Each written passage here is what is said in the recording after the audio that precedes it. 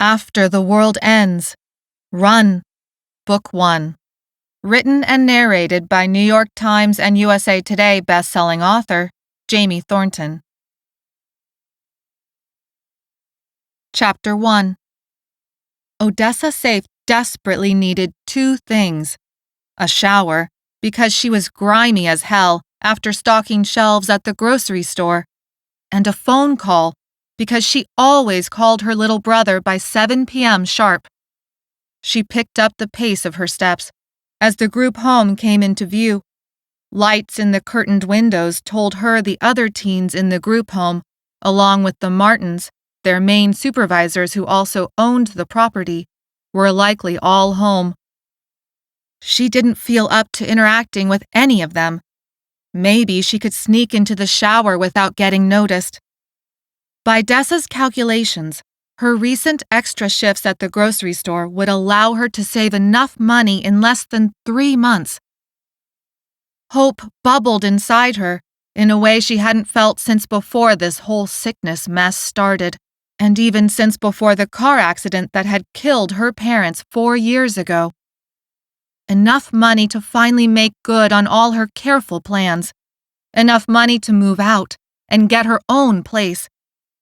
Enough money to take her brother back from the foster parents who intended to adopt him. Her well-worn ballet flats landed on the first porch step when she heard a strangled animal cry. Dessa looked around, searching for the source of the noise. The cry sounded again, and Dessa's eyes snapped to a flowering bush at the corner of the house. She hesitated, just for a moment, as she imagined how good the hot water would feel as it cleared away all the grime and stress of stocking shelves as fast as people emptied those same shelves. People were going a little crazy over some new disease spreading around, even though to Dessa it only sounded like a bad flu. Not that she'd paid much attention. All her time and energy was spent on pursuing guardianship of her little brother before she lost him forever. The plaintive call of an animal in distress broke her hesitation. Dessa sighed and stepped into the grass. It was a late summer evening, and the sprinklers had made the grass damp and soft. Crouching in front of the bush, Dessa shifted her backpack to one side, spread the dark green leaves apart, and peered into the shadows. Smelling the sweet tang of grass and cloying perfume of the flowers, movement finally caught her eye. A gray cat, stuck, wedged somehow in between the bush and the house. She prayed the stupid cat wouldn't bite or scratch her. What if the cat had rabies? She didn't think the Martins would appreciate taking her to the doctor. That wasn't to say the Martins were bad people, only that they had really strict rules and didn't like surprises. Dessa would normally call herself a rule follower, but only if the rules made sense, and some of the Martins' rules didn't. But Dessa had no plans to ruin things. She only needed to keep it together for 3 more months, and then she'd be 18 with enough money to get out for good. Sighing one more time, Dessa grabbed the cat by its scruff. "Don't you bite me now. I'm only trying to help." The cat wailed from the mistreatment. As soon as it was free of the bush, Dessa released it, expecting it to dart off. Instead, the cat surprised Dessa by crouching, tense for several seconds, and then relaxing. It was a scrawny thing, gray, dusty, and musty smelling, thin enough that its ribs stuck out a bit. The cat stretched on all 4 legs, arching its back, and then rubbed against Dessa and purred. Dessa laughed at the cat's change of heart. It was clearly begging for food. But the Martins were real strict about food. They kind of had to be with 6 teenage appetites in the house. Before she realized she had even decided, Dessa rose to her feet, snuck around the house into the backyard, and entered the kitchen door. She headed for the pantry cabinet the Martins said the teenagers were never allowed to get into. It was one of the rules. But her last glimpse inside that cabinet had showed tuna cans. She figured the scrawny cat needed the tuna a lot more than the Martins did. no matter what the house rules said. Listening for footsteps from deeper inside the house, she worked fast. In less than a minute, she was back outside, but waited to open the tuna can in case the cat had left. She could slip the can back into the cabinet, and it would be like she had never broken the rule at all. Not realizing she held her breath, Dessa headed to the front yard and started breathing again when she saw the cat making itself at home by rolling around in the grass. While crooning, Dessa approached. The gray cat froze until she popped open the tuna can. Then it bounded over, sticking its head into the can and slurping up the juice before Dessa even had a chance to put the can on the grass. "I guess you're a little hungry." The cat slurped in reply. The tuna was stinky and made Dessa wrinkle her nose even as watching the cat relish its meal made her smile. Still, she figured it was time to wrap all this up. She'd gotten lucky no one had caught her breaking the rules. Standing up, she stretched, the place where her backpack rested on her clothes feeling sticky. She imagined again how the hot water would wash off all her grime. As soon as she cleaned up, she would make the phone call she owed her little brother. "Oh, Dessa safe! What exactly is going on out here?" Dessa's insides froze. She looked over her shoulder and saw Megan Martin at the open front door, her expression serious. Dessa looked back down at the grass and realized the tuna can and cat were still very much in view. I... Megan Martin held up a hand. "Don't." Dessa's stomach sank. Megan was a plump woman, but that plumpness did not soften her sternness. Her dark hair was cropped in an A-line, and she wore smart-looking slacks with a flowery blouse. She treated the group home like a business and dressed for the job, even though she pretty much lived here. "Is that tuna from my kitchen?" Dessa didn't even consider lying because the truth was obvious. Yes. And anyway, she wasn't a liar. She worked hard, and she followed the rules that made sense. Megan wasn't a bad person, she was just sometimes so strict about how the world should work, she couldn't see it didn't always match with how the world actually worked. "I fed it. You can see it's a starving cat." "You stole from me. My kitchen, my food, that's what I see." Dessa opened her mouth to argue, but Megan kept going. "You missed your last 2 therapy sessions." "I was able to get extra shifts at the store. I needed the money." "You need your caseworker to approve your readiness assessment for your SILP if you want to move out." "I know what I need. I need to get my brother back." Dessa bit her lip.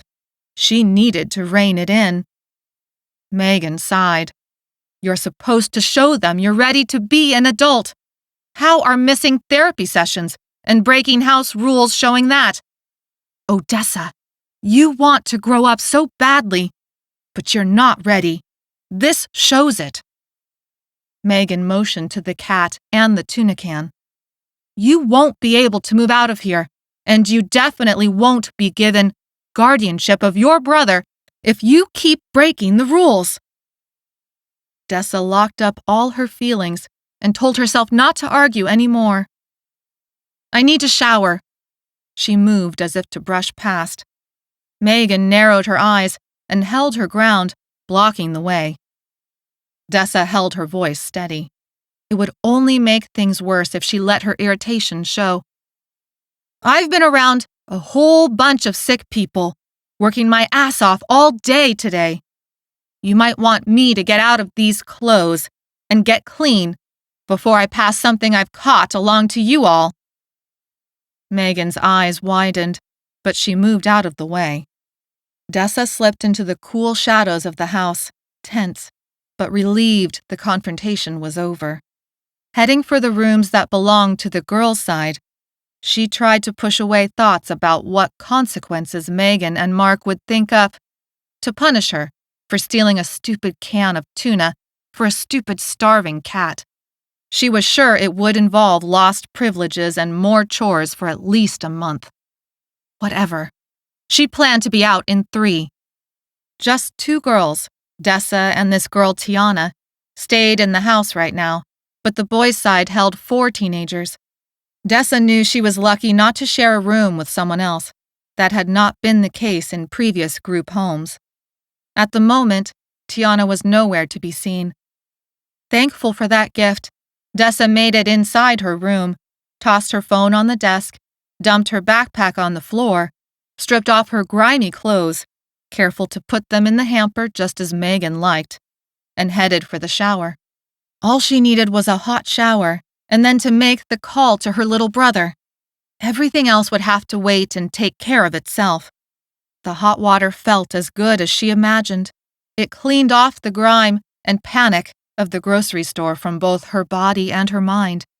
Her muscles relaxed, and her self-control reset. As she towel-dried her hair and dressed in comfy pajamas, which for her was a long t-shirt and leggings, she constructed an apology and a special promise that she would buy Megan 2 cans of tuna to replace the one she had stolen. Glancing at the wall clock, she hurried to finish dressing. She promised to call her little brother by 7 p.m. It was already 6:55 p.m. Megan's apology would have to wait. Right now, she needed to keep her promise to her brother, hear his voice, make sure he was okay, and tell him that according to her plan, they'd be back together as a family in less than 3 months.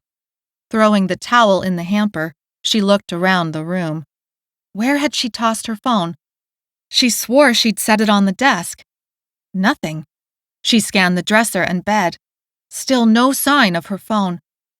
Thinking maybe it had fallen onto the floor, she went to her knees on the beige carpet. It was musty down here, since the vacuum never quite reached it. Her nose tickled into a sneeze. Feeling around, searching to the wall, Dessa sighed in frustration. No phone. Looking for something? For the second time in an hour, Dessa's insides froze. She glanced over her shoulder. Tiana stood in the open doorway. Her long, jet-black hair shined far more than anyone's hair deserved. Her face was narrow and had a porcelain quality to her Asian features that made Dessa jealous. Tiana was pretty without even trying. But for all that, Tiana was easy to live with because they mostly avoided each other. Nothing, Dessa said. I thought I dropped something. Well, if you're looking for your phone, I already took it to Megan and Mark. Tiana flipped her hair over her shoulder and left. Dessa sat there stunned, allowing anger to bloom in her chest for the first time that day. The panicked shoppers stealing cans of soup right out of her hands hadn't done it. The long walk home, when stupid drivers almost hit her twice, didn't either. Even Megan's assumption that Dessa stealing a can of tuna showed her true colors as an irresponsible teenager hadn't managed it. But the clock showed 6:58 p.m. Now she was about to break a promise to her brother. The Martins had taken her phone, the phone she had bought with her own money, to call her little brother every day at the same time and tell him that she was still here, to remind him that she hadn't given up on him, to remind him that they would be a family again soon. Dessa stood up, raking her fingers through damp hair, and stormed out of the room. Her chance to keep her promise was vanishing by the second. But she was going to get her damn phone back, in time. Chapter 2. Dessa headed for the kitchen and discovered the Martins already inventorying the food cabinets. By the way they stiffened, they knew Dessa had entered. Just beyond them, sitting on the stoop of the open kitchen door that led to the backyard, were 3 of the foster boys, Delmar and his 2 goons, Mess, short for Tyrone Messner, and Egg, short for Egbert. The 3 boys looked nothing alike, except they seemed to compete for various kinds of street cred, wearing gangbanger fashion without officially breaking house rules for dress code. Delmar was stocky and muscular, half white, half Mexican. Mess came from a Caribbean background. Egg was rail thin and some sort of Pacific Islander. Dessa herself was a mix of Middle Eastern, Hispanic, and some Irish thrown in there for good measure. Egg liked to joke that they were all mutts. With hair still damp and smelling like her lavender shampoo, Dessa pulled at the edge of her t-shirt, considering her next move. Delmar turned around to sneer at her. Egg elbowed Mess in the ribs and whispered something that made all three of them laugh. Dessa stood with her legs spread in a firm stance. "I want my phone back now!" She should have started with an apology, but it was too late for that. Megan set a can of beans onto a cabinet shelf and glanced at Dessa. All Dessa wanted was to work hard and keep her head down and make enough money to put what was left of her family back together. "You know I need my phone. I need to call my brother." She hated doing this in front of Delmar, Egg, and Mess, but they weren't moving from their stoop. If anything, they settled in, stopping their conversation to watch the argument unfold like an entertaining TV show. "You know the rules," Mark said. "There are consequences to your actions, to all of our actions. It's our job to do our best to prepare you for how the real world works." Desperation rose in Dessa's voice, no matter how hard she tried to keep it out. "By keeping me away from my brother? By tearing my family apart so there's nothing left? By making all these stupid rules so that it's impossible for anyone not to break them?" Megan launched into a mini lecture on responsibility, consequences, and resiliency. Before Dessa could stop herself, she was arguing back. She told herself to shut up, apologize, beg, something. But her feelings boiled over until she drifted outside herself, watching this stranger in her own body scream at Megan and Mark. She was losing this argument, had already lost, because didn't they still have all the power over her? Her readiness had to be assessed. Her SILP had to be approved. She had to hold down a job and hold down her temper and keep up her schoolwork and prove she could follow a budget. And her brother was on his way to being adopted, while no one had ever even considered adopting her. Megan shook her head, placed her hands on the countertop for support, and glanced at Mark. An unspoken message passed between them. "I gotta piss," Delmar said, loud. He passed through the kitchen, offering Dessa a leering smile. The doorbell rang. Megan released a sigh. Finally! Anxiety sliced into Dessa. "What do you mean, finally?" "House search," Mark said. Egg and Mess froze on the stoop and locked eyes with each other. Dessa's stomach sank. "It's a waste of time." Egg opened his mouth like a fish, but Mess shushed him. "Delmar," Mess said, like that somehow fixed it all. Egg relaxed and the two of them sauntered further into the backyard as if they hadn't a care in the world. And maybe they didn't. They weren't taking extra shifts like Dessa. They weren't dealing with panicked people every day. They weren't breaking a promise to their brother by not calling. Mark left to answer the front door. Megan turned a hard expression onto Dessa. "Outside, now!" House search meant everyone in the house, all the Fosters, had to wait in the yard while a police officer assigned to the foster youth department searched all their stuff for drugs or other contraband. It happened at least monthly and was always a surprise. Dessa felt time falling through her fingers like sand. It was just past 7 p.m. Ivan would not understand why she hadn't called. Within minutes, Delmar joined them in the backyard, a strange, self-satisfied smile on his face. Tiana came out with Amos on her heels. She avoided Dessa's gaze, but Amos gave Dessa a smile that made her stomach flutter. Megan and Mark stayed inside with the cop, probably helping him rifle through their drawers.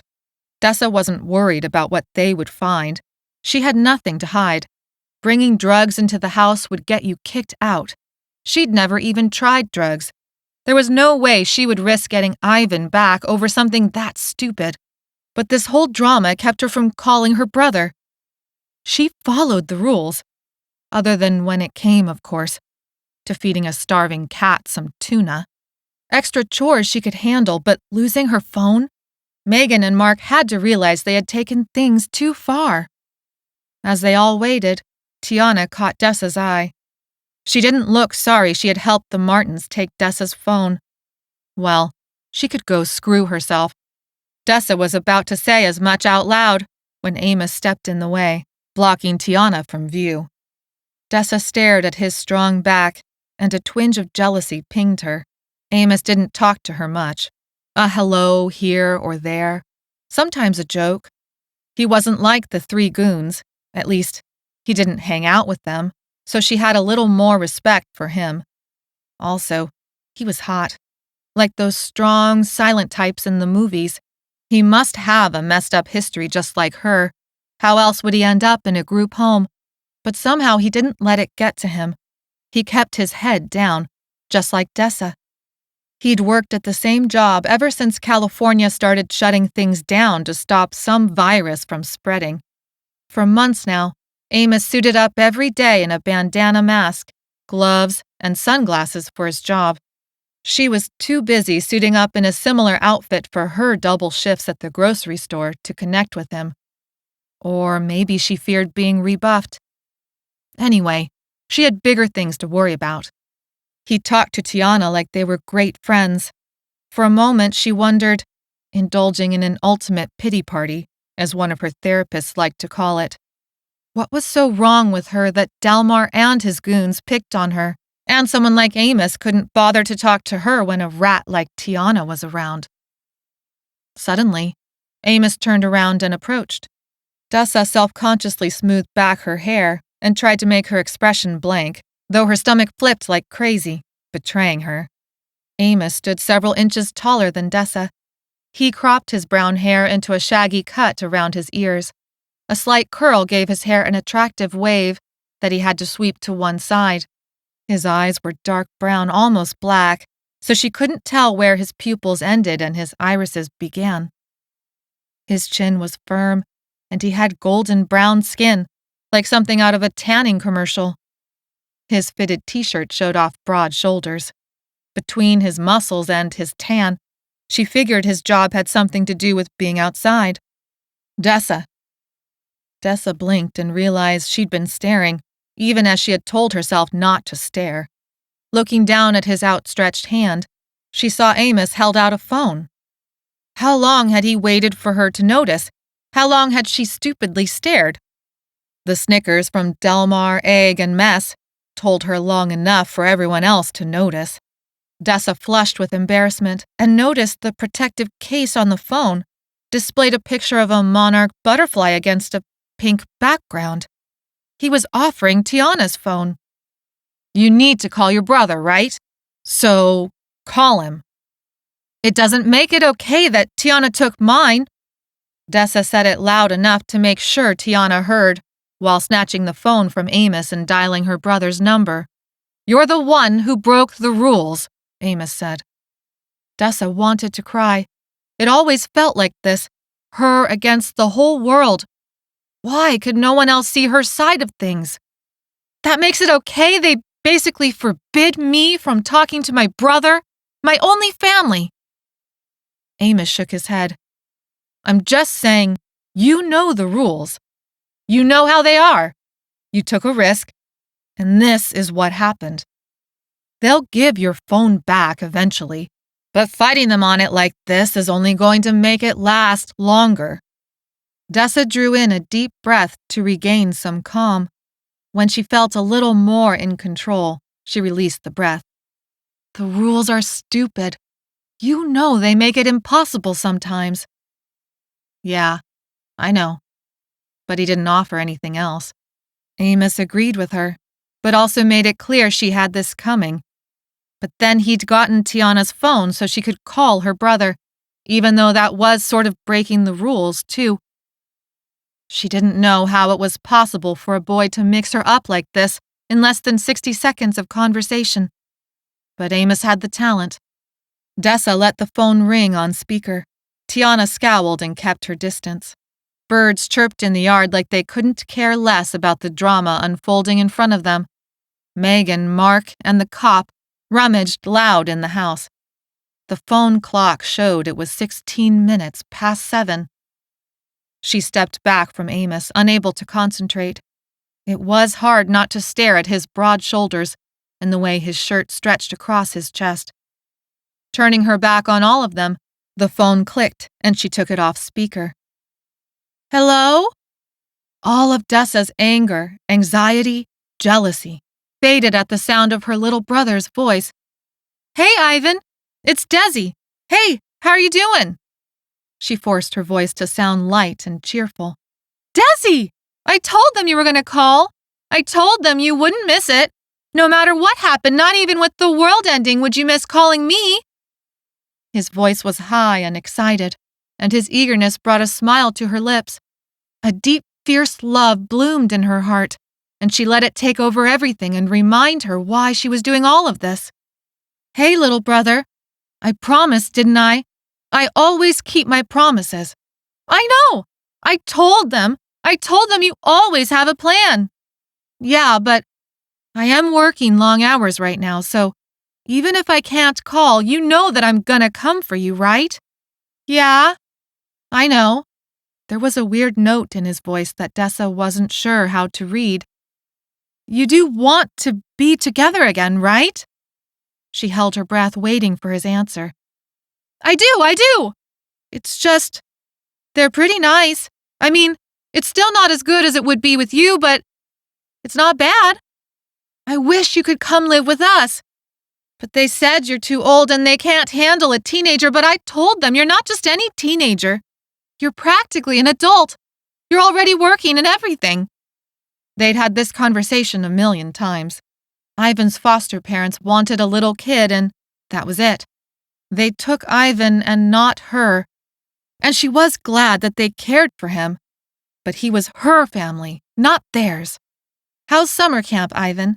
Did you get to draw something new for art this week? Desi? She pressed the phone hard against her ear. What? The ransacking noises inside the house had stopped, but the 3 adults hadn't appeared. She didn't care. She would take as many minutes as she could to reconnect with her brother and make sure he knew she was coming for him. They canceled camp, remember? But that's okay. Lila has been letting me color with crayons as much as I want, and Thomas is working from home. He's got a whole room to himself for his office now, but he'll come out and play blocks with me. I kind of miss camp, but I don't know, I guess it's okay. Lila and Thomas were the names of his foster parents. He didn't call them Mom and Dad like they wanted. Dessa wanted it to stay that way. They weren't his parents. They never would be. Sorry, buddy. I forgot. I've been working so much. Glad you're doing okay. Yeah, A hacking noise interrupted his words. At first, Dessa couldn't make sense of the sound through the phone. A flurry of activity at the kitchen steps interfered.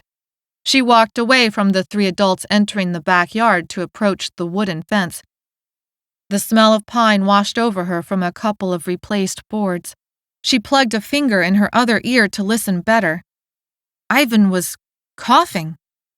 A big hacking cough, like something was stuck in his chest and he couldn't get it out.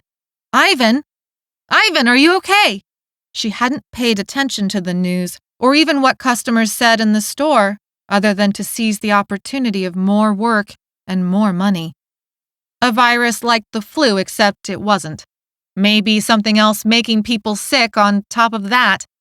Lots of rumors about crazy things the virus did that were obvious conspiracy theory stuff. Some people said all the stuff her boss had them wear, gloves, mask, glasses, did nothing to stop its spread. But she always wore the gear and cleaned her clothes as soon as she got off shift, because what else could you do? She didn't know much else, except she and her coworkers had a tough time keeping the shelves stocked. She didn't think coughing was one of the symptoms, was it? I'm okay, Ivan said between gasps. Lila says allergies, it's... The phone was ripped from her hand. Startled, she jumped back from the fence, her heart pounding in her chest, and bit her lips so hard she tasted blood. Turning the wrong way at first, she saw Delmar, Egg, and Mess lounging on the grass, all smirking at her again. Tiana and Amos were so close together on the far side of the yard, their hands almost touched. Completing the survey, she saw Megan, Mark, and the cop just a few feet away. Megan held Tiana's phone. Before Dessa could say goodbye, Megan clicked off the phone. But what concerned Dessa most was what Mark held in his hands. It was Dessa's backpack, the one she never left the house without. The cop unzipped the front pocket and pulled out a bag of weed. Dessa backed up until she bumped against the fence boards. "That's not mine!" Egg's expression turned disgusted and he elbowed Delmar hard in the ribs. Delmar laughed. In a flash, Dessa realized what he must have done when he'd left for the bathroom. "That's not mine! Delmar must have planted it!" Megan drew in a sharp breath. "Do not try to blame others for your mistakes. That will only make things worse." Mark shook his head. "First the tuna can, now this? Dessa, you were headed in the right direction. You could have made things right with us again. Some extra chores, some more therapy. But you know the house rules about drugs. You're out. Tonight." Chapter 3. Dessa's caseworker, Jolana Busi, had a sharp chin, a sharp nose, and even sharper words when she arrived an hour later to pick up Dessa. "You've got to make this right, Dessa." Dessa hunched in the passenger seat of the car and folded her arms over her chest. She had screwed up. The inside of Jolana's car smelled like the peppermint deodorizer hung from her vent. Dust covered the dashboard, except where people had left fingerprints. Outside, sunset had vanished while Jolana had packed up Dessa's meager possessions. Jolana pulled away from the curb of what had been Dessa's sleeping quarters. She wouldn't call it home for the last 6 months. "There's nowhere else for you to go. Everything is maxed out, everything. All of us are working overtime. We don't have enough foster parents. We don't have enough houses. And more kids are being pulled all the time. It's like out of nowhere. Parents are all of a sudden abandoning. There's nowhere for you to go. You must make this right with the Martins. You must make it up to them. And you must get back in that house tomorrow." Dessa thought she'd rather crawl into a hole and die than face the embarrassment and injustice of going back into Megan and Mark's group home. "I'm not going back there. That weed isn't mine and you know it." "No, Dessa, I don't. This jeopardizes everything you've been working for. You might never get a chance to get your brother back." Dessa knew Jolana well enough over the past 5 years as her caseworker to understand this wasn't a threat. She was telling Dessa how it was. For a long moment, Dessa considered doubling down. She pictured the outcome. If there was nowhere for her to go, and she didn't dare go back to the house, then what did that leave her? A runaway? Runaways didn't get custody of their little brothers. Jolana picked up speed, zooming through a green light. People were out in numbers that Dessa hadn't seen in a while. Maybe that meant things were getting better. But everyone seemed in a hurry.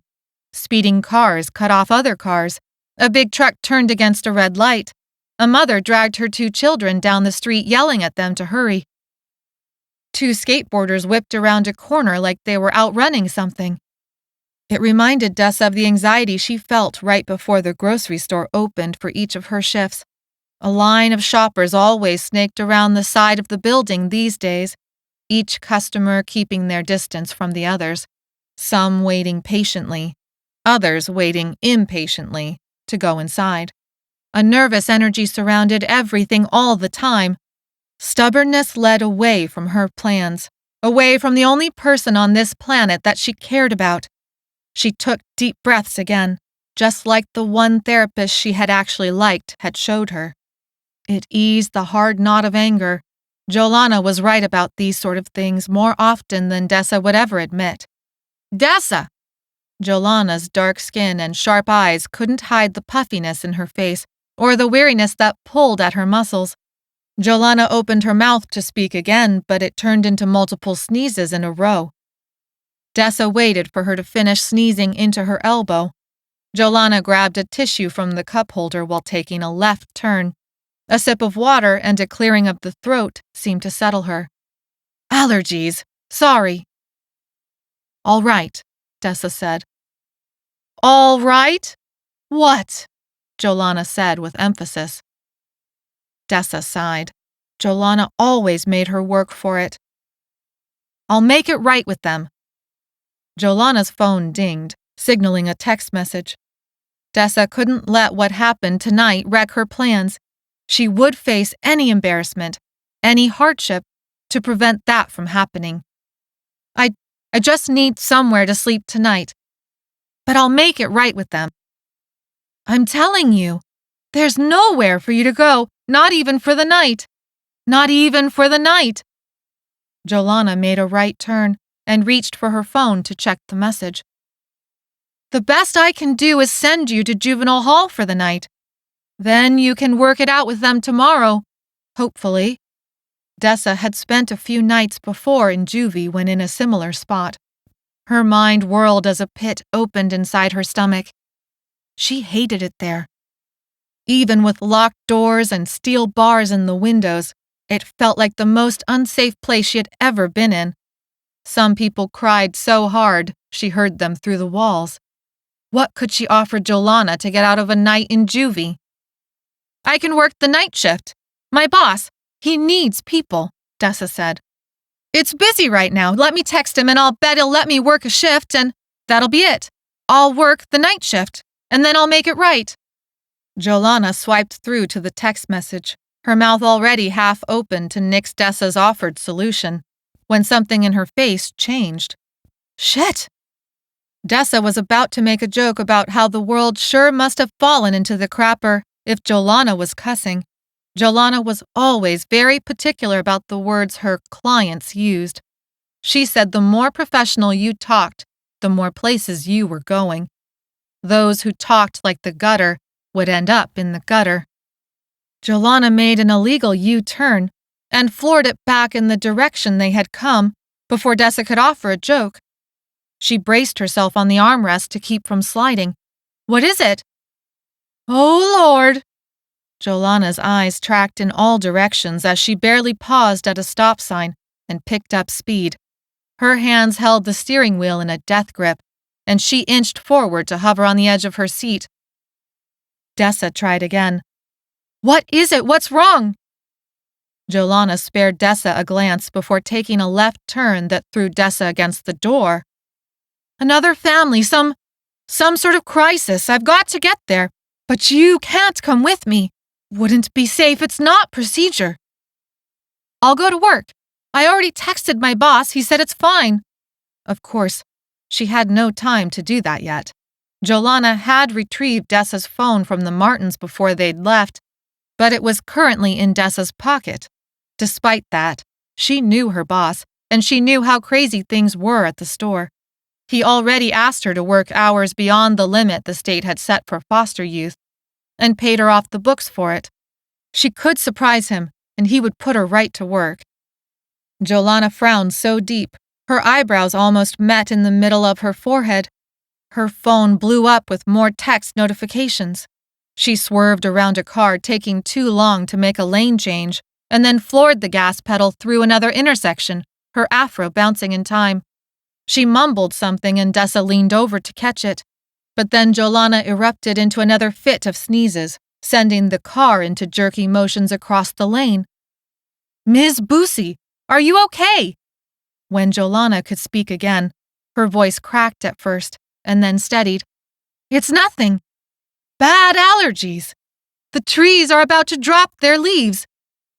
Dessa wasn't sure her sneezes sounded like normal allergies, but she was also pretty sure it wasn't related to the virus thing everyone was scared about either, right? She wished she had listened better to the news stories.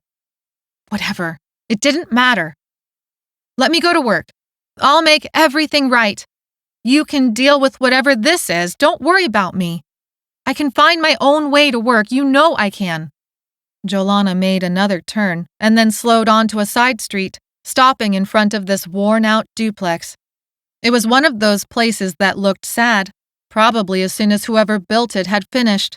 Everything beige, everything cheap, grimy windows, an overgrown lawn with patches of dirt, a cracked driveway, and a sense of neglect that hung thick in the air. Dessa shivered. "You're not supposed to be here, just—" Jolana's phone pinged again. She undid her seatbelt, gathering a few things. "I do believe you about the weed. I know that's not your style. Let me deal with this and I'll consider your plan for the night, but stay in the car right now." Dessa sighed in relief. She could act the good little girl when she needed to. "I will." She would follow Jolana's instructions, and when this new situation was dealt with, Jolana would recognize that Dessa working the night shift was best for everyone involved.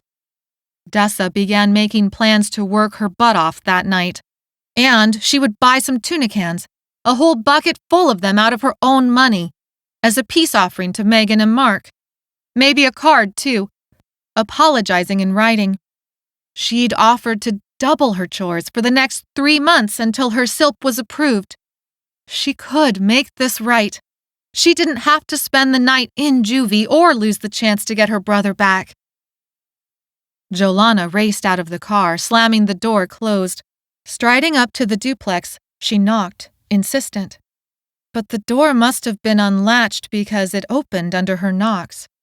Even inside the car, Dessa could hear yelling drift from the bowels of the house. No lights were on inside, and the street lights were too dim to help. Dessa settled back into the seat, but couldn't quite get comfortable knowing something bad was happening inside that house. At least it wasn't bad enough to call the police. Jolana was a good social worker when it came down to all that, but no one liked seeing her show up, no matter how nice she was. Her presence always meant something wasn't going right, and sometimes it meant something was about to go really, really wrong. While Dessa waited, she texted her boss to confirm in writing for Jolana that he was okay with her working the night shift. Lining up that piece of evidence would go a long way. Maybe all of 5 minutes passed as Dessa thought about ways to get Delmar back for planting that weed in her backpack, and for more ways to make it up to Megan and Mark. But her thoughts were interrupted by the duplex vomiting out its contents in the form of a stocky man with broad shoulders who raced across the pathetic lawn after something small that darted away. Dessa jerked forward for a better look, almost dropping her phone. The seatbelt dug into her chest. She unhooked it, stuffed the phone into her pocket, and tried to make out what was going on. It seemed like the guy was chasing down a small dog. What the hell? Dessa cracked open the passenger side door. The automatic windows were up, and Jolana had taken the keys. As soon as the seal broke, unmistakable screaming reached Dessa's ears coming from inside the duplex. Children, maybe a woman. The guy raced after the dog, oblivious, acting like a raving lunatic, until he was down the block and vanished around a corner like he had never existed. Except Jolana stumbled out the front door next, dragging 2 screaming children onto the lawn who looked not over 7 or 8 years old. One of them was young enough to still be in diapers. Jolana held her left arm pinned to her chest like it pained her. Dessa jumped out of the car to help. Jolana stopped her with a shout. "Call 911 and get the hell out of here!" The words came out of Dessa's mouth in a panic. What happened? The situation had gone from a bad fight to something far, far worse in less time than it had taken her to text her boss. Instead of answering, Jolana sat down with the kids and pulled them into her lap, hugging them tight. That's when Dessa realized the woman inside was no longer screaming. Jolana's injured arm seeped a dark patch of liquid into her shirt. Blood! Dessa scrambled back into the car. She dialed 911 and gave them the info in frantic half-shouts, then dug into the box of clothes Jolana always kept on her back seat in case a client needed something. Dessa grabbed a shirt with long sleeves and left the car. The front door of the duplex gaped open like a toothless mouth. Dessa could imagine all sorts of things waiting for the police inside that duplex.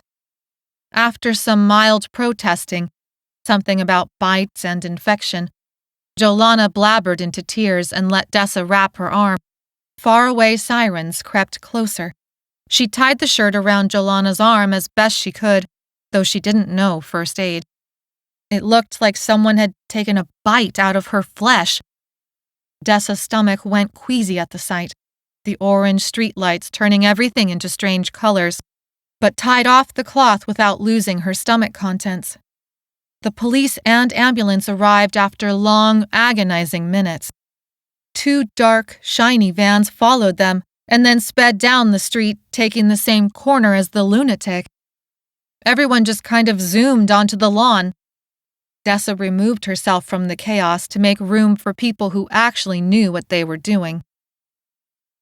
The deadly, stoic tension that permeated everyone who entered the duplex and then came back out told Dessa more than she wanted to know. She figured there was probably someone dead inside. She hoped maybe it was an animal, a companion to the little dog. She didn't know what to do. Paramedics in strange suits had surrounded Jolana and the kids and were taking care of them. Dessa's throat demanded water.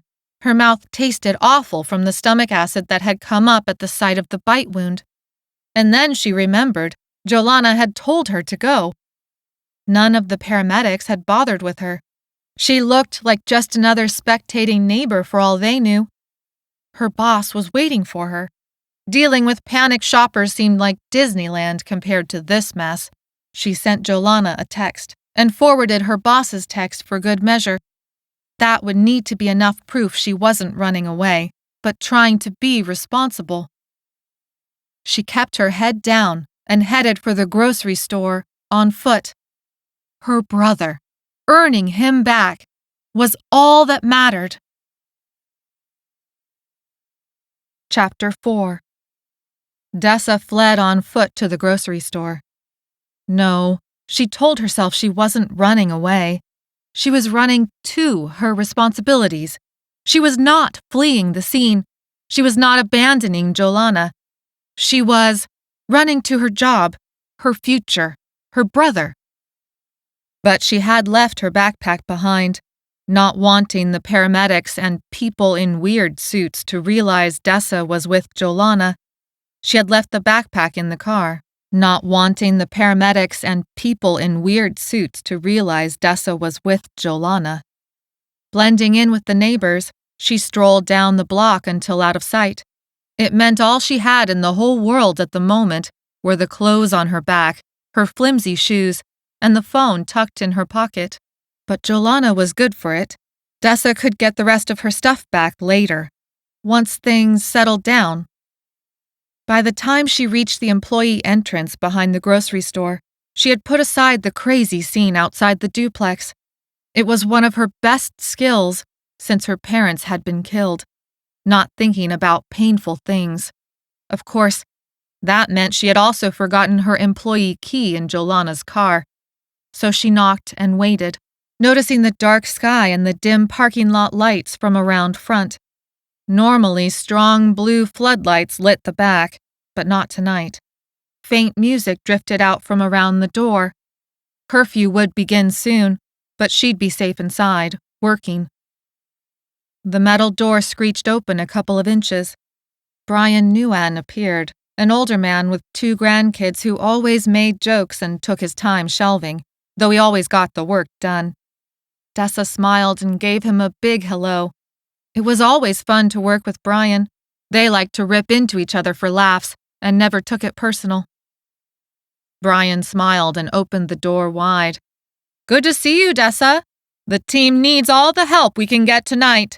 I swear people are already wandering around out front, though they haven't started a line yet." Dessa brushed past him and into the staff room. "But don't they know we won't open for another 8 hours?" He followed and grabbed a snack from the shelf labeled with his name.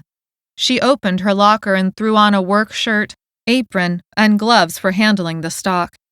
Clipping her name badge on, she used a little pocket mirror hung inside the locker door to smooth back her hair. She looked paler than normal. Dark circles around her eyes gave away the stress of the night. Brian crunched into a granola bar. He was an overweight man who spent a lot of time whitening his teeth. She swore they were the whitest teeth she'd ever seen. But that was just Brian. He was cool. He took nothing seriously and seemed like he'd be fine spending the whole rest of his life working at a grocery store. Dessa hoped she would feel that satisfied with her own life one day. Just being happy with what the world gave you, turning lemons into lemonade. "Hey, that's what I said," Brian replied. "But all I can say is things are getting crazy out there." Dessa's mind flashed back to the duplex. Getting crazy? Her imagination skipped over more images of the last few weeks of panic shopping, customers coming in with weird energy, and even weirder clothing choices. Brian finished his snack. Dessa finished dressing and followed him out to the stock floor. 3 other co-workers, Marge, Philip, and Hannah, already worked among the shelves, loading and unloading supplies to move everything into the retail section of the store. Dessa stuck her head into the boss's little closet of an office. He had a thing for Batman and had covered the walls with stickers, yellowing comic strips, and drawings his kid had made. "Hey, Mason, just want to let you know I'm here, and thank you." Mason looked up from his piles of paperwork and an old, large monitor that still displayed text in green font. His bloodshot eyes spoke of bad sleep for weeks, but when he recognized Dessa, his face cracked a genuine smile. "As many hours as you can give me, Dessa, I'll take them. I'll pay you on the books. I'll pay you off the books. It's crazy out there." "Yeah, that's what everybody keeps saying." She ducked out of the office and returned to the stockroom floor.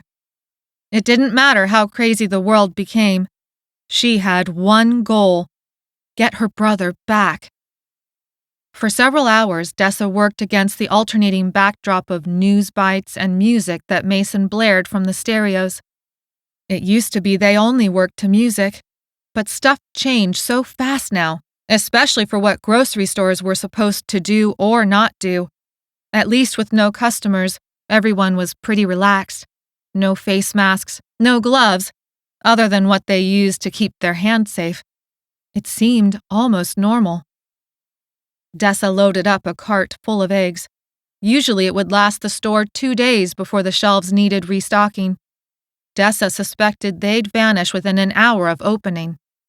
As she began transferring the eggs onto their retail shelves, the news interrupted the music to inform listeners about stock market futures crashing, unrest across the country, protests turned violent in another country, and doctors still not sure what was making people sick, or even how it was happening. Dessa didn't think it did anyone any good at this point to listen to the news, but she wasn't the one in charge of the radio.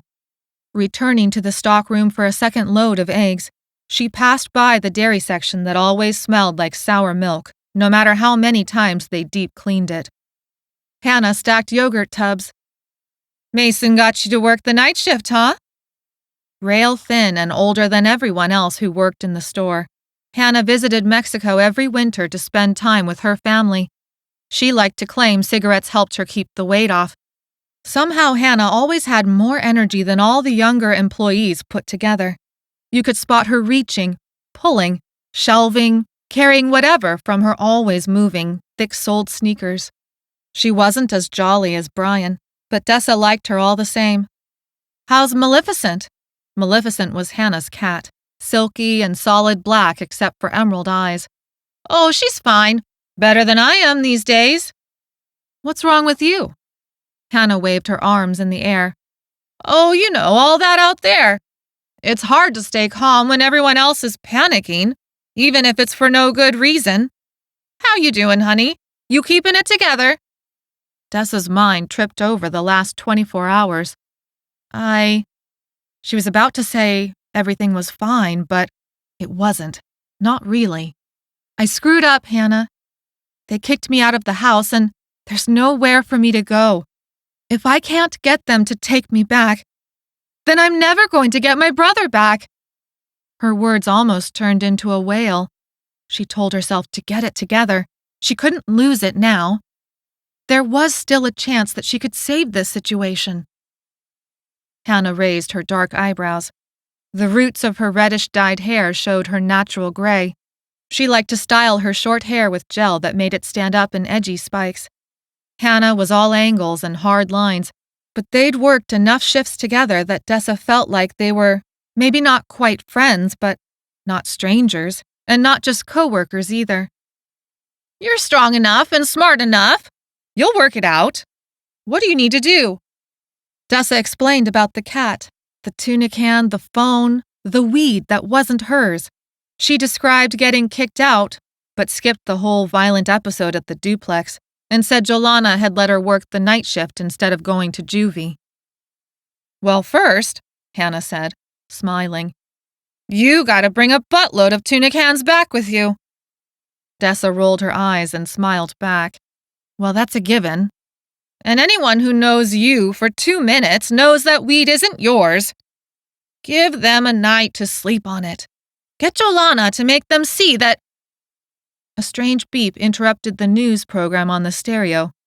The intercom clicked on. Sorry, guys. It was Mason.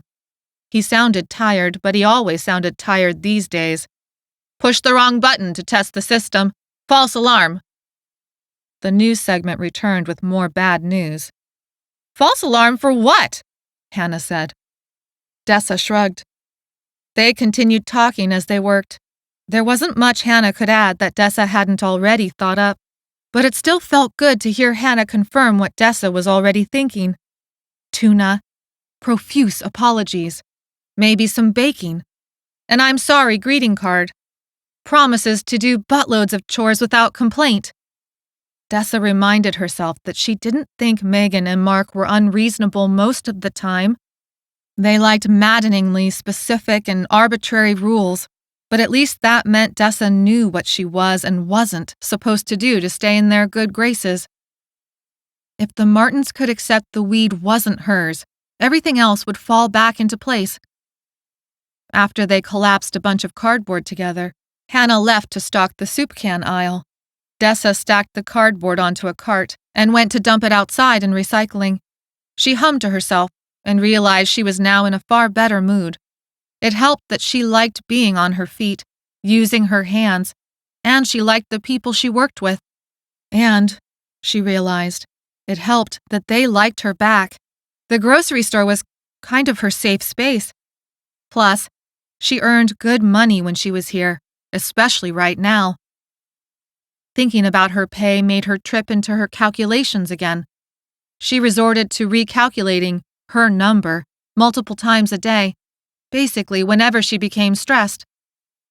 Her number was the amount that Dessa had come up with, and Jolana had agreed would be enough to get herself set up in her own place and prove to the courts she could financially support herself and her little brother. Every shift, every hour of overtime, every hour paid under the table, moved up the timeline. She liked that she could do the math without resorting to a calculator or even paper. Every dollar earned made her that much more determined to earn more.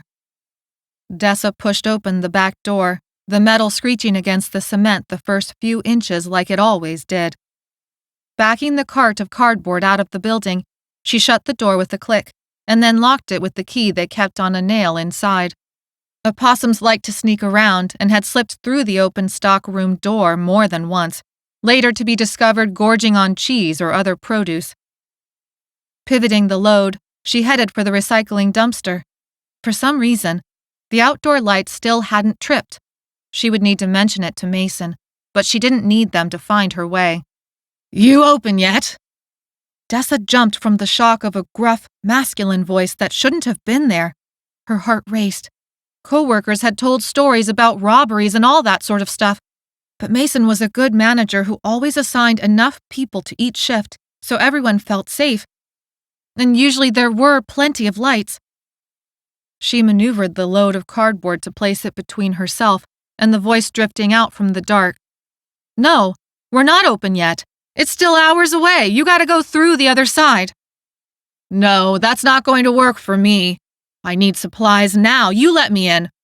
I'll get what I need and I'll pay you. I'll pay exactly what you guys want for it and even more." Her legs trembled, pushing her to run back inside, but her mind wanted to keep the cart between her and this guy.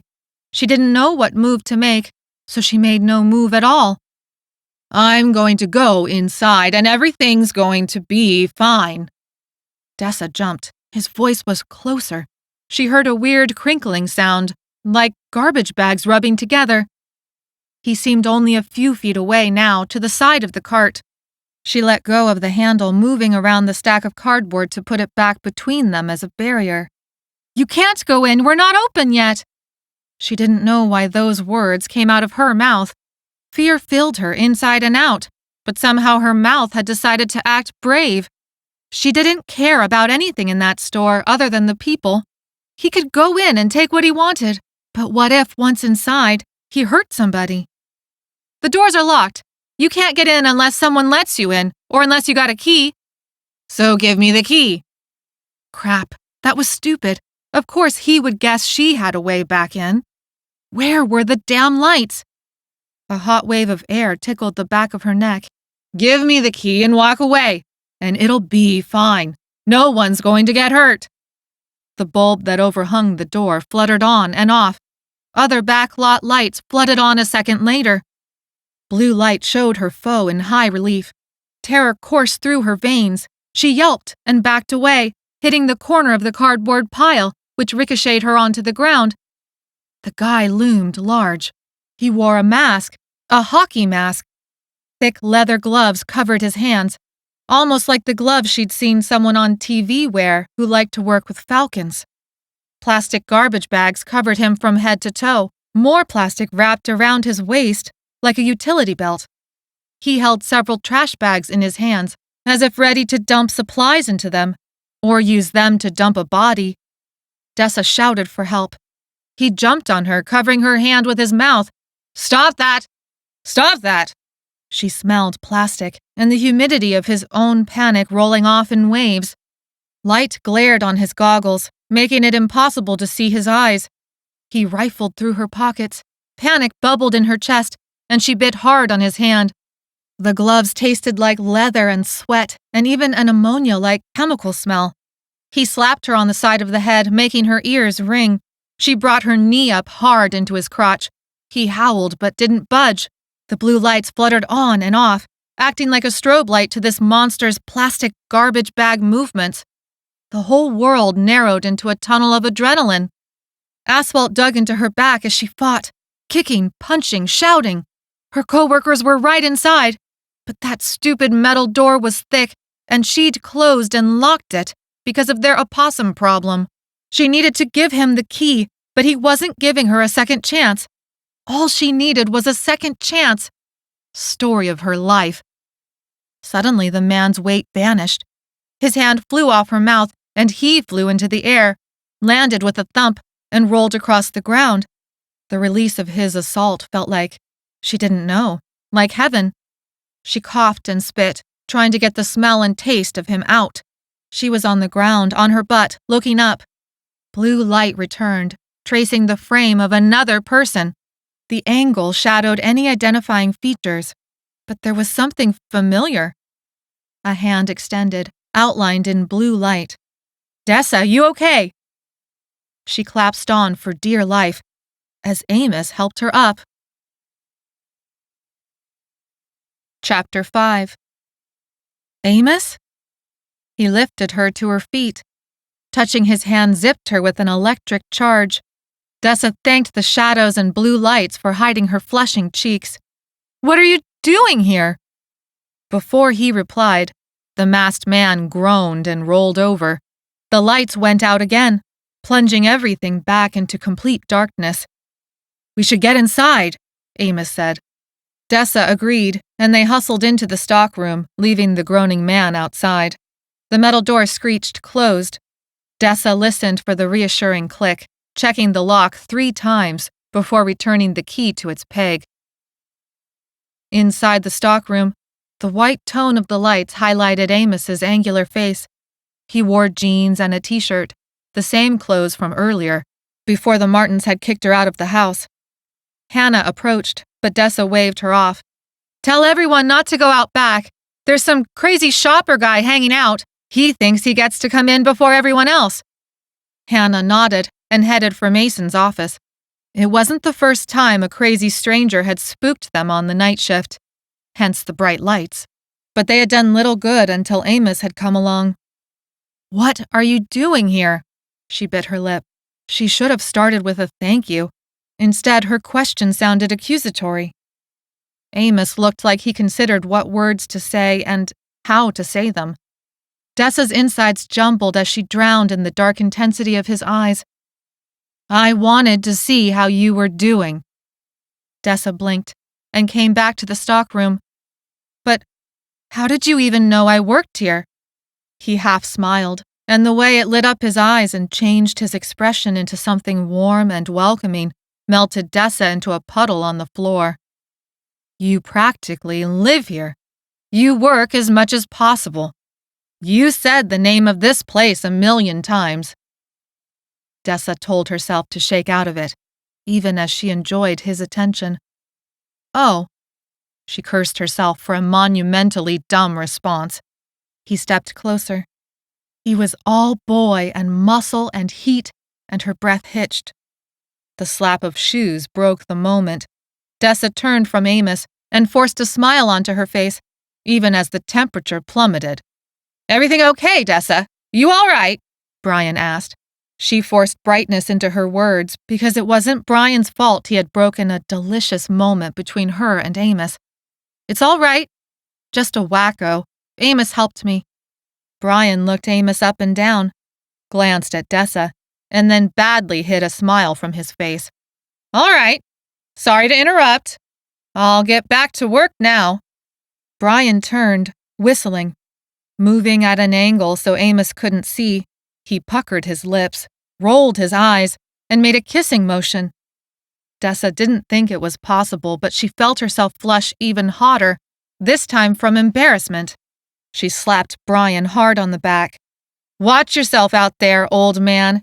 Take it easy on those shelves and cans tonight. Don't be an idiot."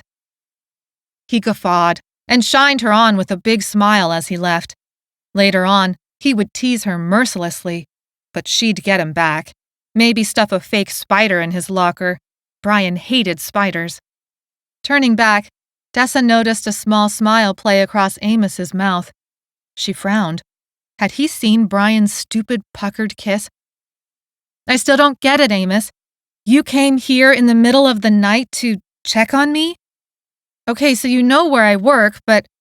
She trailed off, hoping he'd fill in the rest. "But I missed you? But I needed to see you? But I'll feel like I'll die if I can't kiss you right now?" Dessa figured any of those options were acceptable. There was no chance in hell, but a girl could dream. "I needed..."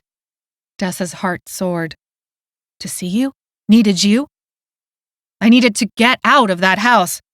Dessa blinked and told her galloping heart to settle down to a more reasonable pace. Amos had said something completely sensible. It wasn't his fault they weren't the words of undying love she'd hoped for.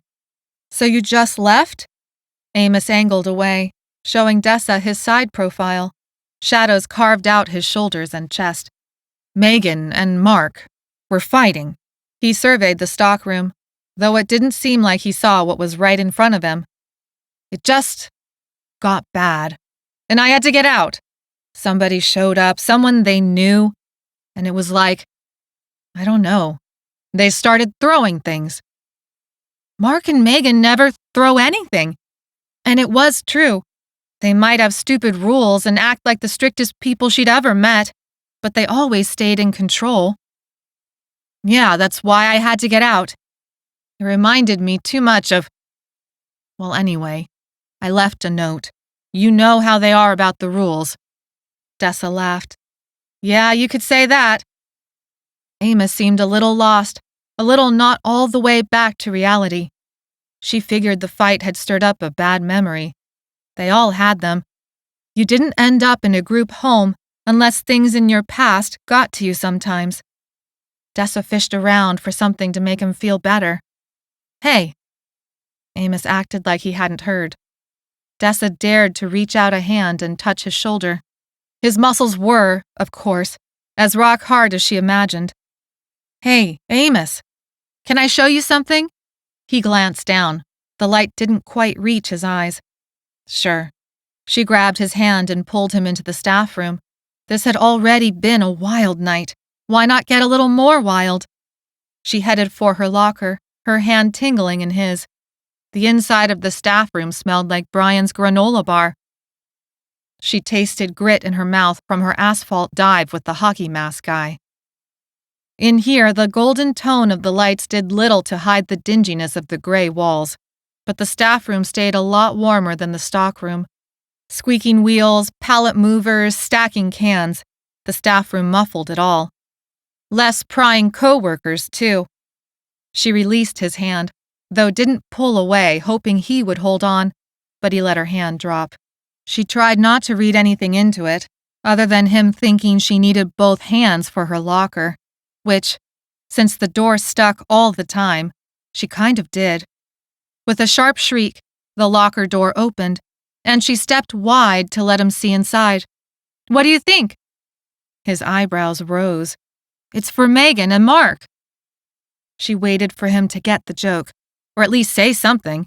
She had stacked 10 cans of tuna in her locker, also a package of toilet paper, and Megan's favorite kind of cupcake, this cherry cheesecake thing. This is pretty good, Amos said, sounding genuine. His approval broke the tension that had held Dessa. You think so? You really think this is enough to convince them to take me back? Amos rested a hand on the locker and pivoted so that she stood in the space between his arms. She needed to look up to see his face.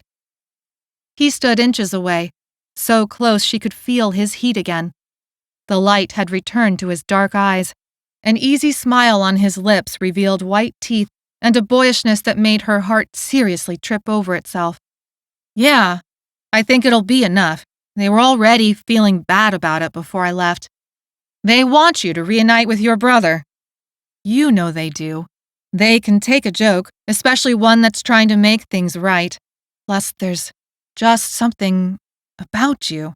I think a buzz from his jean pocket made them both jump. Whoa, Amos said. Who's calling me? It's a spam call, Dessa said, trying to hang on to this moment. She swore she would die if she didn't hear the end of his sentence. Maybe she could lean forward a little, and then he'd lean forward too, and maybe they would accidentally fall into a kiss and… Oh shit, it's Tiana. Dessa's fantasy bubble popped. Tiana's name flashed her to earlier in the evening when he'd stood so close to Tiana in the yard. Dessa swore the two of them were holding hands. What's she doing calling? Amos's eyebrows drew together in concern. She always texts. Dessa's emotional high drained away. Exhaustion entered her bones. Count on Tiana to ruin an otherwise almost perfect moment. Her tailbone barked at her from when she'd landed on it. She wondered how early was too early to call her brother and just make sure he was okay. After the night she'd had, it would make her feel a lot better to hear his voice. Amos took a step back to give himself room to answer the call. Tiana, what's… But Amos didn't get to finish that sentence either. Even from several feet away, Dessa heard Tiana on the phone, screaming. Chapter 6. Dessa fought the terrible, horrible, uncharitable thought that Tiana was being melodramatic. It wouldn't be the first time. Tiana screamed something unintelligible about Mark and Megan. The phone clicked off, ending her screams. Amos turned wide eyes onto Dessa. Tiana's in trouble. Dessa sighed and bit back words about how Tiana deserved it, was overreacting, and shouldn't have stolen Dessa's phone. Instead, she schooled her face into what she hoped was a neutral expression. Yeah, that didn't sound good. I gotta get back. He didn't wait for a reply before heading out of the staff room. Dessa thought about just letting him go and finishing her night shift. But though Tiana's call had shattered the moment, it wouldn't be such a terrible thing to find herself alone with Amos, all the way back to Megan and Mark's. Plus, she might get some satisfaction out of whatever comeuppance the Martins were dishing out to Tiana. "I'll go with you," Dessa said. "Give me a sec to grab my stuff and let my manager know." Amos paused at the staff room door. "Yeah, thanks. I know you guys don't always get along, but she felt really bad about your phone getting taken. That's why she let you use hers. She offered it to me. I didn't ask. Not that she'd ever admit it." Dessa felt like a terrible, horrible human being. Amos was right. Tiana had taken her phone, but because of Megan and Mark's orders, right? If Tiana hadn't followed the rule, they might consider kicking her out, just like Dessa. Tiana had let Dessa make that oh-so-important call to her little brother. Delmar and his goons were the real jerks here for having planted their weed in her stuff. Grabbing a plastic grocery bag, she loaded up the cans of tuna and balanced the cheesecake slice on top. Amos carried the toilet paper. She decided to give Tiana the benefit of the doubt. Her scream had sounded pretty awful, even for Tiana. It took less than a minute for Dessa to explain the situation to Mason, make him a million promises to call if she found too much trouble to handle at the Martins, and made a million more promises to finish her shift as soon as she could. Brian had moved on to stacking cracker boxes.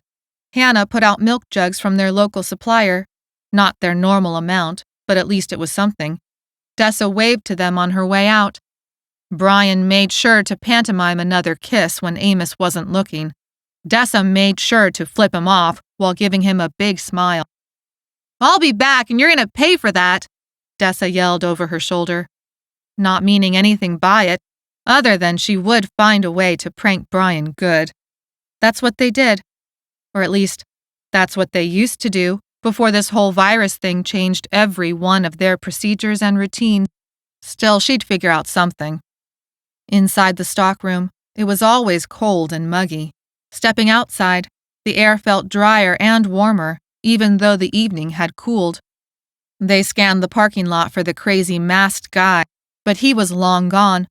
The bus didn't run this late anymore, so they struck out across the lot on foot. Amos and Dessa were out past curfew now, but Dessa had a work pass. Dessa expected to see police or even some National Guard stationed at the big intersections. Some violence early on had made everyone vigilant, but things had settled down. Except now, neither the National Guard or the police monitored any of the intersections. They took Weston Street, then turned onto Penelope Road, curving around the warehouse district that took them by a strip mall with broken windows. Plenty of businesses had closed and would never come back, even once things got better. But the stores at least put up boards on the windows and locks on the doors. But in this strip mall, glass covered the sidewalk and along the store entrances. The insides of the stores looked ransacked, but not emptied. More like somebody had let loose an elephant to trample everything in sight. "Who do you think did that?" Dessa asked. Amos shook his head. "I don't know, but I sure hope they're long gone." "Oh, you mean you don't want to run into a bunch of violent people in the middle of the night when there's no police in sight?" Dessa added a stupid laugh to make sure Amos knew she was being sarcastic. Amos rolled his eyes. "Yeah, dumbass. Doesn't sound like my version of a good time." They hurried past what had once been a deli shop, a little yogurt parlor, and a used clothing store. Alongside, of course, the standard coffee shop and little drugstore. Crossing a four-way intersection, the lights blinked red. The smell of something spoiled, like meat that had sat for too long in an undiscovered corner of the stockroom, hit Dessa's nose. Cricket chirps surrounded them, drowning out other sounds. No cars, no people in sight. Dessa shivered, but not from the cold. This all felt extra creepy after weeks of creepiness. At least Amos was by her side. He was big and strong and pretty much amazing, and she told herself to shut up with all that before she went and embarrassed herself again. Shifting the bag of tuna cans to break up the fatigue in her arm, she noticed a lone car approach ahead. Its headlights showed it drove slow. Dessa and Amos reached a four-way stop sign intersection. On one corner stood a residential 3-story apartment building. The second corner contained a house, built in that old California bungalow style. Someone had turned into a massage parlor on top, complete with a pink neon sign in the window and a tattoo parlor on the bottom. On their own corner, a little market store featured plywood over the windows, a padlock on the door, and a paper that explained they were closed until further notice. The fourth corner was empty, a spot the city never built on, or maybe once had a house that burned decades before. Someone had thrown a sagging bench in the middle, as if claiming the space for a public park. The car reached the stop sign. Dessa and Amos waited for it to pass before they crossed and walked the last 3 blocks back to the Martins. But the driver was slow. Dessa licked her lips, realizing how dry her mouth had become, and wished she'd added a bottle of water to the stack of goods in her plastic bag. The car came close enough for them to hear the engine, along with this strange whirring noise. "Whoa," Amos said. Dessa tracked his eyes, and her heart rate jumped. The empty street filled with people, following the car. "Do you think they're looters?" Dessa said. Amos glanced down at Dessa. His lips formed a grim line. "Maybe." Letting off some steam shouldn't mean destroying somebody's business, but she hadn't heard reports yet of that anger directed at other people. Key word was yet. She looked around for any signs of the police and National Guard. Nothing. The car barely stayed ahead of the crowd. Dessa's palms sweat, making the plastic bag handles slippery. 10 cans of tuna weren't what she would call lightweight. "Doesn't the driver see them?" The words almost stuck in Dessa's throat. They needed to get out of there, but her feet seemed locked in place. This was no time to freeze. The car reached their intersection. Amos waved at the driver to flag her attention. She rolled through the stop sign without changing speed. Even in the darkness, maybe because of the darkness, it was easy to see the driver inside. The interior lights of the car were on. Amos walked up and pounded on the window. The driver was an older woman in her 40s, pale skin, hair pulled back into a tight, neat bun. Dessa waited for the woman to freak out and speed away at the sight of the strange man hammering at her window. But the woman's eyes were blank. Though she stared forward, and though she seemed capable of driving, her expression was empty. Like she drove based on instinct or muscle memory. It was the creepiest thing Dessa had ever seen. Dessa called out, "Maybe she's sleepwalking." She came up to the car. If the woman was sleepwalking, could they wake her up? They had to try before she caused an accident. Dessa's mother had been a sleepwalker, though not like anything this bad. Her dreams led her to wander around the house sometimes, making sure to tuck in Dessa and her little brother, or doing a load of laundry all the way to drying, folding, and putting it away. One time she'd made an entire lasagna dish. The crowd caught up to the bumper of the car. One guy, broad-shouldered with a shaved head, a thick blonde beard, and a hateful expression plastered on his face, launched himself off the car bumper toward Dessa. She shouted and jumped away. Her bag of tuna cans clanked as she scrambled to stay free of his claw-like hands. Amos shouted, but adrenaline roared in Dessa's ears, blocking comprehension. The driver continued at her polite speed through the intersection, blocking Amos with her car. Hands grabbed at Dessa's shirt. Rotten breath and anger rolled off the guy in waves. His spittle landed on her cheek, wet and warm. "I didn't do anything! Let go!" On instinct, Dessa swung around her hefty bag of tuna cans and smacked the guy on the side of his head. He dropped onto the street like a bag of rocks. She jumped to her feet. Amos limped her way. Closing the distance between them, she scrubbed at the spittle on her cheek. She would dunk her whole head in a bucket of hand sanitizer if she could, but all her stuff was still in the back of Jolana's car. "Did she run over your foot?" Amos nodded. His face had gone white. "You okay?" Yeah. He glanced over his shoulder. Dessa followed the path of his eyes again. Some of the crowd still followed the car, but others had turned, as if a single organism, to approach Dessa and Amos. Anger covered their expressions, blood stained their clothes, matted tangles twisted their hair, and the streetlight shined weird in their eyes. We gotta go. Amos spun Dessa by her shoulders, and they took off down the street.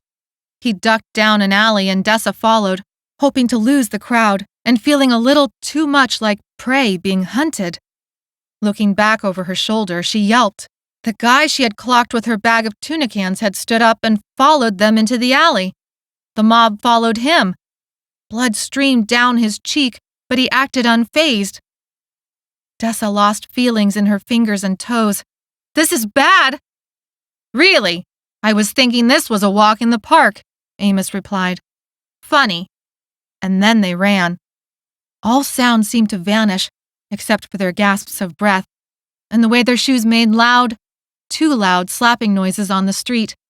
The smell of spoiled trash and dried urine assaulted Dessa's nose. Rats scurried from one dumpster to the other. She held on so tight to the bag of tuna cans she had turned into a legit weapon. The plastic cut into her skin, but she would not drop it, not when it had proved so useful. The alley emptied them onto a residential street. The air cleared of trash and urine. Amos took the next street and slowed, holding out his hand to make them both pause, and then he pushed them against a standalone post office box. It wasn't big enough to fully hide them, but it was something. Amos took deep breaths, and Dessa followed his example. The world had gone crazy. The world was still going crazy. This wasn't even the virus, but people making it worse for other people. She didn't blame them until they tried to make her life worse, too. She had things to do. She had her little brother to get back. I think we lost them, Amos said. Dessa thought he pulled off the masculine, sweaty look better than anyone she'd ever seen, and then figured they must be out of danger if she could entertain such ridiculous thoughts again. The house is a block away, but I gotta warn the store. If looters were wandering the streets with no police or National Guard to stop them, then her co-workers needed a heads up. Just give me a sec.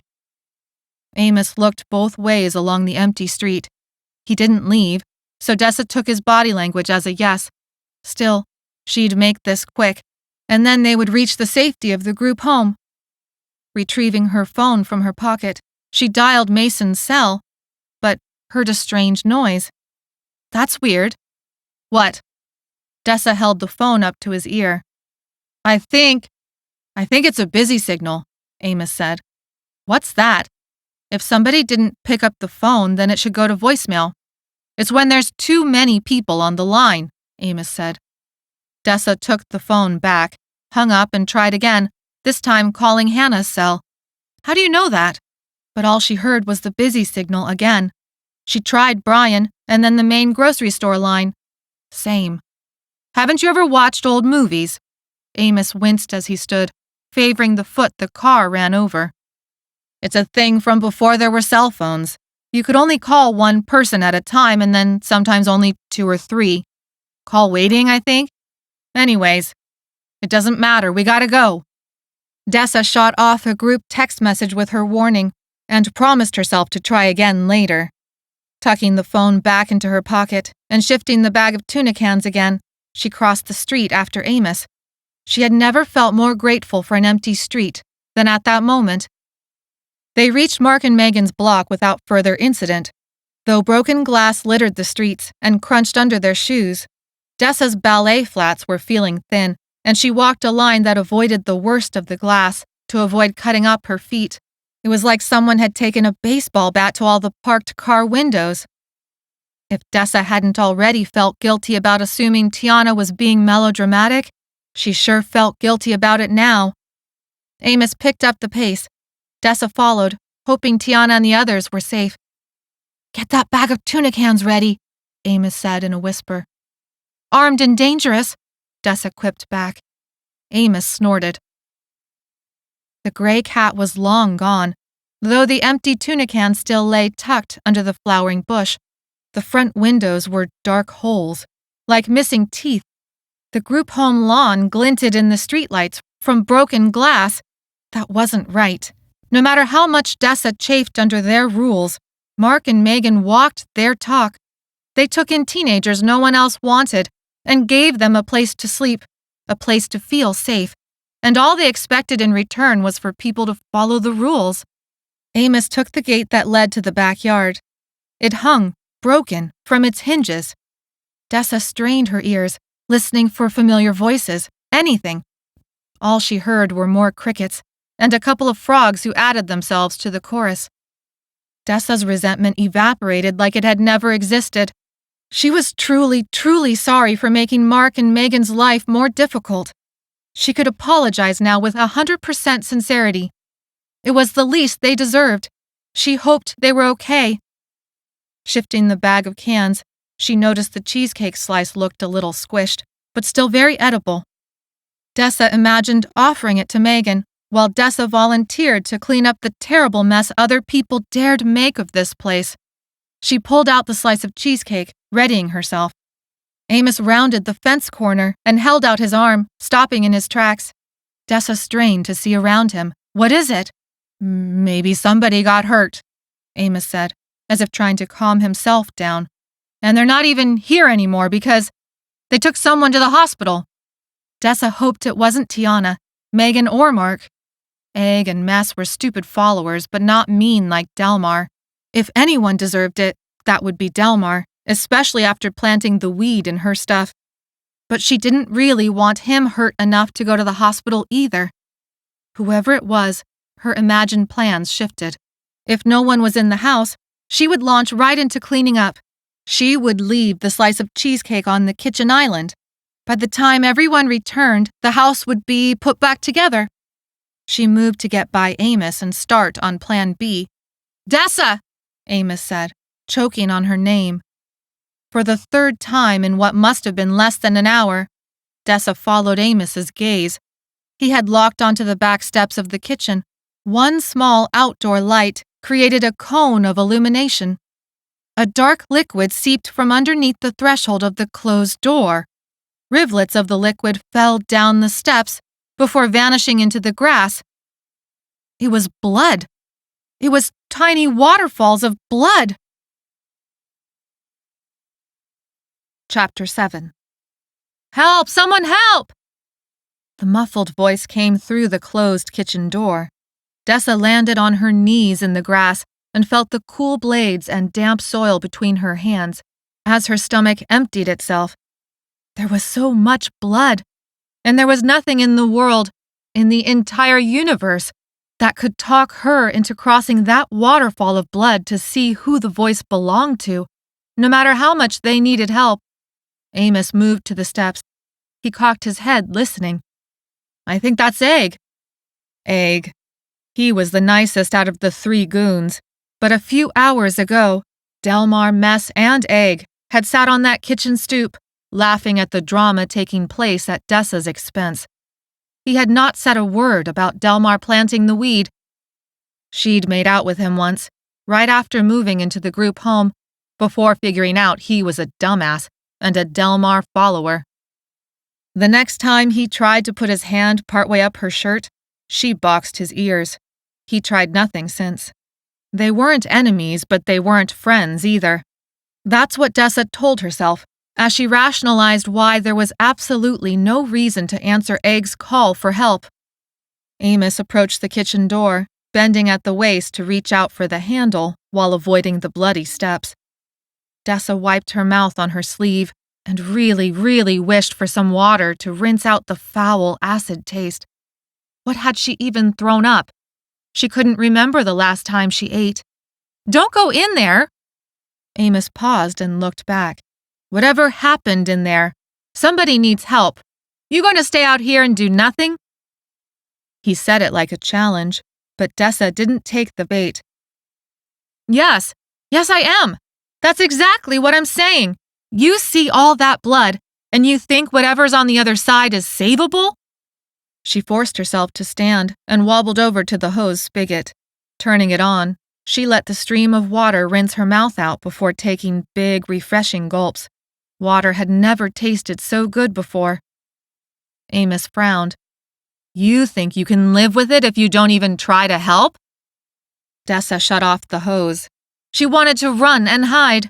Whatever this was, it was bad, and she wanted nothing to do with it.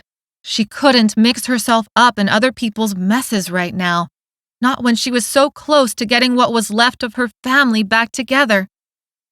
Yeah, I think I can. I don't want to die. But it was more than that. Dessa plain did not want to know what the source of that blood looked like. Maybe it made her a coward. Maybe it made her smart. I see a problem here. A big, bloody one. I like running away from problems. And if that was your brother calling for help, would you leave him? Would you want somebody like me to walk away? A lump rose in Dessa's throat. She couldn't speak around it. Of course that was different. So you like running two problems, I guess. He shook his head and opened the kitchen door. I guess. Dessa followed behind him, straining to see into the shadows, but also trying not to see. Amos looked back again, his brows drawing together in disappointment when Dessa stepped away. He took a giant step across the threshold, across the blood, vanishing into the shadows of the house. Alone in the yard, Dessa listed all the excellent reasons she should not follow Amos. But when Egg called out for help again, Dessa's convictions left her, and shame took its place. She couldn't argue with the point that nothing, no amount of blood or the imagined massacre that waited inside, would stop her if this involved her brother. Cursing under her breath, she set her bag of tuna cans down on a clear patch of grass. She figured she owed Mark and Megan, too. It looked like Amos had found a clear patch of floor to the left of the threshold. She would need the use of both arms to maneuver herself over the bloody steps. At the last minute, she turned back for the bag of tuna and hung it around her neck like a seriously heavy necklace. The cans had saved her butt once already. The sugary smell of the cheesecake mixed with the iron smell of blood as the cans clinked together. She gagged. Turning her head to grab cleaner air from outside, she took a deep breath. With everything inside screaming not to, Dessa grabbed either side of the door frame and pulled herself into the kitchen. She hopped onto the closest spot, clear of blood, the tuna cans banging hard against her chest. Toilet smells joined the blood and sugar smells, and her stomach cramped in protest. As her eyes adjusted to the darkness, she saw the familiar shape of cabinets and fridge. Amos left the kitchen. Two lumps on the floor between the kitchen island and the sink were horrifyingly familiar. Megan's hair spilled around her head and onto the linoleum. Something had chewed her face away. Mark's body rested nearby, limbs all jumbled, his shoes in line with Megan's head. The island covered the upper half of his body, but something had chewed parts of him, too. They looked like a pack of wolves had mauled them. Amos? His name stuck in Dessa's throat. She gulped back a sob. The tuna cans hung heavy around her neck, drawing her down, down, down. Mark and Megan didn't deserve this. What was happening? Dessa, I'm in here. I need your help. Egg is still alive. Dessa wondered what it meant that Amos only said Egg's name. What did that mean for Tiana, Delmar, and Mess? Where are you? Living room, Amos said, his voice hoarse, like he strained to move something. Dessa took a deep breath to steady her heartbeat and regretted it as the scent of rotting meat and blood and that stupid slice of cheesecake filled her nose. Her inside still screamed at her to run. She could outrun this. Instead, she forced her feet to step around broken glass, pools of blood, and chunks of stuff. Once she reached the hallway, the floor cleared. Someone had smashed all the picture frames off the walls and left behind bloody handprints instead. Her shoes crunched on broken glass. She entered the living room. Amos crouched next to Mark's recliner. Dessa flipped the lamp switch. Light flooded the room. Amos shouted, "Shut it off!" She flipped it off, but not before noticing the living room looked almost as bad as the kitchen. Blood covered Mark's recliner. The coffee table lay in shattered pieces across the carpet. Mess was absolutely, positively dead. Chewed up like Mark and Megan, his lower half in pieces across the carpet. His upper half pinned Egg between the floor and the recliner. But her stomach held together, so she stepped further into the room. "The light makes us a target," Amos said, his voice nowhere close to normal, but no longer containing any heat. "Whoever did this could still be out there, and we don't want them to see we're in here." "What do you mean, who?" Dessa said, her voice making that strangled noise again. "This was wild animals. Coyotes or dogs or, I don't know, wolves or something. It was people." Everything inside Dessa went cold at Egg's words. She remembered how the mob following the woman's car turned their attention to Dessa and Amos. The man who attacked her had seemed out of control. "Help me with this," Amos said. Dessa approached almost on tiptoe, as if Egg might turn on them like a rabid animal. Her tuna cans hit a side table, clinking together. She bit her lip, removed the bag from around her neck, and set it down to better help Amos lift the recliner, and then mess, off of Egg. By the time they finished, Dessa felt glad for the dark, so she didn't have to see what made her hands wet. The first chance she got, she planned to fill a whole bathtub with hand sanitizer and dive in. Amos helped Egg sit up. "Are you hurt?" Egg coughed once and pushed his hair off his face. It was chin length, and the little bit of light from the street lamp showed his hand had smeared dark streaks across his face. "I don't think so. They went after Mess, and then I don't think they even knew I was underneath." "Dessa, stay with Egg. I'm going to check the rest of the house." "No, we should stay together." She felt a lot safer with Amos than with a shocked Egg. Amos shook his head. The only way she could tell was because of how the faint light moved across his hair. "Just stay here. Yell for me if anything goes wrong or if anyone shows up. And get him some water or something. Maybe let him get cleaned up while we figure this out." Dessa opened her mouth to argue, but Amos left to check the bedrooms. For a long second, Dessa thought about running away. Egg was alive, but so what? Someone, had torn this whole house apart. "I am thirsty," Egg said. Dessa sighed. She picked up her bag of tuna cans and helped Egg to his feet. Leading him down the hallway, she braced him against her. He stunk almost as bad as the kitchen, and she figured that was the smell of mess all over him, but told herself to ignore it. Darkness helped, and she wondered if maybe that was another reason why Amos told her to keep the lights off, because it made all of this a little easier. Not easy, but doable. "Let's get you cleaned up, and I'll get you some water." He turned, as if expecting her to head for the kitchen. Instead, she tugged him down the hallway to his bedroom. "You don't want to go in there. Mark and Megan?" Egg's voice sounded so haunted and lost. Dessa felt real pity for him. She welcomed that feeling because it helped her push herself to do the right thing. "Yeah, it's pretty bad. I heard it," Egg said. "But I was already trapped and they filled the living room. I couldn't get to them and—" "I get it, Egg." Dessa opened his bedroom door and held her breath, fearing a new horrific sight waited. Darkness made the various lumps in the room look ominous, but when she clicked on a dim desk lamp, only an unmade bed and a pile of dirty clothes against the wall greeted them. She let herself breathe again. "I get it. You were trapped, and even if you weren't, if you had gone to help them, you would be dead too. It looks bad in the kitchen. Real bad." Her words somehow released Egg's tension. Dessa felt surprised. People didn't describe her as someone who others looked to for comfort. She closed the door behind them because it felt safer that way.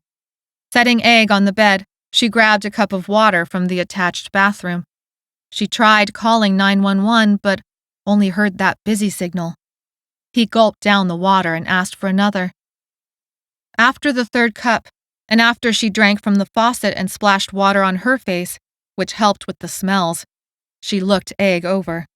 His hunched shoulders made him seem far older than 17 years. Blood matted his lanky brown hair. Blood and other liquids crusted his clothes. Looking down, she saw some of those fluids had transferred to her own clothes.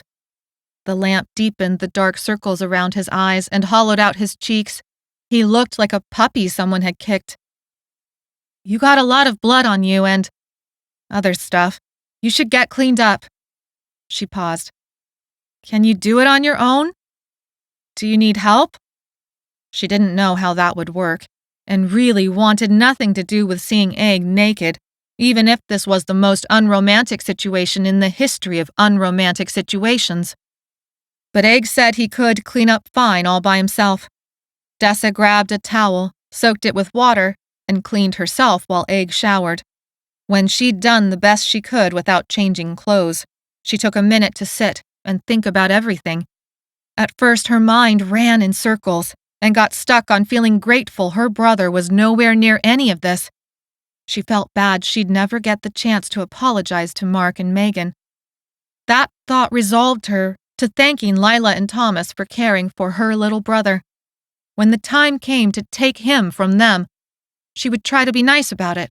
She could offer to let them continue to see him. Ivan would probably like that too. A small, terrified voice inside wondered if maybe Ivan was better off with Lila and Thomas. They could protect him far better than her in this new world. She didn't know what to do with this crazy thought, so she pushed aside how much Lila and Thomas had showed they loved Ivan, and how much Ivan liked being with them. If she gave up on getting back her little brother, what was the point of anything? All her plans and decisions over the last 4 years centered on that one goal. It had allowed her to work beyond her loss, her grief, and to keep living. The shower turned off. Dessa told herself to get it together. She was alive. Lila and Thomas would keep her brother safe. Egg came out of the bathroom in clean clothes, towel drying his hair. Amos found them, knocking first on the door. It was time to compare notes. Amos had searched the house, and both the front and backyards. Megan and Mark lay dead in the kitchen. He had found neither Tiana nor Delmar. Mess lay around the living room in pieces. All 3 of them called 911 on their various phones, but each received a busy signal, or a recorded message to try again later. Dessa called her coworkers again, but no luck. Amos explained to Egg what had happened on the way from the grocery store to the Martins. And then it was Egg's turn. Groans and moans had alerted all of them inside the group home to something strange in the street. He described seeing a mob spread through the neighborhood, overtaking cars, front yards, people. It sounded a lot like the mob Dessa and Amos had encountered. The whole time Egg talked, he rubbed at his damp hair, and the desk lamp threw shadows across his face like he told a ghost story around a campfire. When Egg rubbed at a particular spot on his head, he winced. You hit your head? Amos asked. Egg took his hand away from his scalp, and the lamp made the blood gleam on his palm. Did they bite you? Dessa said, alarmed. What was wrong with people? She itched to jump on the internet and do some searches, visit some of her favorite forums, get some real info on the situation. Why were people acting like rabid animals? Why were they chewing on people? I think I just hit my head when mess fell on me. At least you no longer smell like toilet, Amos said.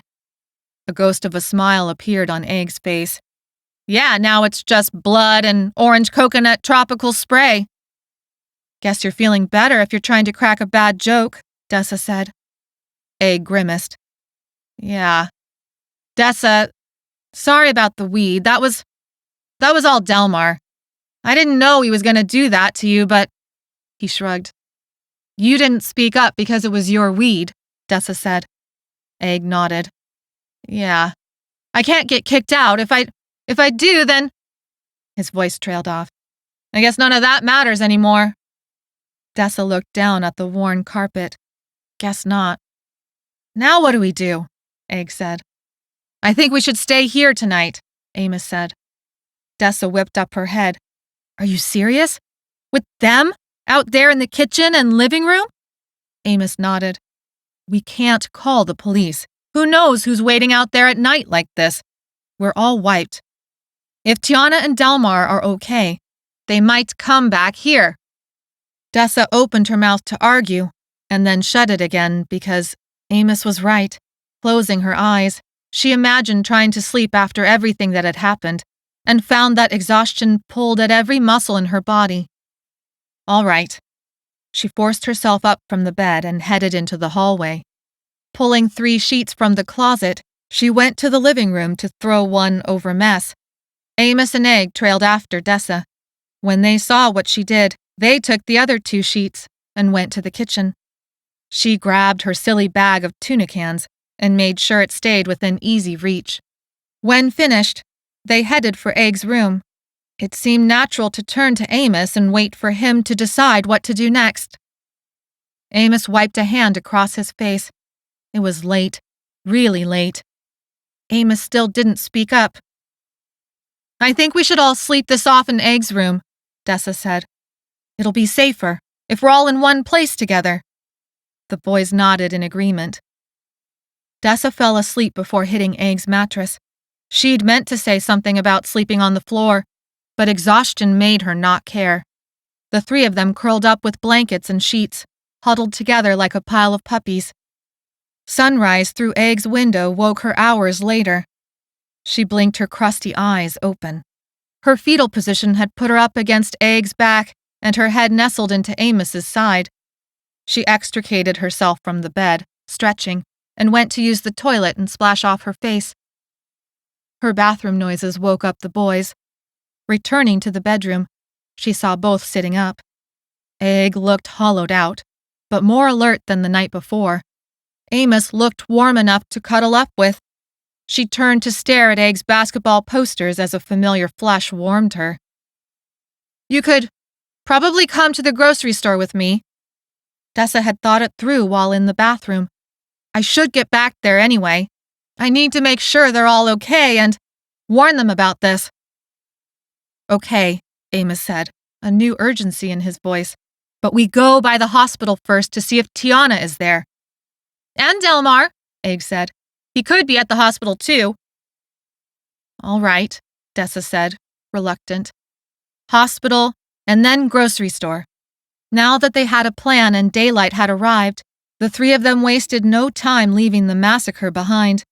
They used pillowcases to pack up a bunch of food and water. Amos grabbed kitchen knives. Dessa transferred the tuna cans to their own pillowcase. They were both food and weapon. Stepping around the shrouded bodies of Mark and Megan, they also tried to avoid stepping in the congealed blood. The smells cleared when they hopped down the steps into the grass of the backyard. Dessa leaned against the trunk of a maple tree and let herself breathe in the woody scent of the bark.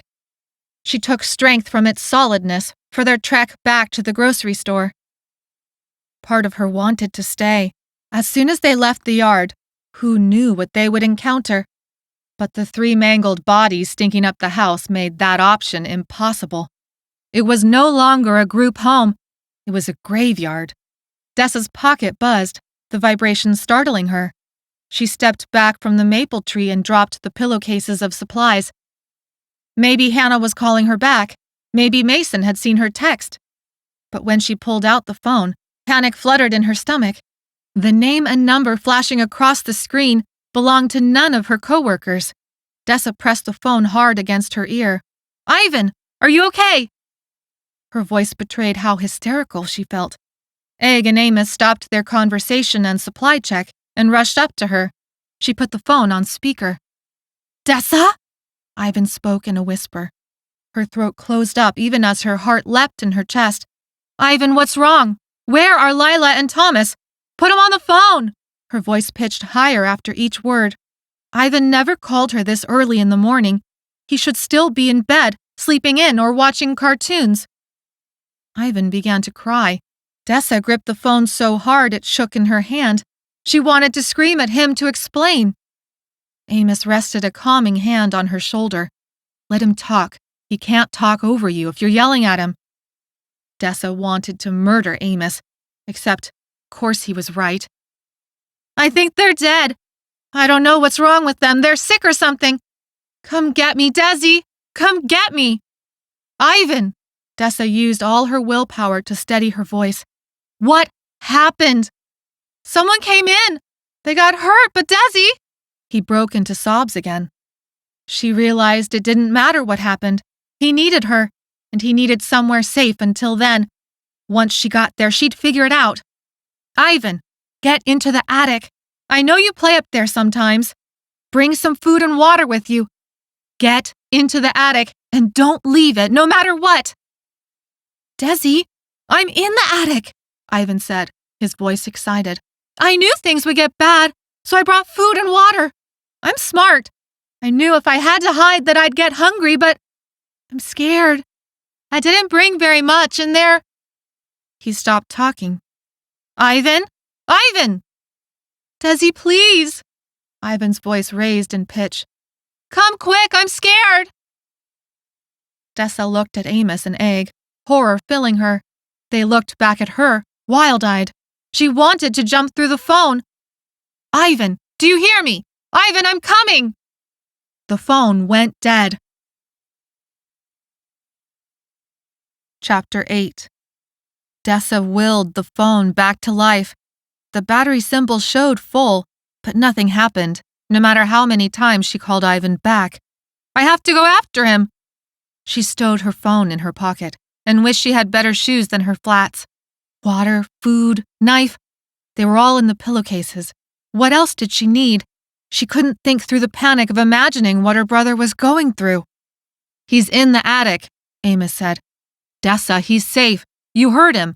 He said he's in the attic with food and water. She let out a sob. Do you think so?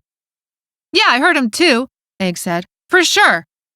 But not enough, he said. Not enough. Amos grabbed her shaking hands.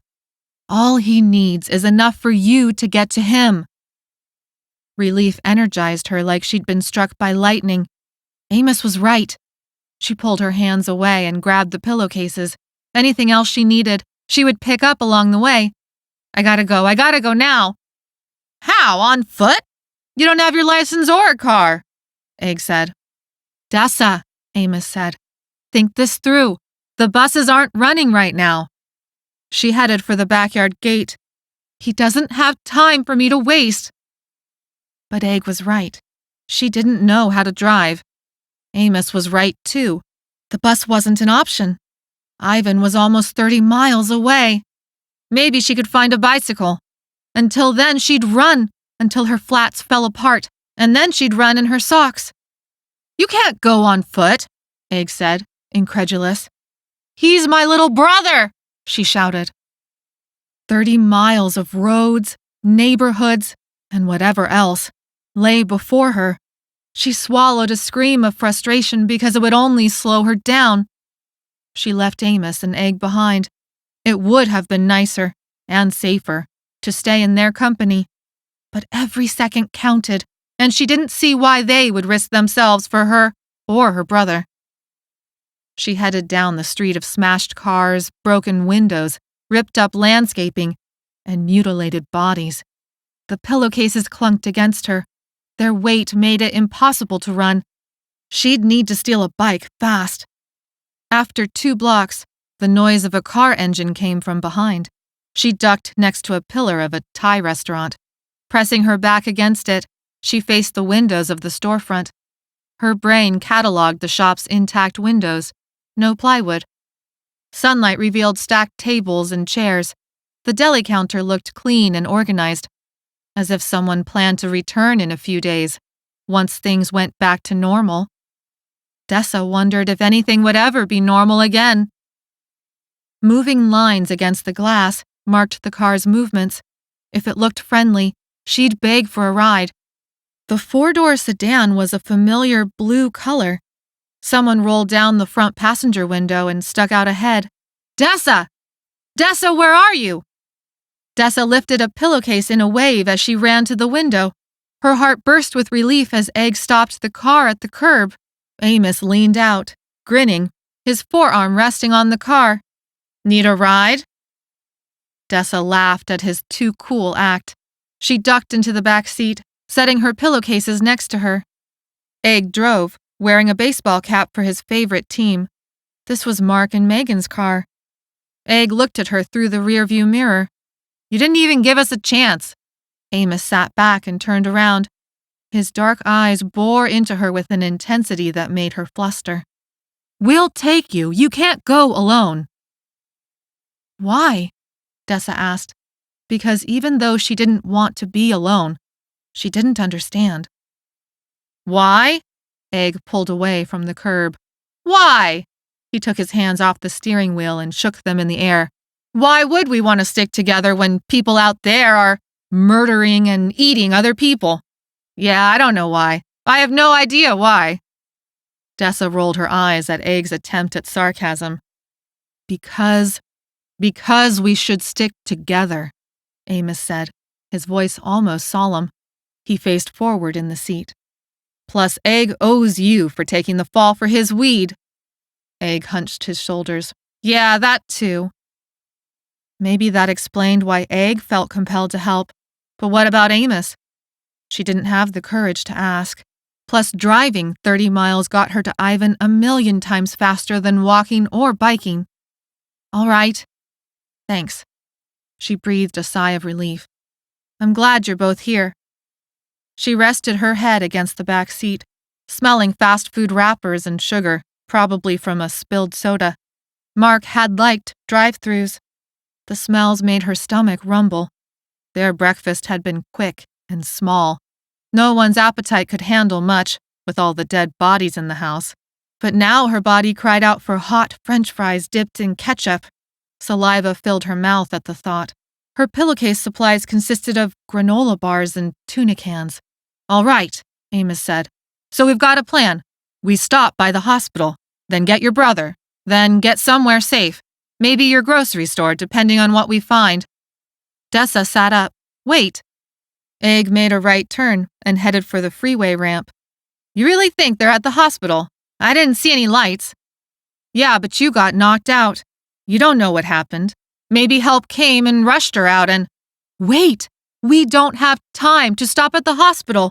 You heard that phone call? I gotta get to my brother. He's in trouble right now. Dessa shuddered at the thought of a hospital. She had developed a phobia of hospitals after her parents died in a car accident. They'd brought Dessa in to identify the bodies. The antiseptic smells closed on her while walking that long fluorescent lit hallway. Shiny walls, shiny lights, shiny floors. She didn't understand why it was all so shiny and bright.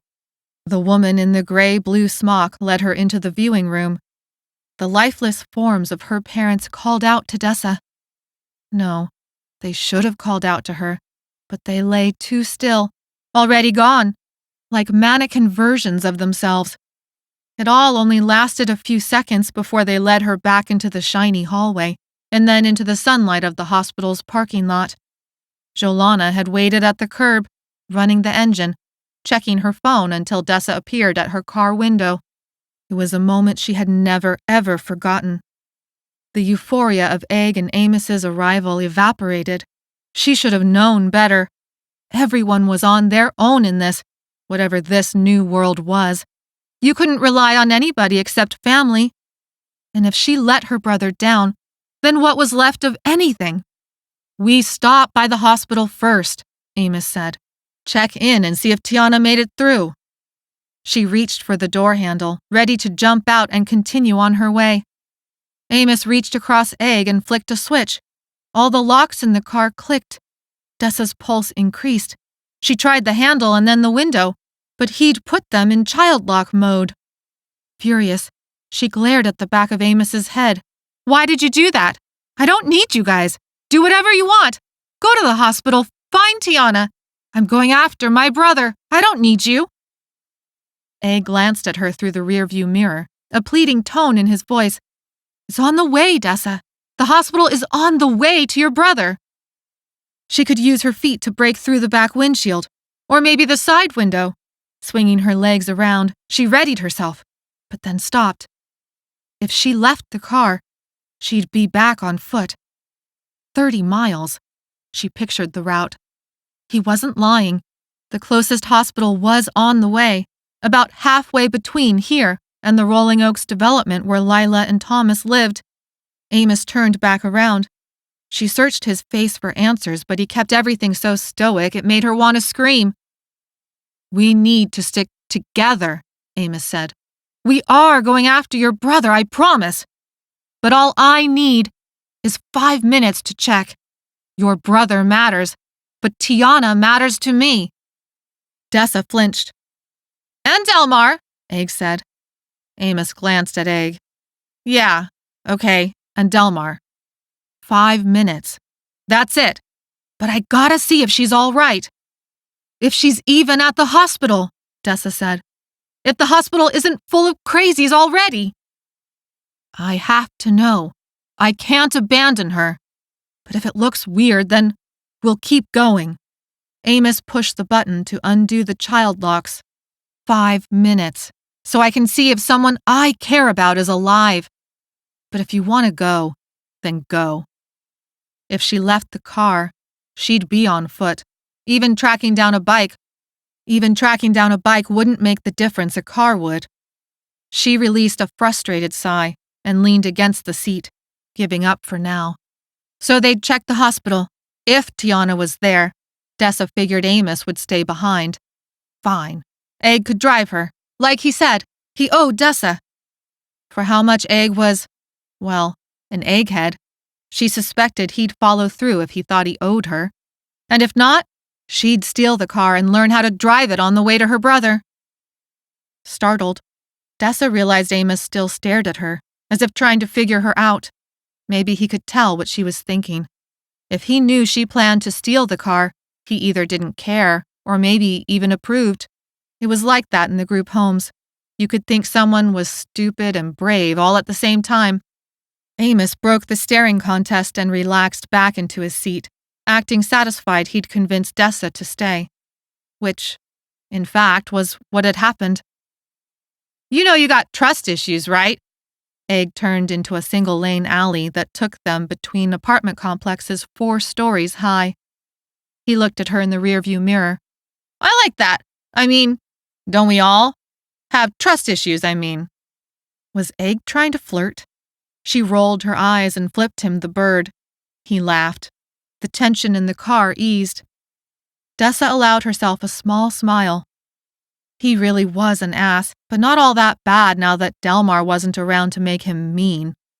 Delmar always seemed to channel a superpower ability to turn people toxic and bring out the worst in them. Somehow he never got caught for it either. The whole time they'd lived in the group home together, he did his thing and stayed under Mark and Megan's radar, always setting someone else up for the fall, like he'd done to Dessa. At least Delmar was gone, hopefully eaten up by the crazies. She hoped they wouldn't find him at the hospital. She'd feel bad if Tiana was dead, though, even though it made her jealous the way Amos talked about how he cared about her. Maybe they would find her at the hospital after all. She tried to relax. Her brother had made it into the attic. He was scared, but he wasn't in immediate danger. He had food and water. Even if it all ran out today, she'd get to him today. There was time for a 5-minute stop, especially since it would save her hours of time on foot. Still. "Come on, Egg," Dessa said. "Can't you drive any faster?" Amos laughed. "Yeah, you're driving like a grandma. Dessa's got places to be, people to save. And we elected ourselves as her helpers." "Man, I'm no grandma, and I didn't elect myself to do anything." But even though Egg's words pretended otherwise, the car jumped forward, picking up speed. Dessa braced herself against the door. "Hold on, little brother. Hold on." Chapter 9. Egg left the freeway and turned onto a street lined with strip malls. Amos looked at Egg but didn't say anything. They hadn't been on the freeway long, and Egg exited right before what looked like a big pileup. That left them about 5 miles from the hospital by way of surface streets. Egg drove a lot for his part-time delivery job. Dessa suspected she'd have been hopelessly lost while finding her way to Ivan without him. Sometimes they saw people in the residential neighborhoods, sweeping up glass, talking close together, loading up vehicles. Piles of ash replaced a block of warehouses. The smell of smoke stuck in Dessa's nose. It drove her to fish out a granola bar and dive into a water bottle. The back seat still smelled like French fries, making her granola bar a big disappointment. Fries and smoke made a strange perfume. Egg passed by a flooded side street. Their rolled-down windows let in the sounds of car alarms and birds, but not much else. A broken hydrant, with a wrecked car still halfway lifted onto it, spewed a column of water into an otherwise expensive-looking neighborhood. Shadows inside the houses suggested people. Egg took another turn. "Where are you going, Egg?" Amos asked. "This ain't the way to the hospital." Dessa sat up. "What? What's going on?" Egg tapped his fingers in a nervous staccato on the steering wheel. He looked to his right and his left, checking for traffic where there was none. "Just a sec. I gotta make one stop. It'll be quick." "Where are you going, Egg?" A hint of steel entered Amos's voice. Dessa admired the way he held his control because she couldn't claim the same. "Egg!" Her voice was louder and, embarrassingly, contained a shriek. She told herself to get it together and pitched her voice lower. "Egg, we have to get to my little brother. You said you would help." Egg nodded his head and talked fast. "Yeah, this is helping. I just need something real quick. There!" He yanked at the steering wheel, throwing Amos and Dessa into the doors. The seatbelt cut into her stomach and where her shoulder and neck met. Peering through the dirty windshield, she saw another strip mall. A few abandoned cars sat rotting at the perimeter of the lot. Egg slammed on the gas, and the car zoomed across the asphalt, heading straight for what Dessa realized was a shoe shop. Before she could express her outrage, Egg slammed on the brakes, squealing the tires and throwing everyone against their seatbelts as he slid into a parking spot just before hitting the curb. The shop featured one of those athletic brands people dropped hundreds of dollars to own, each new release of the year. Egg shut off the car and hopped out before either Dessa or Amos could speak. "I'll be right back," Egg said. Amos leaned across the steering wheel, looking on both sides. He took the keys. Of course Egg took the keys. He wouldn't want to get left behind. Irritation grew inside Dessa. Every delay, every stop, put her further away from her brother hiding in an attic, while who knows what happened. She comforted herself with the fact that he was the kind of kid who knew how to be quiet. As long as he made it into the attic, he'd stay undiscovered. But what if someone started a fire in his neighborhood? Then it wouldn't matter how silent he stayed. She wanted to jump out of the back seat and take off running for her brother. She wanted to scream. Instead, she grabbed up her pillowcase of tuna cans and scrambled out of the car. "Come on, Amos. Let's get this over with." Dessa gritted her teeth. "The faster he gets his shoes, the faster we get to the hospital, and then my brother." She slammed the door closed behind her, even as she told herself she needed to stay cool. The car was still the fastest way to her brother, even with this extra stop. Amos jogged up next to her as she stalked to the store's entrance. Plywood covered the windows, and a padlock secured the handle. Egg found a metal bar and struggled to break the lock. A screeching sounded, but the lock held. She spotted a destroyed shopping cart with some of the metal bars coming loose. Grabbing one, she dropped her pillowcase and stepped next to Egg, adding her strength until the metal lock groaned, bent, and finally snapped. Egg wiped sweat from his forehead and tossed aside the bar, the metal clanking on the sidewalk. "All right, cool." "No, not cool." Dessa held her bar like a baseball bat and imagined knocking Egg upside the head. She could snatch the keys out of his pocket, and then what? Egg had already ducked inside. It would take him a minute or two to grab the shoes, and then they'd hit the road. Amos kept watch over the parking lot. She hadn't thought to do that, but realized it was a smart idea. A minute passed, and then 2. She yelled into the store's shadows without going inside. "Hurry up, Egg! We gotta go!" There was a crash, and then a shout. Dessa tilted her head, listening hard. She imagined Egg tossing aside a bunch of shoeboxes. Another minute passed, but he still didn't come out. Cursing under her breath, she propped open the door and entered. It took long seconds for her eyes to adjust. Shoes on displays covered the walls from floor to ceiling. Stacks of shoeboxes were lined underneath the displays. A triangular set of shelves stood in the center of the store and featured mostly tennis and basketball shoes. The place smelled like rubber, new plastic, but also musty socks. Her nose wrinkled as she stepped deeper inside. The back half of the shoe pyramid had been destroyed. Boxes, tissue paper, and shoes scattered everywhere. Egg lay among the mess. He groaned and pushed himself partway up. "Come on, Egg! Get yourself together!" Instead of answering, Egg looked toward the back. Even with the shadows, Dessa saw his eyes widen. Her pulse picked up, and she tasted acid mixed with granola at the back of her throat. Egg raised his hands in the air. "Hey, man! I didn't mean to ruin things, I swear!" A man stepped out of the shadows. He held a rifle in his hand, trained on Egg. His face looked haggard, his hair scruffy, his clothes rumpled. She guessed he hadn't had a shower in days. "This is my store! You cannot steal!" He spoke with a thick accent. Dessa couldn't place it, except that it was some sort of Asian accent, which matched his features. He held the rifle like he knew how to use it, and the way he looked at them told her he would use it if pushed. "Leave," he said. Egg raised his hands higher. "I didn't know, man, I swear. I thought no one was here with, well, you know, how everything is now. I figured running shoes would be a good idea. This is my store." He spoke quickly in a different language, sounding like he was cursing. "Do not lie. You would steal and ruin. I have worked hard and—" Noise behind Dessa split her attention. Amos entered the store. The owner pointed his rifle at Amos, who quickly raised his hands. But it was enough of a distraction that Egg launched himself at the guy's legs. Dessa screamed, seeing the whole scene in slow motion. Egg diving for the store owner firing off a shot, Amos dropping to the floor. But it was too late. The rifle fired. The roar took Dessa to her knees. She dropped the metal bar and slapped her hands over her ears. Egg and the store owner tussled among the shoeboxes. Dessa shouted at herself to get up, check on Amos, and get the hell out.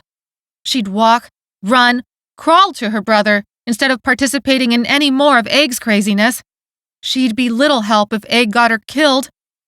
Amos leapt onto his feet. A small pinhole in the plywood inches above his head let light through. Dessa's stomach flipped with relief.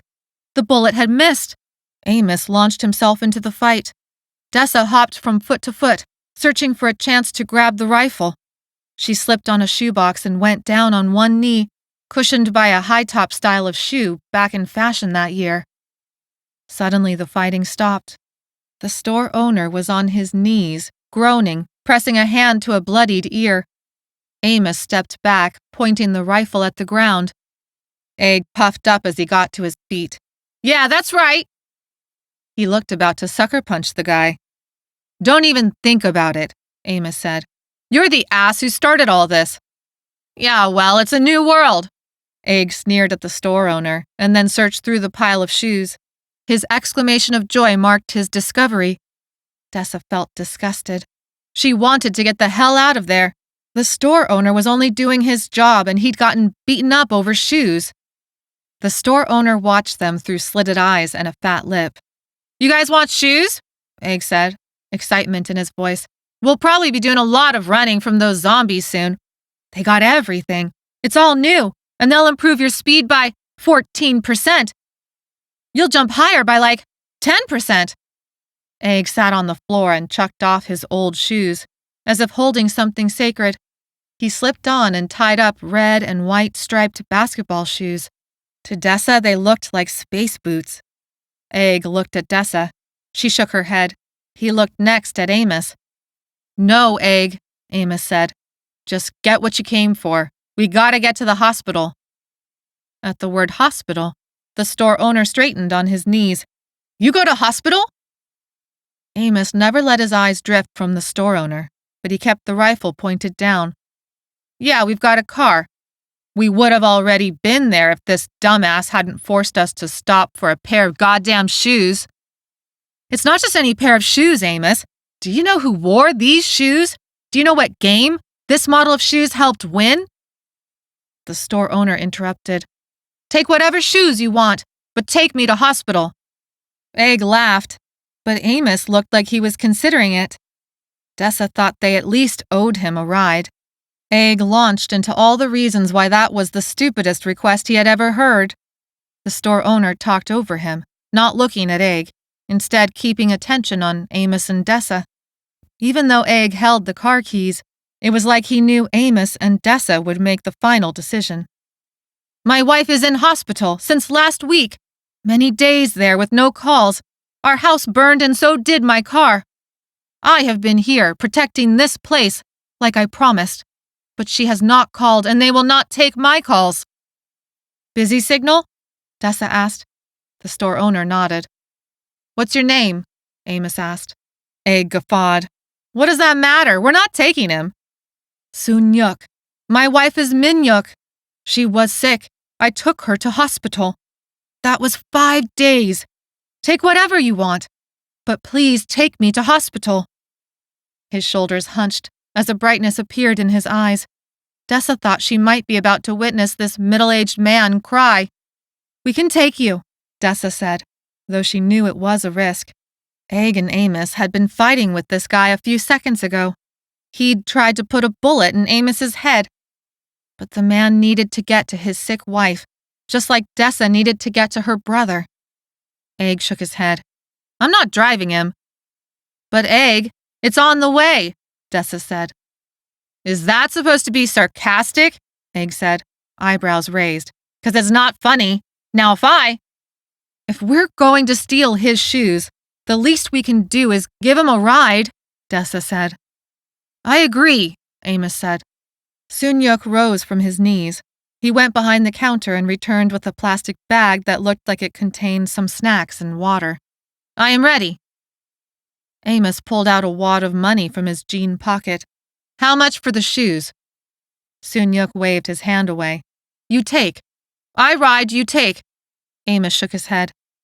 For the door, and the shoes, for all of us. He glanced back at Dessa. Running shoes are a good idea. Of course it's a good idea, Egg said. It's the apocalypse out there. We're going to be running, jumping. I'm going to slam dunk anyone who tries anything with me, including this guy. He pointed at Sunyuk. So don't even try. Sunyuk refused to give Amos a number. While Dessa picked out shoes for her and Amos in the right sizes, she called out the prices on the boxes. Amos peeled off the $100 bills and laid them on the counter, tucking them underneath the cash register. They left the store with the late morning sun glaring in their eyes. The musty sock smell came with them since Sunyuk hadn't showered for at least 5 days, but Dessa figured they'd all start smelling strong enough soon to even things out. Dessa held the rifle while Amos helped Egg drag a trash can to block the entrance from any more looters. But Sunyuk didn't care about any of that. He waited for them, impatient to get into the car. He wasn't the only one ready to move on. Their 3-person caravan had suddenly become 4. Amos told Sunyuk to take the front passenger seat. Amos took the back seat with Dessa, the rifle next to him. He handled it like he'd used one before. Egg nervously entered the driver's seat. He glanced over at Sunyuk, and then at Amos through the rearview mirror. Flexing his hands on the steering wheel, the nervous lines of Egg's body hardened. Try anything and I will slam dunk your head into that window. Just drive, Egg, Amos said. Do your job. This ain't my job. But he turned the key. The engine rumbled to life, and he steered out of the parking lot and onto the road again. Finally. Where did all that money come from? Dessa asked Amos. Without taking his eyes off the road, Sunyuk or Egg, Amos said, This was Megan and Mark's emergency cash. I figured they didn't need it anymore. They had that much cash in the house? And you knew where it was and you never took it? Not any of it? Amos nodded. Deep down, Dessa highly doubted she would have acted so honorable. She digested Amos's admission. He'd stolen money from the, now dead, Mark and Megan, and used it to pay for shoes that Egg had stolen. She wiggled her feet inside her new running shoes. They weren't anything fancy like Egg's, but they were new, cushioned, multicolored, and would hold up a lot better than her worn-out flats. Her mind strayed to something Sun-yuk said. He had taken his wife to the hospital 5 days ago. He had heard nothing from his wife ever since. A bad feeling rose inside Dessa. What waited for them at the hospital? Chapter 10. They spent the last mile to the hospital in silence. Like before, some neighborhoods looked untouched but quiet, like the residents were on vacation. Other blocks looked like a storm had roared through. Broken windows, doors hanging off hinges, smears of dark liquid. They passed another street flooded by a broken hydrant. 2 cars had crumpled in a head-on collision. Egg drove through several inches of water. Dessa peered into the cars but saw no bodies. Strange. The crash looked bad. She didn't understand how anyone had walked away from it. Maybe it meant the paramedics had helped with the injured. It was the only explanation that made sense, besides Egg's zombie apocalypse theory. But Dessa wasn't ready to go there. Everyone had been wound up for months. Things got out of control sometimes. But here was evidence that ambulances were still running. They must have taken the injured away. That meant Sun-yuk had a good chance of finding his wife. Tiana was probably living it up in some hospital bed, eating the free food. Dessa pictured them arriving, all worried, and Tiana laughing at their concern. More time wasted when Dessa should be after her brother. The road climbed a hillside that brought them above and along the edge of the hospital grounds. The medical buildings had been built in a small valley, meadow transformed into parking lots. They rounded the final corner, revealing the valley below. Egg slowed the car and craned his neck for a better look through the windshield. Sun-yuk braced his hands on the dashboard, almost pressing his face against the glass. Amos shifted the rifle back into his hands. Dessa's palms grew sweaty as she evaluated the scene. The sun scattered light over car roofs. Strong fencing, not more than 100 yards from the medical buildings, rimmed everything, creating a compound. Many tents billowed in between the fencing and buildings. The breeze blew paper and plastic litter until caught by the fence. Building windows looked intact, gleaming, as if from a recent washing. Everything seemed normal, and yet it wasn't. "Where is everybody?" Egg asked. Dessa drew in a sharp breath. That was it. Everything looked normal, but like one of the strange ghost blocks they had passed, this place felt empty. Cars, fence, tents, buildings. But no people, no human activity at all. None of the cars moved. No guard stood sentry at the gates. No ambulance drove up to unload the injured. No doctors rushed out of the emergency room in scrubs. "What the hell?" Amos said. Sun-yuk said something in his own language. He stared at the hospital like he, too, had seen a ghost. "I don't like this," Dessa said. "There's something really wrong here. We can't go down there. You know we can't." Amos shook his head. She didn't know if that meant he agreed or disagreed. "We gotta go down," Amos said finally. "You said if things didn't look right that we'd keep going." Dessa motioned to the hospital buildings. "This does not look right." "We have to know what's going on," Amos said. "Maybe they're all being told to shelter in place." "My wife," Sun-yuk said. He pointed to the main hospital building. "I must go to my wife." "She's not down there," Dessa said. Egg coasted the car on the downhill slope. "You don't know that. Amos is right. We gotta know." Dessa shook her head, but she was also curious. Maybe that curiosity would kill her. Maybe Amos was right, and they were all sheltering in place. The doctors could explain why people had chewed on the Martin's End mess.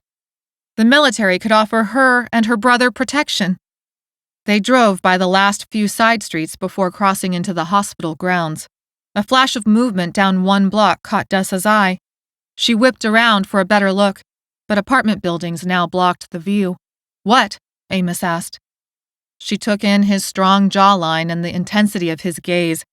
Unexpected warmth pooled in her stomach.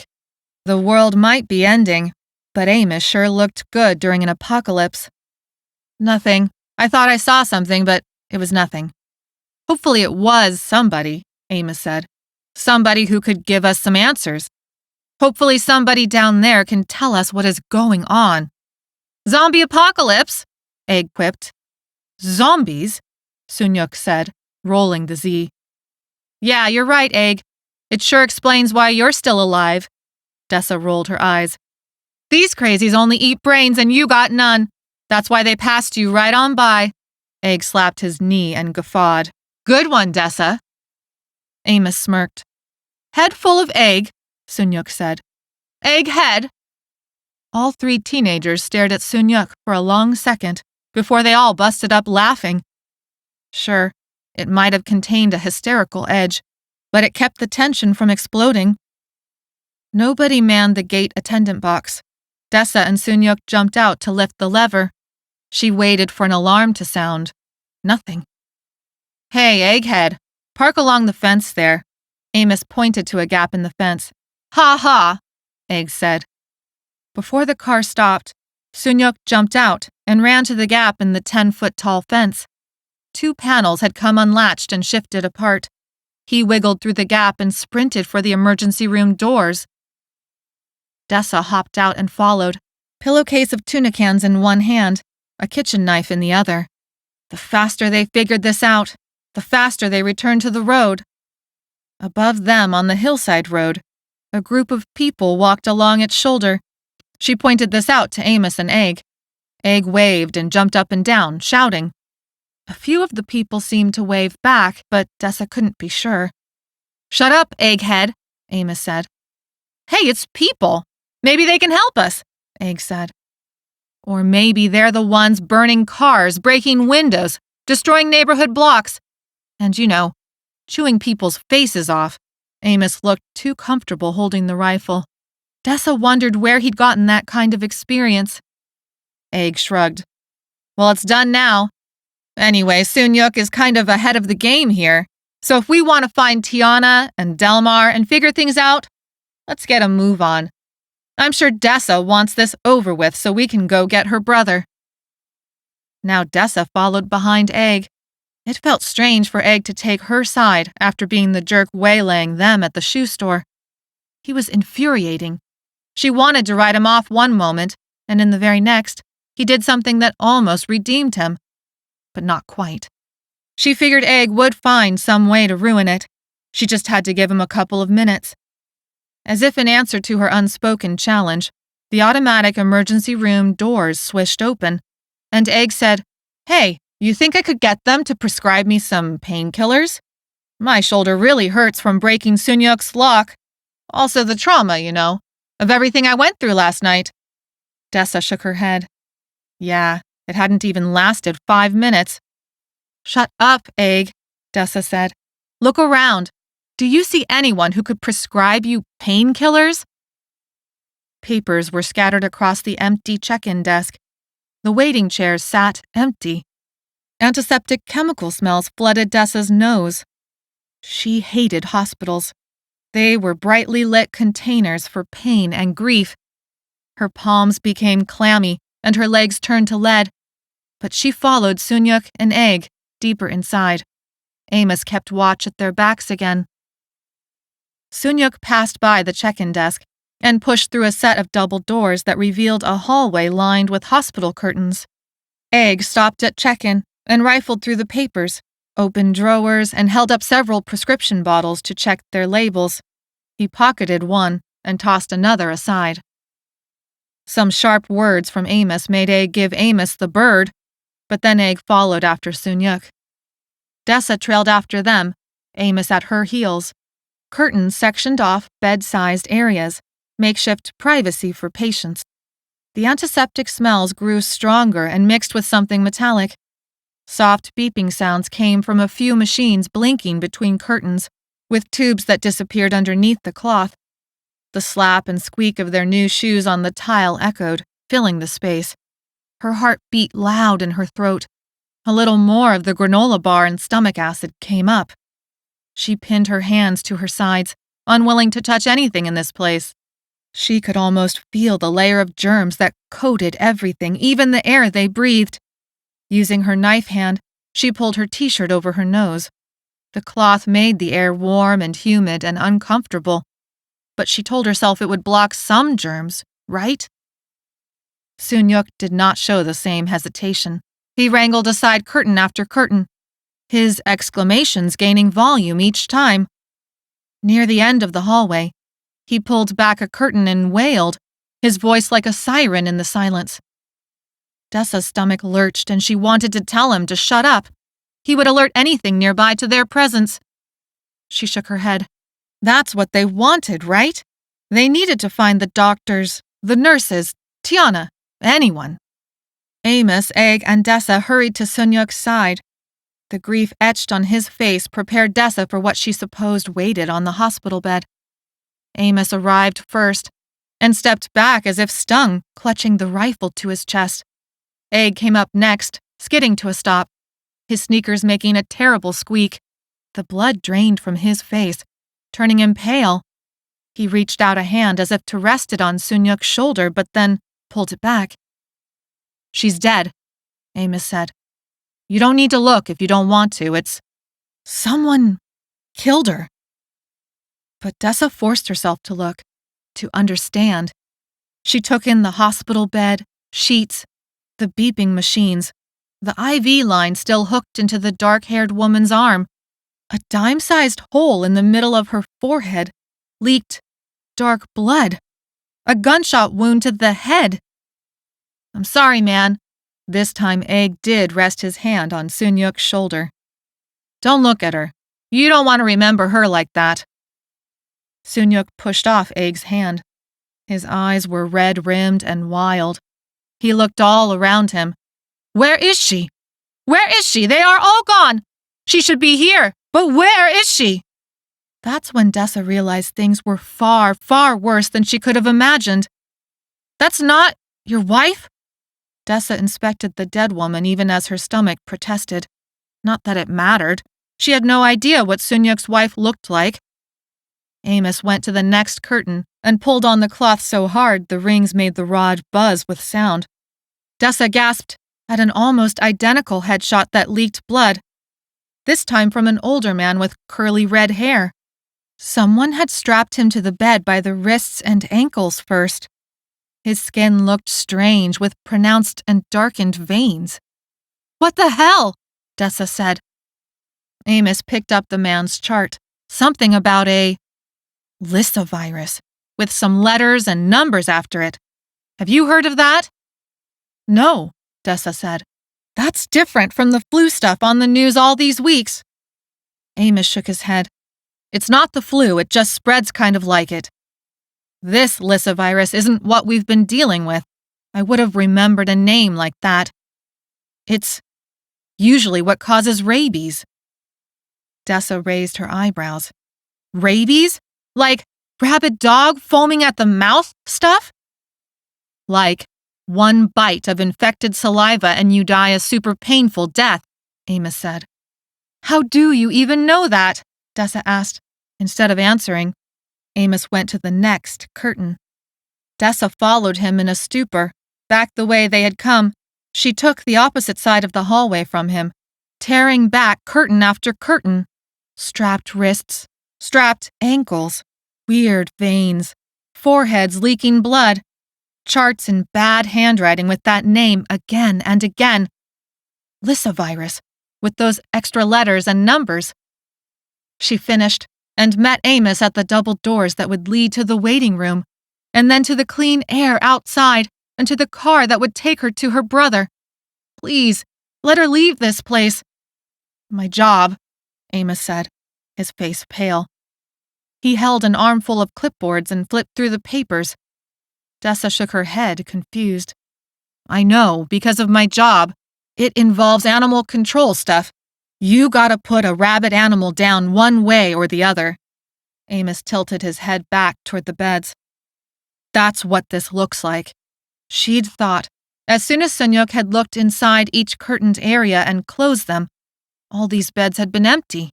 The patients evacuated somewhere safe, with nurses and doctors to take care of them.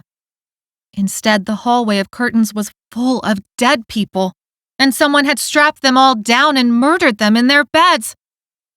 At the base of the double doors, unable to hold it in anymore, Dessa emptied her stomach of that stupid granola, acid burning her throat. Amos held the clipboards out of the way and held her hair back to keep it from falling into her vomit. Once she had nothing left, except for dry heaves, she wiped her mouth on her sleeve. She flushed from embarrassment and pushed herself back up, using the doors for support. Oh, shit! The words slipped out of Dessa's mouth instead of the thank you she had meant to say.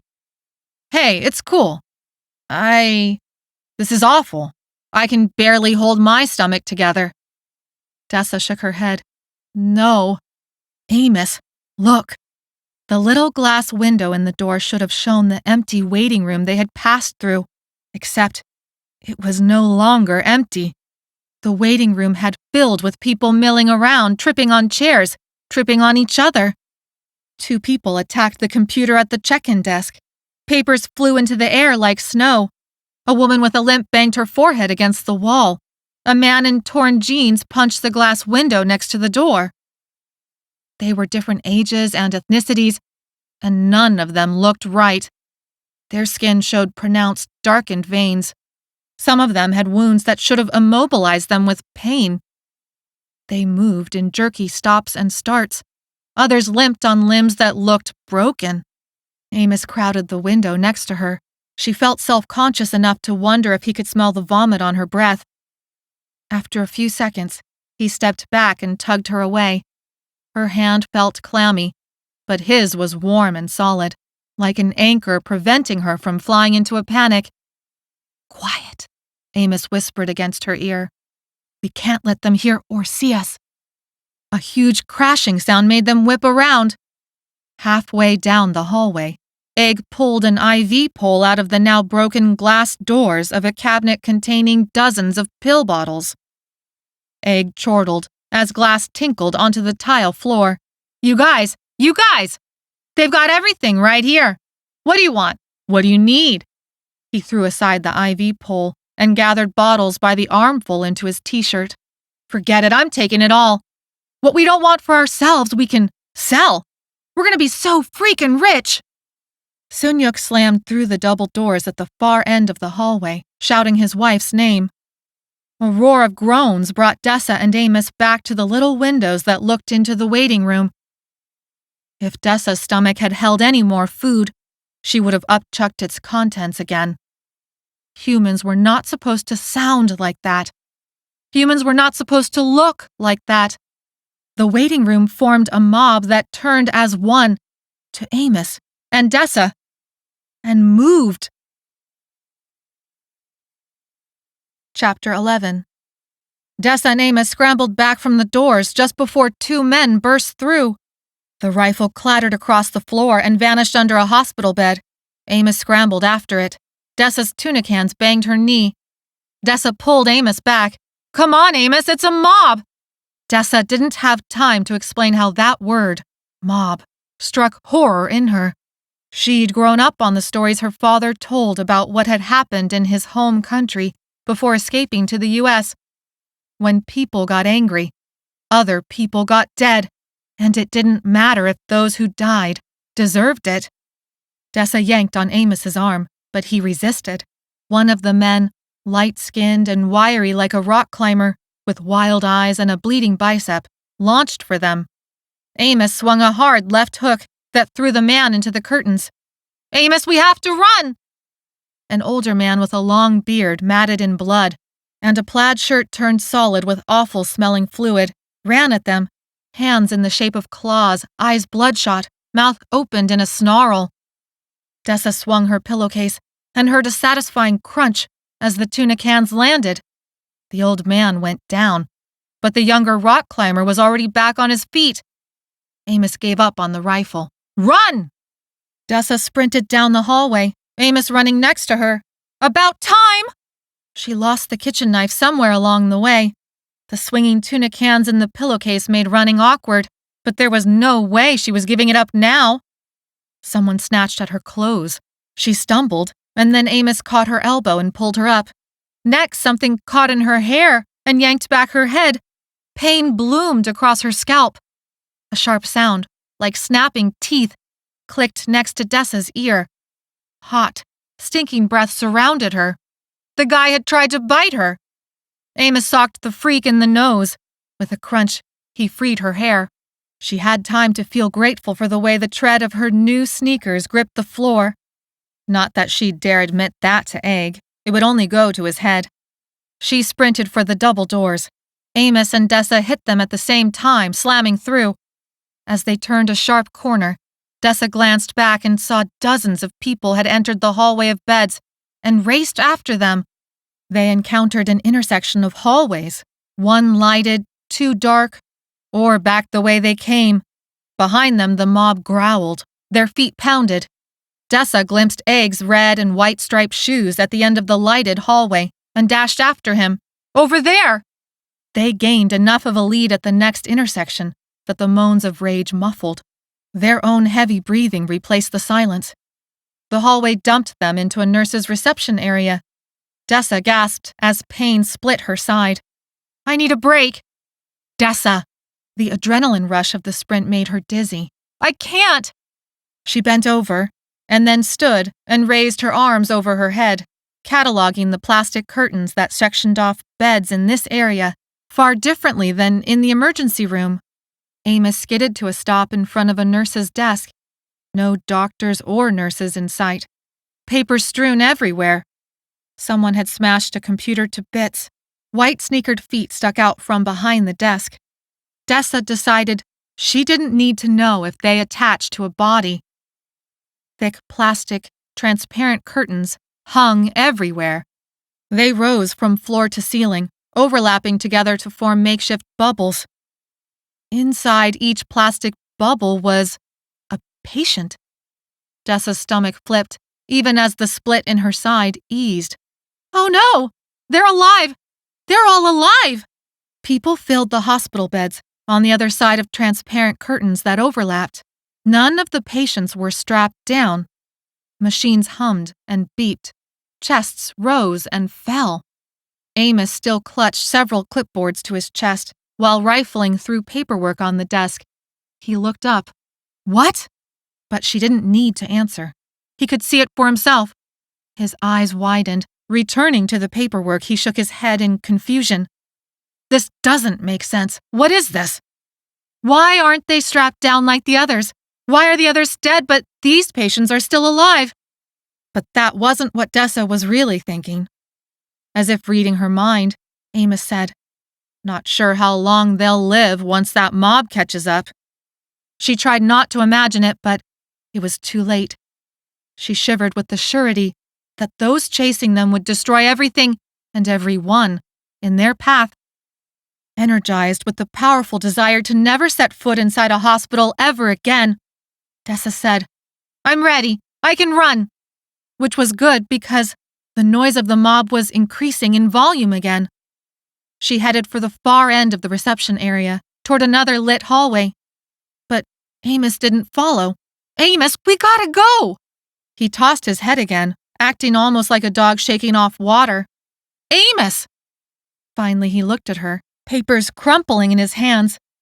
She flinched for no reason, just a ghost of a look in his eyes that echoed the look in the eyes of the crazed men who had grabbed at her hair and clothes moments ago. They're sick with something different, Amos said. The strange feeling vanished, and Amos was just Amos. What? He held out a fist with the crumpled papers. I think everyone behind these plastic curtains are infected with something they're calling Borrelia hallucinari. What? Amos, we gotta go! It's not anything I recognize. A bacteria, I think, but I think it's what they've been talking about on the news, or maybe a different version of it? Inhuman growls became unmistakable in volume. Amos! He came to, as if snapping out of a trance, and tossed a look over his shoulder. Right, we gotta go. He sprinted for Dessa while stuffing as much of the paperwork as he could into his shirt and pockets.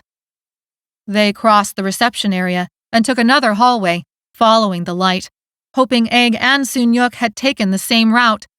Reaching another intersection, all 4 ways were lit, with no sign of Egg. Which way? Amos asked.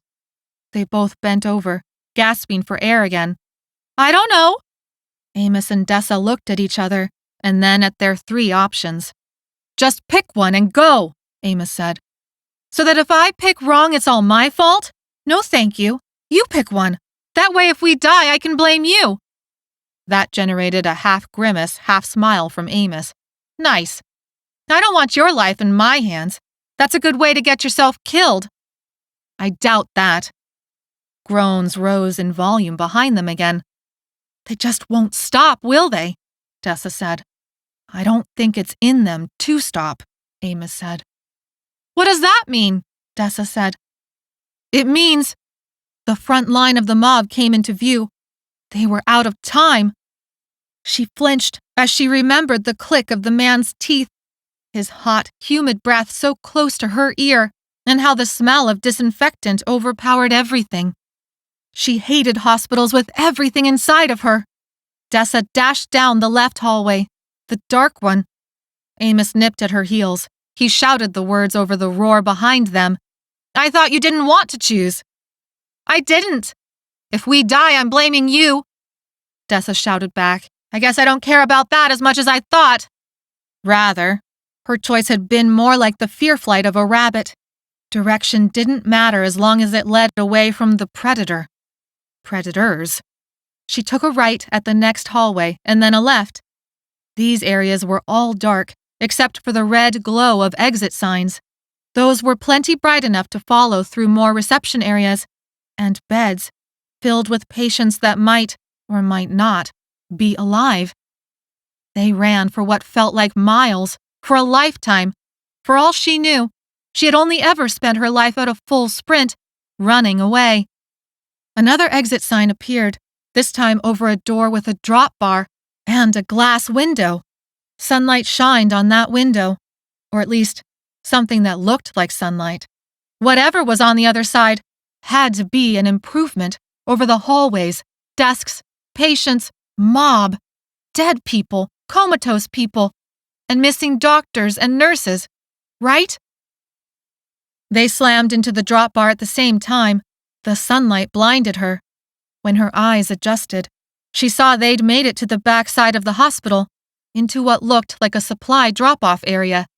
What really mattered, though, was the area was empty. No mob. The supply area led to a stretch of parking lot that stopped at a tangle of weeds and more chain-link fence. Beyond that weed-filled median were several old stone buildings. The other side of the buildings led to a creek and park. If Dessa remembered right, the buildings were the last remains of the town's historic section after the hospital demolished everything else. She spotted movement at the fence. Sunyuk! Egg! Amos nodded. I see them. Sunyuk landed on the ground on the other side of the chain link. Egg climbed already almost to the top. Several bottles dropped from his makeshift t-shirt pouch. Even from this distance, they heard him curse. Amos latched closed the door behind them. He motioned Dessa forward. Ladies first. Dessa narrowed her eyes at him. You can cut the... But stopped when she noticed a long, bloody cut on his arm. She hovered her hand over the wound. Was it a bite? Isn't that what Amos had said? This was rabies or something? Didn't rabies spread through bites? Dessa examined the wound and decided it didn't look like a bite. It was long and thin and deep, like sharp metal had snagged him. Are you okay? It's fine. It's just a cut. And if it had been a bite, what would that even mean? Dessa shook her head. There wasn't time to think about any of this. Eventually, the mob would find this exit or a different one. They needed more distance. Distance meant safety. Sunyuk and Egg waited for them in the grass. They reached the chain link in record time. Amos boosted her up and followed. She landed on both feet, the soft ground cushioning her feet. Or maybe it was the sneakers. She glanced at Egg. He was going through his t-shirt pouch, checking bottle labels. Dessa shook her head. Of course it was the sneakers. She opened her mouth to thank him. Before she got out a word, Egg swore. Ah! I lost the most expensive bottle! Damn it! He rifled through his t-shirt a second time, swore again, and then tied everything up. He handed the pouch of pill bottles to Amos. Hold this. I'm going back over for it. Sunyuk clapped a hand on Egg's shoulder before Dessa or Amos could protest. You must not go. Do not be an egghead. Egg tried to shrug him off. You don't understand, man. Still keeping a hand on Egg's shoulder, Sunyuk pointed back through the chain link. Look! They turned. The mob had found the other exits. All of them. People burst out of the hospital doors like cockroaches scattering from an open sewer line. Dessa tasted acid in the back of her throat. She was hungry and thirsty and so tired. Her muscles quaked from fatigue. Her pillowcase felt stuffed with bricks. Collapsing in a heap onto the grass, she cradled the tuna cans in her lap. It was over. She couldn't run anymore. Her body plain refused to move. She apologized to Ivan in her head. Before they all got chewed up, she figured she should thank both Sunyuk and Egg for the sneakers. She might as well tell Amos he was pretty much the hottest guy she'd ever met. Amos scanned the weeds and chain link, as if hoping to uncover fortress walls or a secret hideout. He shook his head in disgust. This fence won't hold. From behind them, someone shouted, In here! Hey, you guys! Over here! Chapter 12. Tiana waved, smiling on the other side of a wrought iron fence that surrounded an old stone building. Of course, it had to be Tiana. Dessa followed everyone onto the stone steps and into a large foyer. A sign displayed the name, Carnegie Library. A woman in long-sleeved dark clothes with a circular collar closed the door behind them, muffling the mob's moans. Tiana's cheeks flushed. I thought it was you. I thought my eyes weren't seeing right, but then I saw your faces and here you are. Technically, she spoke to all of them, but only seemed to have eyes for Amos. Did they take you to the hospital? Amos asked in a tender voice. Through the windows on either side of the entrance door, Dessa saw the mob fill the hospital parking lot, but they had not yet reached the chain-link fence. If the four of them had still been outside as bait, she suspected the mob would have already overtaken the fence. The library's main entrance room had vaulted ceilings. Doorways on either side led to book-lined rooms with tables set up like stations. The space instantly felt safe, almost sacred. No, I never went to the hospital, Tiana said. Is that where you were? That's crazy. I heard it was bad in there. The woman who met them at the door spoke. The military left hours ago, taking the doctors and nurses with them. Dessa looked at her and frowned. Sometimes people just gave off an air of kindness. That was this woman. Wrinkles sat at the corner of her eyes as if from smiling too much. She had braided her long hair into a crown on her head. Folding hands at her sternum, she spoke with a careful solemnity. I'm sorry. Where are my manners? I'm Reverend Milano.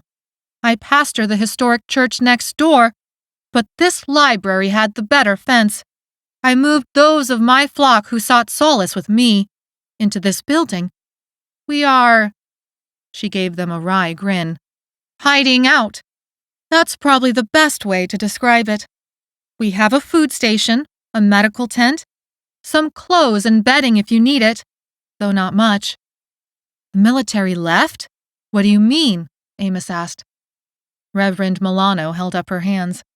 We watched it from the church.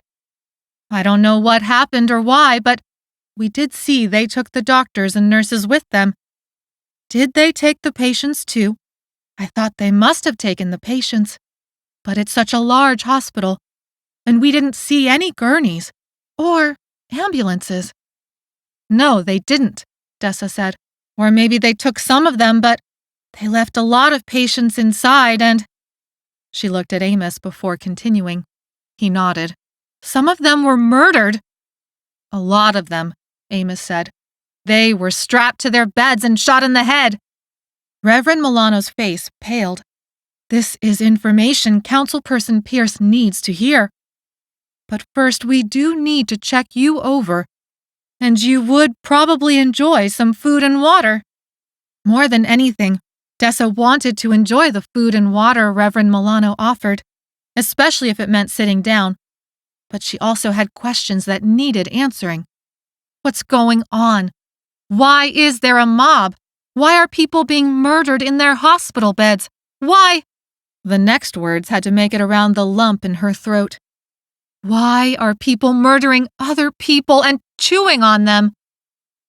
Reverend Milano steepled her fingers under her chin. These are excellent questions. I have some answers, but not all. I will share with you what I can, but indulge me.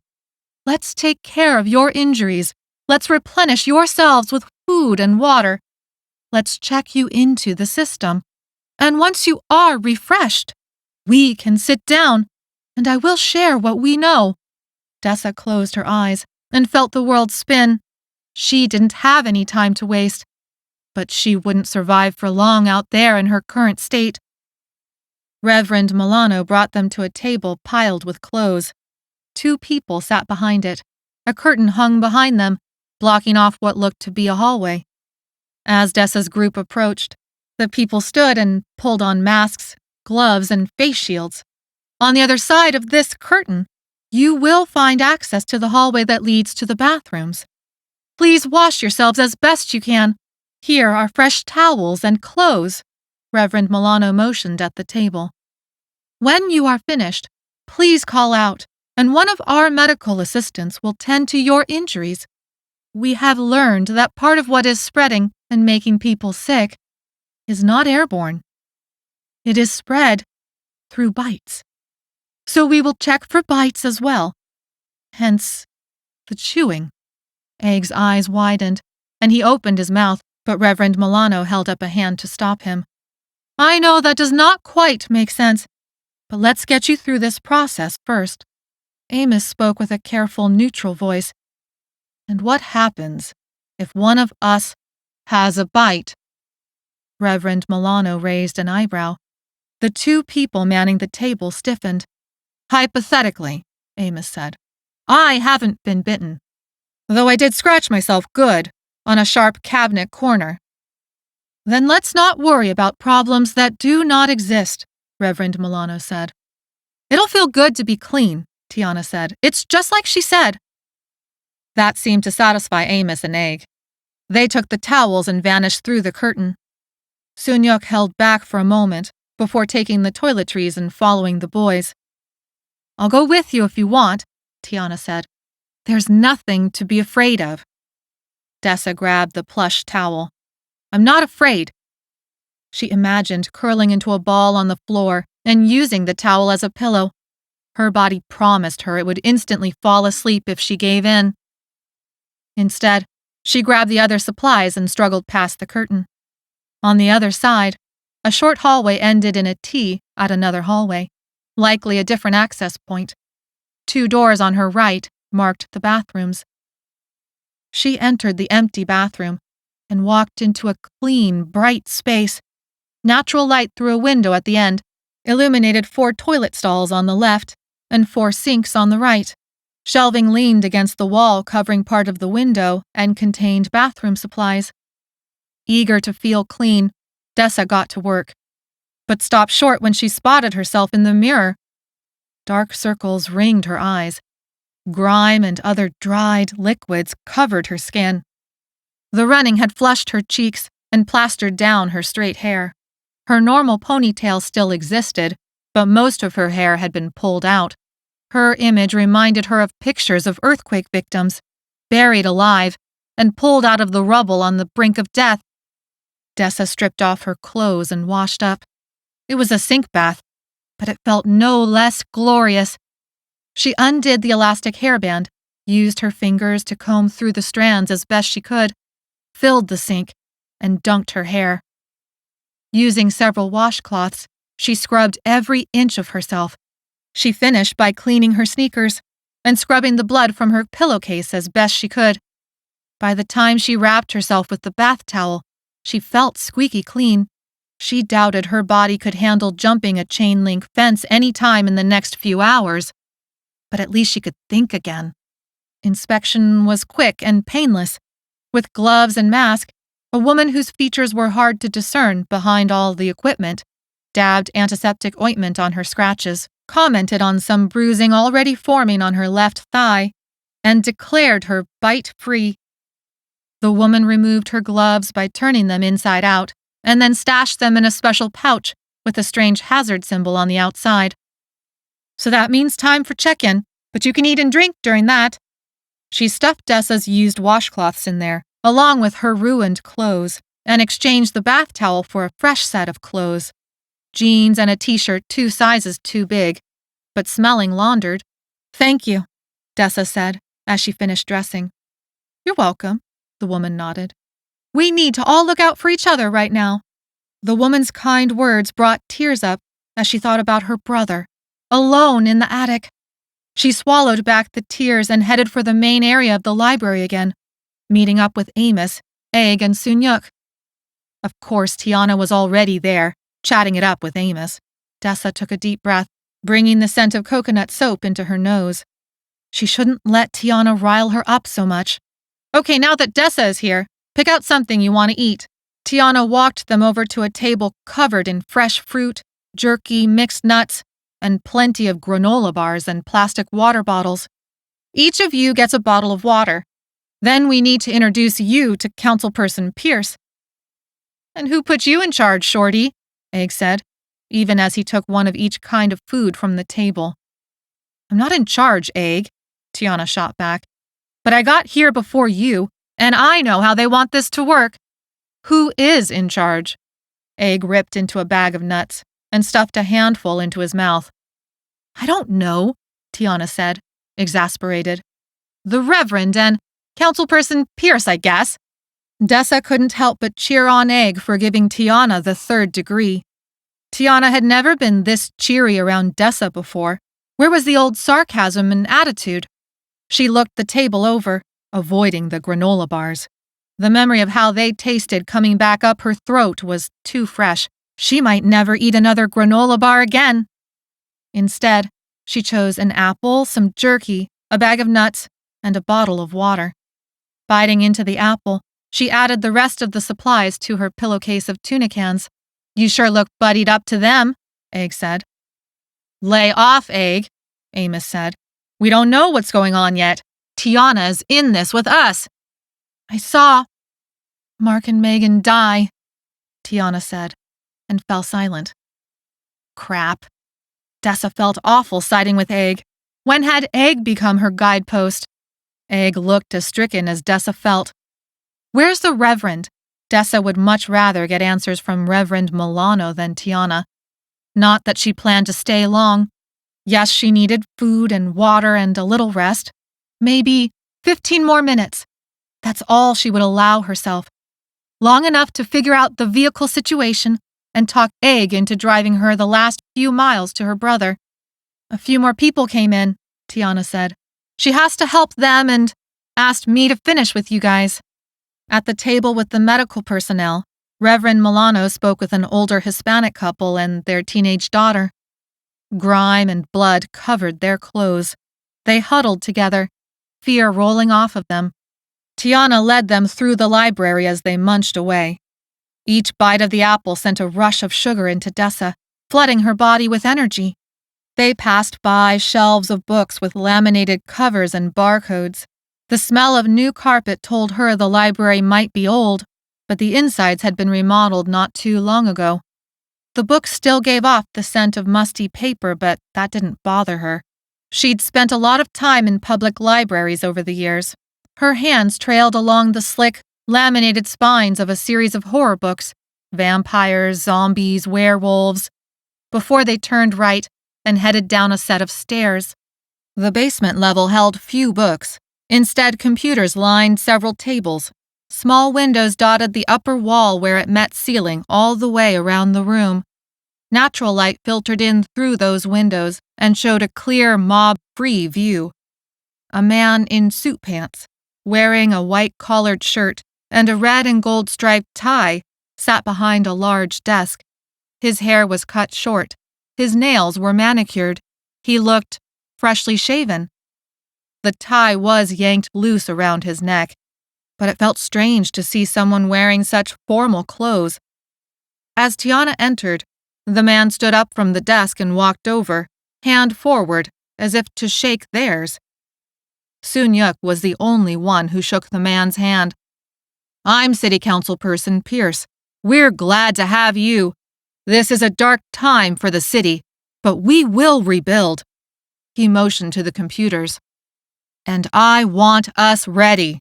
As soon as our stalwart security forces, our police, our National Guard, our military take back our city and restore order, we will raise it up, more glorious than before." Chapter 13. Amos, Egg, and Dessa looked at each other. Was this guy for real? "It's fine," Tiana said. "They just want your name, address, and emergency contacts. You know, the standard crap we've filled out a million times." Councilperson Pierce frowned. "This is the most important form you may fill out in your life. These looters, these disruptions, are temporary setbacks. We will get the city running again soon. We must make ready. Every moment counts. Do you know how many important artifacts, historical documents, and pieces of art lay unprotected?" He walked over to a basement wall, where 3 framed documents behind glass were hung. Egg's eyes wandered. "Pay attention!" Councilperson Pierce snapped his fingers. Their focus snapped back to the frames. He motioned to the middle picture. "This is a rare letter from Andrew Carnegie himself, commemorating the opening of this library. Sacramento has stood as a jewel of a city for over 100 years. Our history hides in the bones of this city, in cabinets and shelves and hermetically sealed rooms, photographs and letters and logbooks. They all tell our stories, important stories, even ones we would rather keep secret. But there is much to be proud of, much to save." The giggles of children interrupted Councilperson Pierce. His frown transformed into an expression of joy as 3 children under the age of 10 years old tumbled down the basement steps. "Father!" The oldest girl wrapped her arms around Councilperson Pierce. The younger 2, a girl and a boy, each hugged a leg. "Father, tell them Sacramento has flooded and burned, more than once, and we rebuilt everything each time. They won't believe me." "No, everyone knows Sacramento flooded before. That's why they lifted all the buildings." This was the second youngest, a girl wearing a big monarch butterfly painted on her t-shirt. "But it didn't burn." "Yeah," the boy, the youngest of the 3, said while sticking his thumb in his mouth. A woman spoke from the bottom step of the basement stairs. "Children, your father is working. Come upstairs with me right now." "It's all right, honey," Councilperson Pierce said. "Everything's still working well upstairs?" A silent message passed between them. "The deranged still don't know we're here," the woman said. "Deranged?" Egg asked. "That's what Pierce calls those who—" Tiana paused. "Especially if they do things like what happened to Mark and Megan." "Good," Councilperson Pierce said. "I'll be done here shortly." He looked down at the faces of his children. "And your mother is right. You need to head back upstairs. And Brooke is also right this time. Our city has come back from far worse than this. More than once. The two younger children protested as the older girl turned smug. Just so you know, Tiana said, while the little family drama in front of them continued to play out. The form takes 5 minutes, and there's internet. So once you're done, you can check email or whatever until he kicks you off. Internet? That word worked like magic to clear all resistance. They each grabbed a computer while Councilperson Pierce ushered his wife and kids back up the basement steps. Dessa plopped onto a chair and brought the computer out of sleep. Amos took the computer on Dessa's left. Tiana sat down between Dessa and Egg. Egg exclaimed as he held up a cord. "Oh yeah, they have USB chargers." Dessa found a pull-out tray underneath the table with several coiled cords. Taking one that matched her phone, she plugged it in and heard the reassuring buzz of the charge. If the internet and cell phone service still worked, maybe things weren't that bad. This was worth any stupid forms Councilperson Pierce wanted filled out. While they typed, Tiana brought up a number of different websites. In the row ahead of them, Sunyuk used a translation app to finish his form and then moved on to sites written in Asian characters. "Reverend Milana will explain what she thinks is going on," Tiana said. "But we don't have much time, maybe 10 minutes? They don't let you on the internet for long because everything is run on generators. Anyway, I found this stuff and it makes sense to me and I wanted to show you guys." Dessa ignored Tiana and submitted her form. Her only work history was the grocery store. She didn't have many skills or certifications. The first site she visited was a forum foster youth used. Comparing notes with other teenagers like her across the country always made her feel less alone. But it didn't work this time. Videos, headlines, every post talked about the wave of infections. That wasn't new. But before the last day or so, she had dismissed a lot of this stuff as a hoax. Who could believe stories about people gone rabid? But now, Dessa read it all again with fresh eyes. Still dismissing people's explanations of aliens, terrorists, lizard gods, a secret volcanic eruption, and more, she found glimmers of truth that seemed to explain what she'd experienced. The infection everyone had been worrying about was airborne, but something else kept popping up in the more violent stories. Lissa virus, the name Amos had read on the charts. Some people are calling them V's for violent. Tiana scooted her chair closer to Dessa's computer and peered at her screen. 2 more minutes, Councilperson Pierce said. He was back at his desk, tie straightened and gray hair smoothed back, children nowhere in sight. "Please make sure to press submit when you're finished." To Dessa's relief, he did not launch into another attempt at an inspirational speech. Instead, he flipped through stacks of oversized, old-looking papers, probably hunting for some historical gem that would somehow save the world. Tiana reached for Dessa's mouse. "Let me show you something." Dessa kept a death grip on the mouse, then told herself to let go. Tiana knew more than all of them at this point.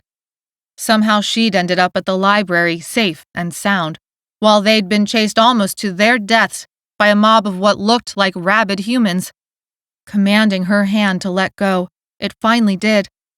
Still, she couldn't stop the rising irritation as Tiana took over her keyboard, used the mouse to open a new tab, and then typed in a URL. Why couldn't Tiana use her own computer? "Here, you guys, look at this," Tiana said. Egg and Amos crowded around Dessa's monitor. A blog loaded with a super long title. "Don't Just Survive, How to Thrive as a Runaway." The About section said it was written by a street kid their age.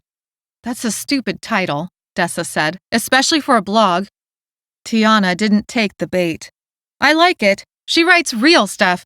It's like having an older sister." The blog entries gave tips on how to find food, shelter, and safety if you ever ended up on the street. Dessa, even in her darkest moments, hadn't ever considered running away. That would mean no chance at getting her brother back, so she followed the straight and narrow. That made her think of Mark and Megan. Her mind shied away from the image of their dead, mutilated bodies. Tiana clicked through, and the blog entries became more urgent and more She didn't know how to describe it exactly. Nonsensical? One post, the second to last one dated more than a month ago, was so short and full of gibberish it was like the girl wrote it while hallucinating. The very last entry wasn't written by the main author at all. It made some weird reference to the Red Place and people coming to get other people. Here, this is what I wanted to show you, Tiana said. Look, in the comments there's a link to a forum. She clicked it, and the website changed to a place Dessa often visited. Dessa scanned the posts. Her mind spun. People posted messages that included wild, outlandish explanations for the violence that had erupted across U.S. cities. But one explanation stuck out. It was as outlandish as the others, except it stopped Dessa cold. The Lissa virus was a genetically engineered version of rabies. Lissa virus, Amos whispered, like on the charts. But that's not the only thing spreading right now, Tiana said. 1 minute, Councilperson Pierce said as he stood. But Tiana was right. It wasn't the only new disease circulating. Something else was making people sick, making them act all slow and zombie-like, like the woman driving the car who Dessa had sworn was sleep driving. Hold on. Amos reached out a hand to stop Tiana from scrolling down. That's what was on the other charts. He pointed at the name, Borrelia hallucinari. The patients still alive in their beds behind the plastic curtains. The post made 3 things clear. There were fast zombies, slow zombies, and a third option, a disease combo that protected people from going all zombie, but still made them go a little crazy. People called the fast zombies, like the mob that had boiled out from the hospital, Vs. But the slow zombies, the ones who went comatose and acted like they were sleepwalking, were called faints. This was a different disease altogether, a bacterium. But there was still a third group. She didn't know what to think about them. Thebes? It all sounded like slang, insulting slang at that. Not that deranged was any better. She hadn't yet encountered anyone who matched the third description. Was it a third novel disease? Whatever. Maybe there were a dozen diseases. She didn't care. She had no plans to catch any of them. When the V's killed Mark and Megan, Tiana said. And Mess, Egg said. And Mess. I escaped out the back and hopped fences until I could flag down a car that took me here. Dessa's ears perked up at the mention of a car. Now they were getting somewhere. Did you see Delmar? Egg asked, looking hopeful. Where's the car? Dessa asked. I saw Delmar get out of the house, but I don't know what happened to him after that. Egg slumped in his chair. The car? Dessa asked again. Tiana looked at Dessa. Amos spoke up. Her brother's in trouble. That's where we were headed. Oh, Tiana said. But you can't go back out there with all the deranged, all the V's running around. They're infecting and killing people left and right. That's why the military left. At least, that's why we think they left, because there's no controlling it anymore. Her brain re-ran through the chaotic conversation with her brother. She pushed herself back from the computer and stood up with a start, realizing. His words clicked into place. Crazy, mean, angry. His foster parents had turned V. Whatever limited time she thought she had to get to her brother might never have existed. The screens went dark as Councilperson Pierce shut off the monitor power. Sunyuk stood up, exclaiming. He spoke rapidly in his own language and pointed around the room. I'm sorry, but we must save energy, Councilperson Pierce said. Once we regain control of the city from the deranged, I will work to make sure the utilities return to normal. Her phone buzzed, notifying her that it no longer charged. But then her phone dinged and showed a voicemail notification. She never got voicemails unless Ivan wasn't old enough to read or text yet, so when he wanted to tell her something, Lila and Thomas always had him leave a voicemail. She unlocked the screen and dialed her mailbox.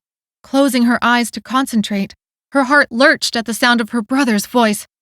Desi! Desi, it's Ivan! He was still alive, but he sounded scared.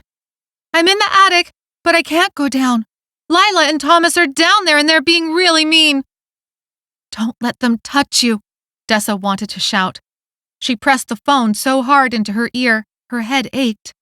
But I'm good at hide and seek, like when we were little. But Desi, I'm getting really thirsty. I don't think I brought up enough to drink. It's already all gone. Desi, where are you? The message ended.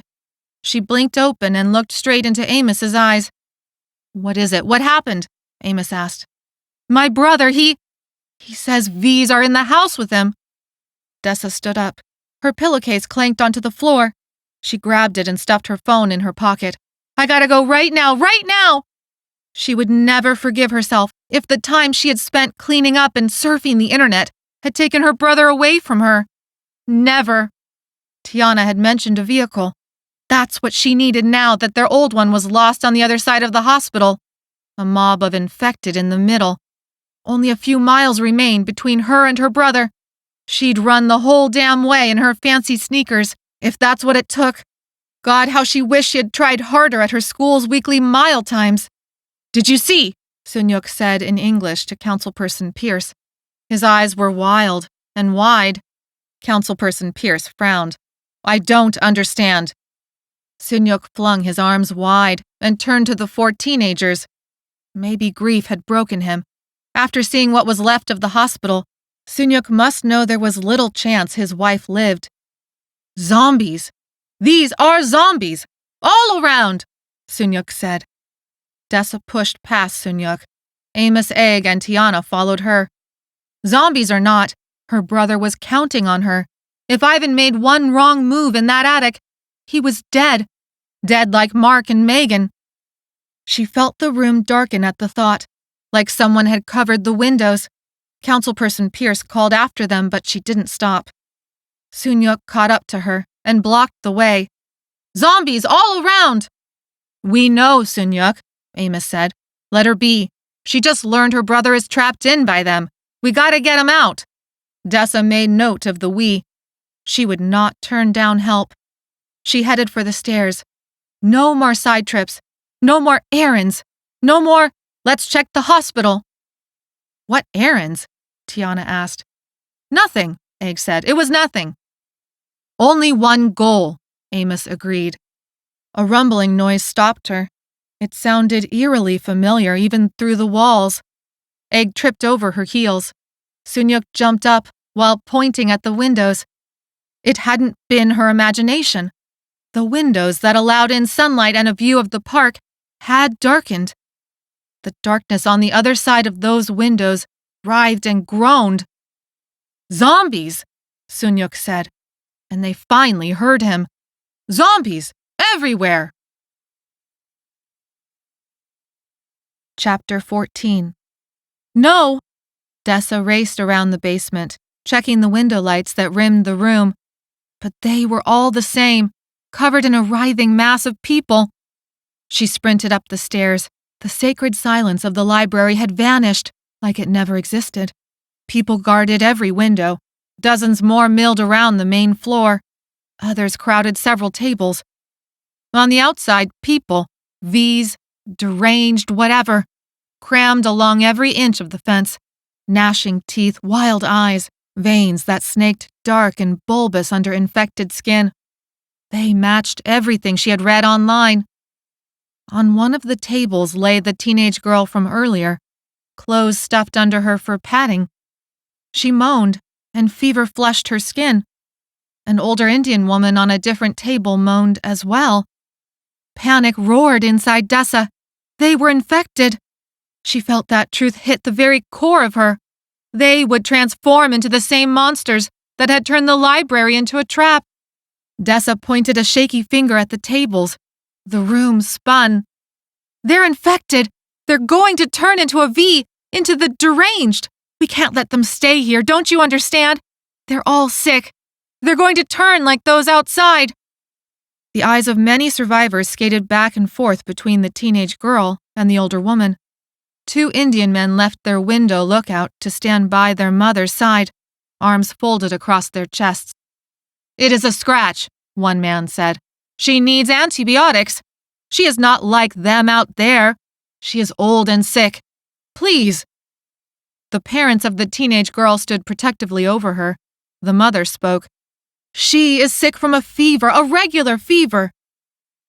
The whole world is falling apart, and it's never going back to the way it was." Dessa shook, thinking of her brother alone in the attic with his foster parents turned V beneath him. "We'll end up like them, the ones against the walls outside. These two will infect us. You know what they did in the hospital? They killed all the infected." "Dessa!" Amos's voice was stern. Tiana's mouth dropped open in shock. Dessa replayed her words. Had she really implied they should kill a teenager and an old woman? "She's probably right," Egg said. "We're all going to die if we don't do something." Dessa's panic turned to shame. Egg agreed with her. That meant something was very, very wrong. She wanted to crawl amongst the bookshelves and hide. Reverend Milano moved to the center of the floor. "We searched them well, just like each of you were searched. There were no bites, only bruises and scratches like many of you have. We brought you in. We cleaned you up, fed you. We are protecting you now. Do not succumb to the fears of a child. We must look out for one another." The energy in the room turned from aggressive to something more anxious. Of course, they had checked the girl and the old woman for bites. Dessa hadn't thought her words through before the fear spilled out of her looking for a target. Egg turned his shirt pouch of pill bottles inside out. "All right, so they're not bit. I've got plenty of meds for whatever they are sick with. Maybe something in here will help. I bet I got something in here to bring that fever down. Antibiotics, too. I'll give anyone who wants something out of here a great deal." "No one is hurting anyone," Councilperson Pierce said, appearing at the top of the stairs to the basement. His 3 children rushed across the room to hold on to him. His wife stood nearby and spoke. "And young man, you will donate your supplies to our medics." Councilperson Pierce took up his wife's hand. "Yes, that seems very appropriate." His picture-perfect family made Dessa feel weird. Long before this apocalypse started, a car accident had ruined Dessa's family. Now zombies swarmed the streets and walls, but Councilperson Pierce still had all his family by his side. How was that fair? Egg shook his head. No, I know my rights. I'm happy to sell or even barter, but I took these, I found these meds myself. Councilperson Pierce approached, leaving the kids in the protective arms of his wife. 2 burly men appeared out of nowhere on either side of him. Egg backed up. No need to get all police state on me, seriously. I'm happy to sell or barter. When the 3 men stood within a few feet of Egg, he turned pale and threw the t-shirt full of bottles on the floor. Whatever, man, take it. If you think it'll help someone, just take it. I was gonna donate it anyway. I mean, we're all in this together, right? Indeed. Reverend Milano moved to stand in between Egg and Councilperson Pierce. Our values, our faith, guide us in dark times like this. We care for our sick. We do not forsake them. Though I walk through the valley of the shadow of death, I shall fear no evil. The other survivors joined, finishing the verses in chorus with Reverend Milano. When they fell silent, the only sounds the moans outside, and the 2 moaning inside, a new calm entered the space.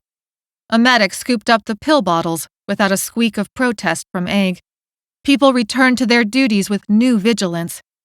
Councilperson Pierce, his wife and Reverend Milano spoke in hushed, intense tones for several minutes. When they finished, Pierce's men, guards, whatever, moved the 2 sick survivors along with their families into a room with lockable doors. It seemed for all their talk of being in this together, not everyone wanted to take a chance on a scratch or a regular fever. Even with that small vindication, Dessa could not bear to look at anyone. Shame burned her cheeks. If her parents had been alive, her violent, panicked words would have dishonored them. They had tried to teach her the value of keeping her head, her humanity, her compassion, even during great darkness. She had let them down. But more than that, she had run through a hospital full of dead people while a mob of deranged gave chase. That mob now trapped her inside a library with a bunch of strangers. Her chance to go after her brother wasted on internet research. She would never forgive herself.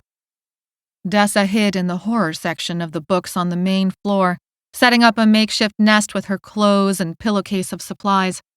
Sunyuk and Egg joined her. As night fell, they made a meager dinner of various supplies, though Dessa held back the tuna cans.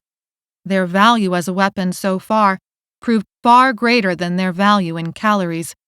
The V's outside didn't care about day or night. People who scouted the upper levels of the library shared they were surrounded. Though the windows stayed covered, the zombies remained, their groans a background of insanity-inducing white noise. And that's how Dessa thought of them now. Not like zombies, but actual zombies. One bite, and she would be worse than dead. The salt and sugar from her strange dinner coated her tongue. There was no toothbrush to remove it. The thought of that small, ridiculous fact almost made her laugh. She cushioned her head and curled up with books about vampires, werewolves, and zombies against her back. Sunyuk leaned against a shelf, snoring. Egg spit-shined his sneakers. She fell into a fitful, half-dozing sleep. A strange feeling awoke her some time later. Her fetal position on the ground meant that her right foot had lost circulation and gone numb, but that wasn't what had woken her. Straining her senses, she searched for the cause. The zombies and their background noise were as loud as ever. No movement on the main floor, other than the small movements of the guards on shift. Most survivors had picked book rooms upstairs to sleep in, leaving maybe a dozen people on the main floor. The sick room doors were closed, locked, with a guard stationed at them. Deciding she might as well get some water, she turned over to stand up. The shock of Amos's face feet away made her remaining sleepiness flee. He blinked, as if also just waking. His makeshift bed sat at a respectable distance. She wouldn't have minded finding him a lot closer. But the way he had said her name earlier, laced with disappointment, made her surprised he was near her at all. "You didn't mean it, did you?" Amos said, his voice scratchy from sleep. "When you said we should take them out, that we should do to them like what happened to those sick people in the hospital. Did you mean it?" It would be easy to deny it, but it wasn't the whole truth. "Amos, I don't know. You read all that stuff online too. What about the papers you took from the hospital?" Amos frowned, reached into a pocket, and pulled out paper folded so tight into a square it looked like a note passed in secret around school. "It doesn't say much more than the names of the diseases, real diseases, not zombie stuff." "I thought you took a lot more than that." He unfolded the creases. The red glow of exit sign lights was too weak to allow them to read anything, but Amos brushed his fingers over the words like he had them memorized. "When they checked us in, I handed most of the papers over to the medics in case they could make better sense of it." "Did they?" "If they did, they don't think I need to know," Amos said. "But that doesn't make anyone infected into zombies." "They're trying to kill us. Does it matter what we call them? Zombies seems to fit pretty well." Amos huffed a silent laugh. "So because the internet says it's zombies." Dessa did doubt her earlier conviction. Was she really going to believe anything from the internet? Why couldn't she just admit her doubts to Amos? "But you were in the hospital. You saw what they did to the infected strapped to those beds. You saw what the mob looked like. Amos, I can't get sick." Dessa didn't like the pleading note that entered her voice. She shifted her numb foot, trying to wake it up so she could make an excuse to get water and leave this conversation. "If I get sick, then there's no one left to go after my brother. I have to get to him." "I know, Dessa. I promised to help you do it. I'm going to keep my promise." Relief welled up. "But why?" "Because I said I would." Amos's face, even in the dim glow of the red light, showed a determined expression that matched his words. Dessa bit her lip. She could kiss him for everything he had done to help her. Yet Amos was a mystery. Egg she understood, even if she didn't like him all the time. But Amos? He'd held himself separate from everyone at the group home, much like Dessa had done. He worked long hours, also like Dessa. But what did he work for? What drove him? Are you and Tiana? Dessa couldn't finish. Together? Amos said. Dessa swallowed a sigh. She should have kept her mouth shut. Yeah, I guess that's what I'm asking. I mean, you were so set on getting to the hospital. I get it, she said, rushing out the words. She's pretty and you care about her. You don't owe me. Dessa. This time Amos said her name with warmth and laughter. You're pretty. Dessa felt glad for the darkness as her cheeks flushed. She released a quiet laugh, proud of her control, even though her insides were doing jumping jacks. And Tiana, Dessa prompted. Tiana is... Someone screamed through the locked doors of the sick room. Tiana slept on the far side of the aisle, near Egg, and awoke flailing, knocking books off the shelf. Sunyuk and Egg jumped to their feet, wide-eyed. The scream turned into the shriek of an animal dying. Amos leapt up and Dessa did the same, stumbling on the pins and needles in her foot. Her heart raced from the almost romantic moment interrupted. Tiana what? Was pretty too? Like a sister to him? Prettier than Dessa? The guard outside the sick room flung open the doors. Another shriek wiped all thought away. Red light bathed everything in a creepy glow. Something's wrong, Amos said. No, duh, Dessa said, repeating a teasing line she and her brother used when one of them goofed in front of Mom and Dad. But my foot went numb. I can't stand on it yet. In reply, Amos held out a hand. She took him up on his offer, comforted by the warmth and security that his touch provided. Feeling returned to her foot with every painful step, shooting pins and needles up her leg. She promised herself she would not let that happen again. If this situation required any running, she was at a serious disadvantage. They approached the sick room as the guard raced for the tables. It looked like there was fighting. Amos strained against the hand Dessa still held, as if ready to dive in and help break up the fight. She tugged him back. Amos, we don't know what's happening. Stay out of it. Sunyuk, Tiana, and Egg crowded them for a look. The red light cast a garish horror picture feeling on the small crowd of people struggling with each other around the tables. Someone slim and tall broke away from the group. The teenage girl. She looked human. At least, she didn't look like the people outside, but her expression was odd. She ran for the library doors, kicking, scratching, and screaming. A guard dove for her, but she outmaneuvered him, acting like a monster chased her. This wasn't the rage that drove the V's. Another sleepwalker? A night terror? Back at the tables inside the sick room, others fought with each other, or fought with something or someone. The old woman. A break in the fighting allowed Dessa to see with a shock that dark liquid smeared the old woman's face. She loosed a howl and reburied her mouth into the open chest of one of her own sons. The girl's parents lay on the library's tile floor, blood pooling dark around their two still bodies. The girl ran for the library doors. No! Dessa shouted, realizing what was about to happen, but it was too late. The panicked girl, intent on escaping the horror inside that sick room, yanked open the doors to the outside. Moans raised to a deafening roar. The girl vanished into the writhing darkness. The V-mob flooded in. Chapter 15. With a detached fascination, Dessa watched the V's consume everyone in their path. People streamed down the stairs, running scared, not knowing what waited for them on the main floor. Blood spurted as those who had found safety in the library fell. Exit sign light bathed everything in a grotesque red.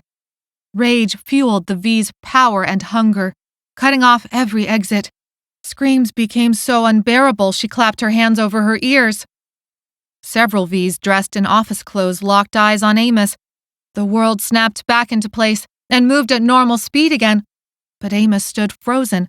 Next to him, Tiana stood with mouth gaping, hand raised as if to clap it over her mouth. Dessa shouted and kicked at their calves. "Come on, do you want to die?" But they didn't respond.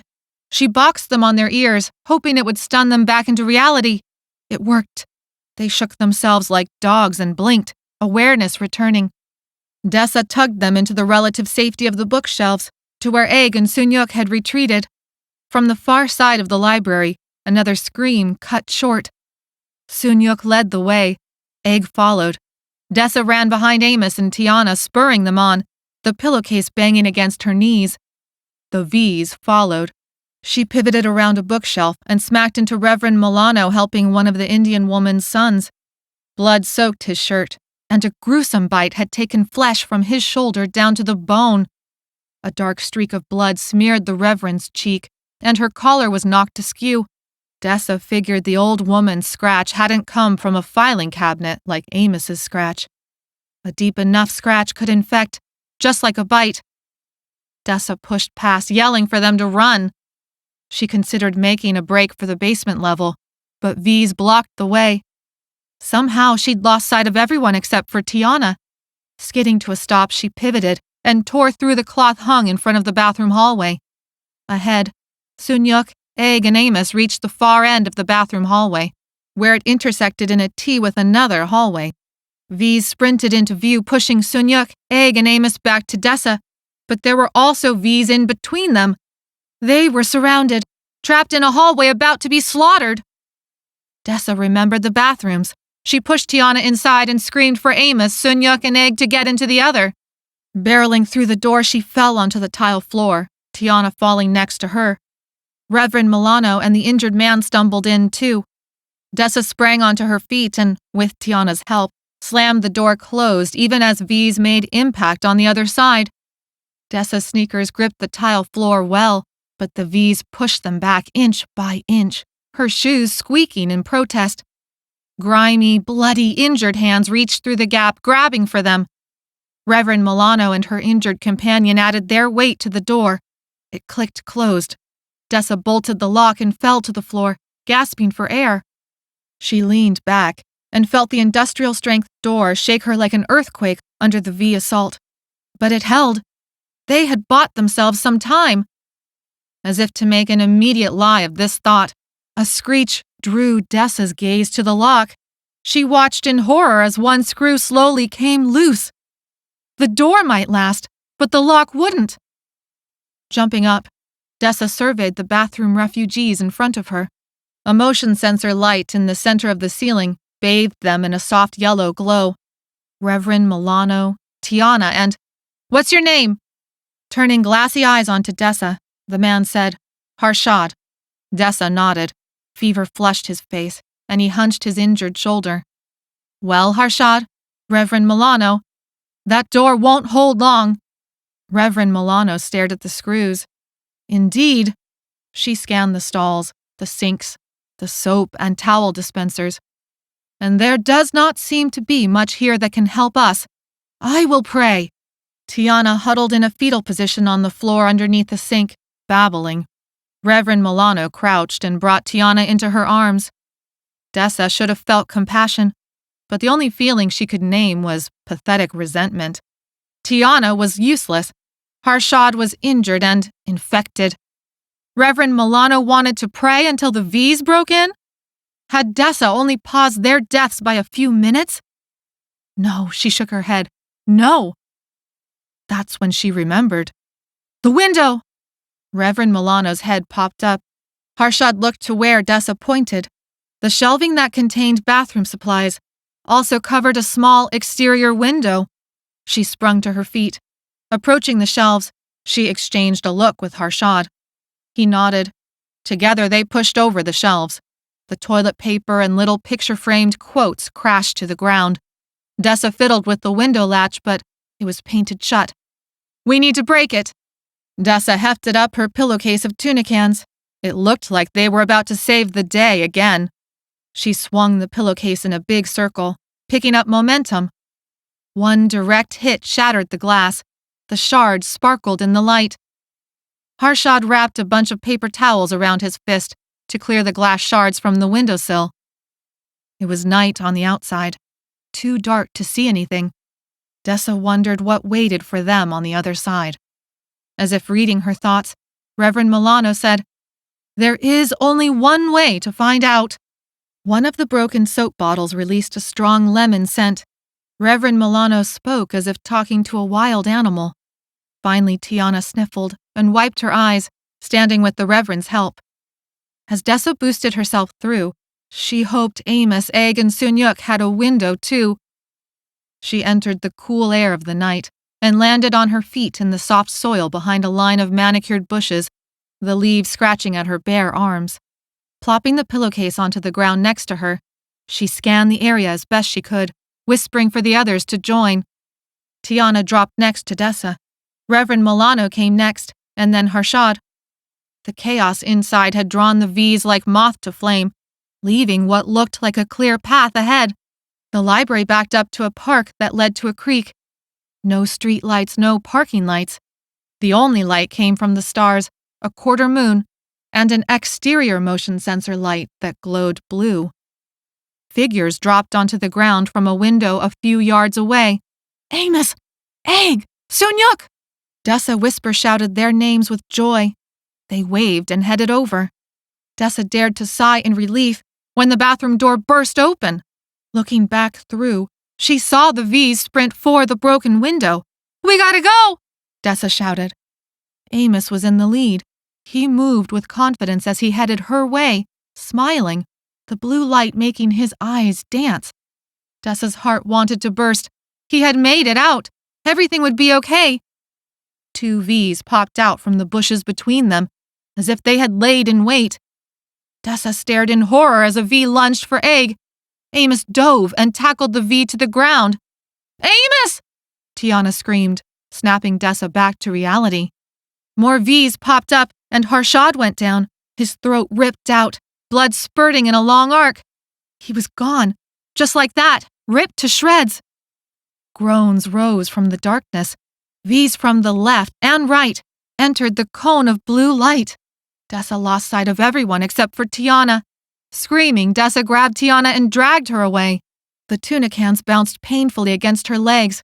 Tiana resisted as Dessa dragged them to the creek. "Come on, Tiana, stop fighting me!" Tiana wailed, but let herself be led. Dessa wanted to wail too, but there was no time. Harshad had died right in front of them. Sunyuk and Egg and Reverend Milano were lost in the mob. Amos had... She locked arms with Tiana, and they sprinted for the creek, weaving and dodging V's. They stumbled down the bank, falling to their knees in the mud. The smell of creek water and muck was a welcome replacement for the reek of the V's. A rope for jumping into the water hung from a tree branch nearby. Dessa shouted instructions to Tiana, unwound the rope, and stepped back for a running leap. The rough fibers dug into her bare skin. She gave the rope a good tug to test its strength, held the pillowcase close, and swung out over the water.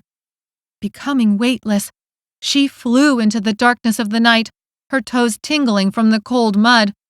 She'd done this sort of thing plenty of times in the daylight, but never at night. Not being able to see the water beneath wrecked her sense of balance. She lost which way was up and which way was down. Finally, fearing she waited too long, she let go. Bending her knees to cushion the fall, she landed part way in the creek, not quite making it to dry ground. Water splashed, soaking her from the knees down. She stepped onto dry ground and wiggled her toes, realizing that her clothes were soaked, but her sneakers had kept her feet dry. She thanked Egg again for his stupid shoe errand, and thanked Sunyuk for good measure. Her heart constricted as her mind flashed on the V's overtaking them both. And Amos! She pushed it all away. There wasn't time to... Tiana landed with a soft thump next to Dessa, making it to dry ground. Tiana pointed a shaky hand back the way they had come. "I saw them coming! They're coming across the creek!" Starlight revealed V's stumbling across a shallow part of the water. Some of them tripped on rocks. Others used the fallen V's as a bridge. Maybe they hadn't noticed the rope swing. Maybe they weren't smart enough to use it, but that didn't stop them from pursuit. "Run!" Dessa sprinted across the grass. She crossed a baseball diamond before looking back. At least a dozen V's had made it to their side of the creek. She also saw Tiana had fallen behind. Cursing, Dessa gritted her teeth and held back her speed, even though her sneakered feet urged her on. If it came down to it, if it was between Dessa and Tiana, well, Dessa didn't know what she would do. But right now, she couldn't leave Tiana behind. Tiana caught up, huffing and puffing. I can't run like this. My sandals keep making me trip. I don't run like this. Her eyes were wide with fear. Her hair had become a sort of rat's nest on the top of her head. Scratches covered her bare arms. Out of anyone Dessa could have gotten stuck with, it had to be Tiana. Yes, you can. You have to. Dessa pushed Tiana onward, leading them through a playground, the rubber mat bouncy underfoot. She trailed her hand along the slimy, cool plastic of the slide as they passed underneath. On the other side of the equipment, she spotted what might just be their salvation, an elementary school. Over there, Dessa said. They always have ladders to the roof. We find one of those and we climb up, and we hide. Still wide-eyed and looking vulnerably gorgeous in the moonlight, Tiana nodded. They sprinted the last 100 yards to the closest building. Dessa thought it was anyone's guess if they'd make it to safety before the V's caught up. The transition from soft, grassy soil to the hard, flat surface of the elementary school basketball courts jarred Dessa's legs. She stumbled at the transition, going down on one knee, feeling the grit of asphalt bite into her skin. Tiana tugged Dessa back to her feet. There's a ladder right there, just like you said. Tiana took the lead. Seconds later, they reached the ladder. A metal panel blocked off the bottom section to prevent curious children from climbing the ladder like monkey bars, but it was easy to pull past it and up the rungs. They climbed parallel to each other, reaching the edge where ladder met roof. At the same time, the V's slammed into the walls beneath them. Tiana climbed onto the roof. Dessa made the mistake of looking down. V's crowded the ladder, their upturned faces snarling as they jumped for her shoes. She became dizzy, and her foot slipped. Her heart lurched into her throat. Hands slammed over her arms. She looked up and saw Tiana leaning dangerously over the edge of the roof, using her weight to keep Dessa in place. Come on! Tiana shouted. Dessa squirmed over the edge, falling onto the roof in a heap. The roof was flat and gloriously empty, except for a boxy HVAC unit in the middle. When Dessa caught her breath, she crawled back to the ledge and looked over. Dark, moving dots continued to ford the creek and scatter over the park. They spread across the baseball field, the playground equipment, the elementary school buildings. But none of the V's seemed to know how to use the ladder. It was just like the rope swing. She crawled away from the ledge, hiding this messed-up world from view, and, laying flat on her back, stared up at the stars. The uneven roof bulged at weird spots, digging into her spine, but she didn't care. Pulling in a long breath of clean air, she told her heart it could settle down now. Tiana collapsed on her back next to Dessa. As adrenaline drained away, exhaustion ebbed in. Every limb felt pulled down as if by quicksand. Did you see Amos? Tiana tried hard to hold back a sniffle, and failed. Tears leaked from Dessa's eyes and down her cheeks. Amos went under. The V's got him. He's gone. Chapter 16. I can't believe how brave you were. I totally froze. I would have died. Dessa blinked crusty eyes open. The night had been cold. They ended up huddled for warmth in the middle of the roof, as far from the edge as possible. They were high enough no other buildings obscured the view. Black tar roof, clear blue sky, and everyone dead from the V mob, except for Tiana. Yeah, I guess so, Dessa said, heart aching with loss. I don't know why, I just didn't want to die. Yeah, and I did? Tiana forced out a sarcastic laugh. Anyway, I guess I'm just trying to say thanks. Yeah. Dessa thought she should offer more, but didn't have it in her.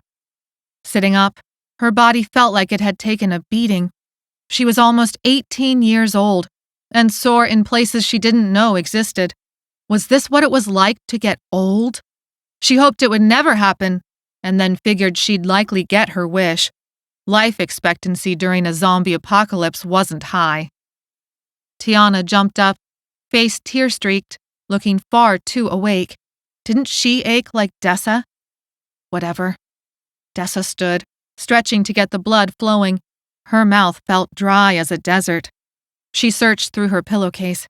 The crackers had been pulverized. Dented tuna cans looked intact. No water. Tiana reached into a small backpack Dessa hadn't noticed. Tiana set down a can of soda and a bag of chips on the roof between them. Breakfast of champions. Dessa's mouth watered, even as her stomach rebelled at the thought of soda and greasy chips. She pulled out a single can of tuna and popped the top. Fish had never smelled so good, even for breakfast. Can't forget the protein, Dessa said. Tiana laughed, but then her laugh turned into quiet crying. Are they really all gone? I think so. Dessa tried to swallow around the lump in her throat. But my brother is still out there. Tiana opened the bag of chips. Right. She sniffed back her tears. We'll find him, we have to. Thanks, Dessa said. They split everything down the middle. The soda burst with sugar and carbonation. It was the best thing she had tasted in her whole entire life, until the first salty chip landed on her tongue, which was life-altering. They loaded the chips with tuna and drizzled the oil from the can over all of it. Tiana ripped the potato chip bag all the way open and then split it, handing half over to Dessa. They each licked out the last bits of crumbs and salt. Breakfast ended far too soon and had only taken the edge off. Tiana used her fingers as a comb in her hair. She nodded at Dessa's feet. Amos told me about the shoe store. That was stupid of Egg, but I guess it worked out. Hearing Amos's name out loud made grief swell. The last of the tuna now tasted terrible on her tongue. She used a bit of water to wash out her mouth. Was Amos really dead? It was hard to accept. He had been so formidable. Anyway, I always keep some food on me, Tiana said. You know they moved me around a lot. And sometimes when they move you, it's hours and hours before they remember you're a human being who needs to eat or whatever. Tiana was trying to make the best of things during a zombie apocalypse. Dessa decided she could at least not make things worse. Well, that's smart. We actually have breakfast because of it. Dessa gave Tiana a half smile. Breakfast of champions, like you said.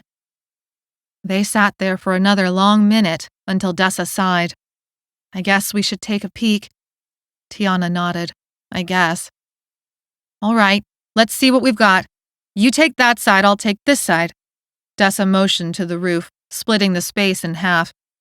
Tiana nodded, like it was the most natural thing in the world for Dessa to tell her what to do. It was strange, this sudden camaraderie. They hadn't fought at the group home until the very end. They'd always tolerated each other until Tiana broke their truce by snagging Dessa's phone. Keep your head low and don't let them see you. If they don't remember we're here, we don't want to remind them. Tiana nodded again, compliant. Dessa suddenly had to know. Why did you take my phone? The words sounded silly in light of what they faced, but she pressed on. I never did anything to you. We didn't really fight. I left you alone and you left me alone and that was it.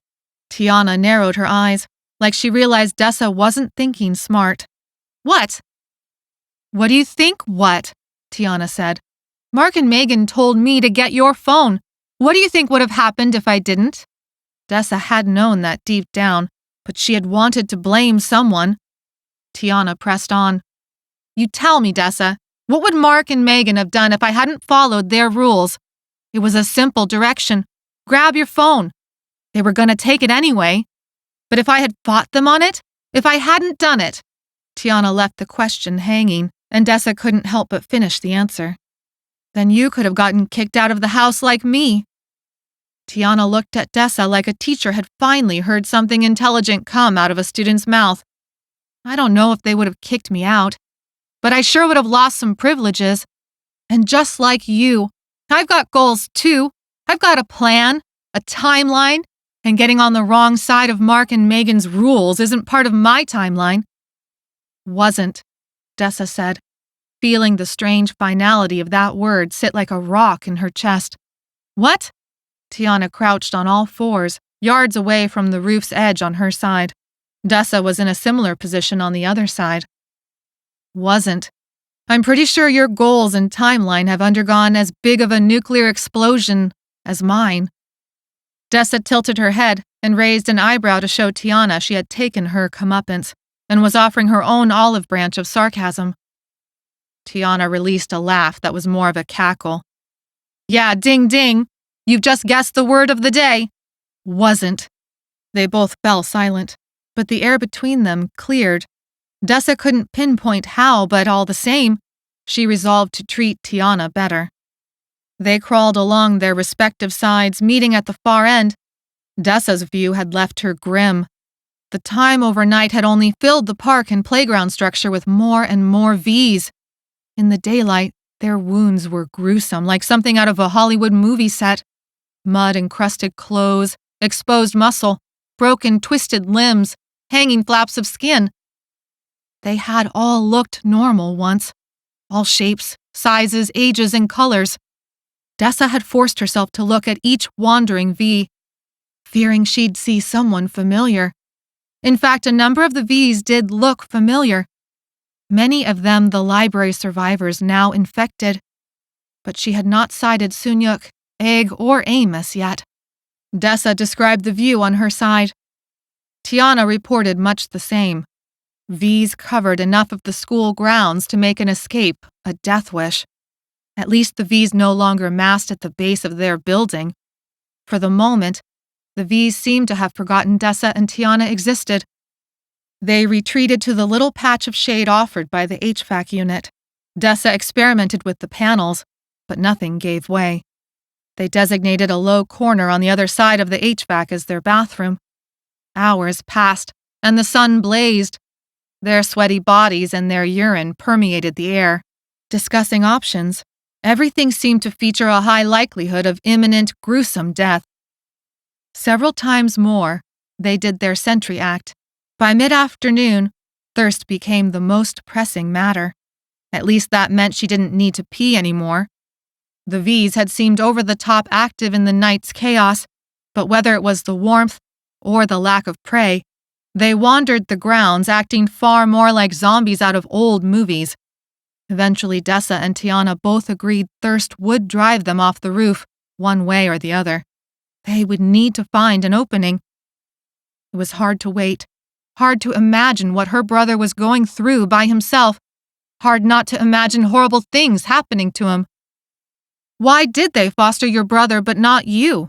Tiana's words woke Dessa from a long afternoon nap.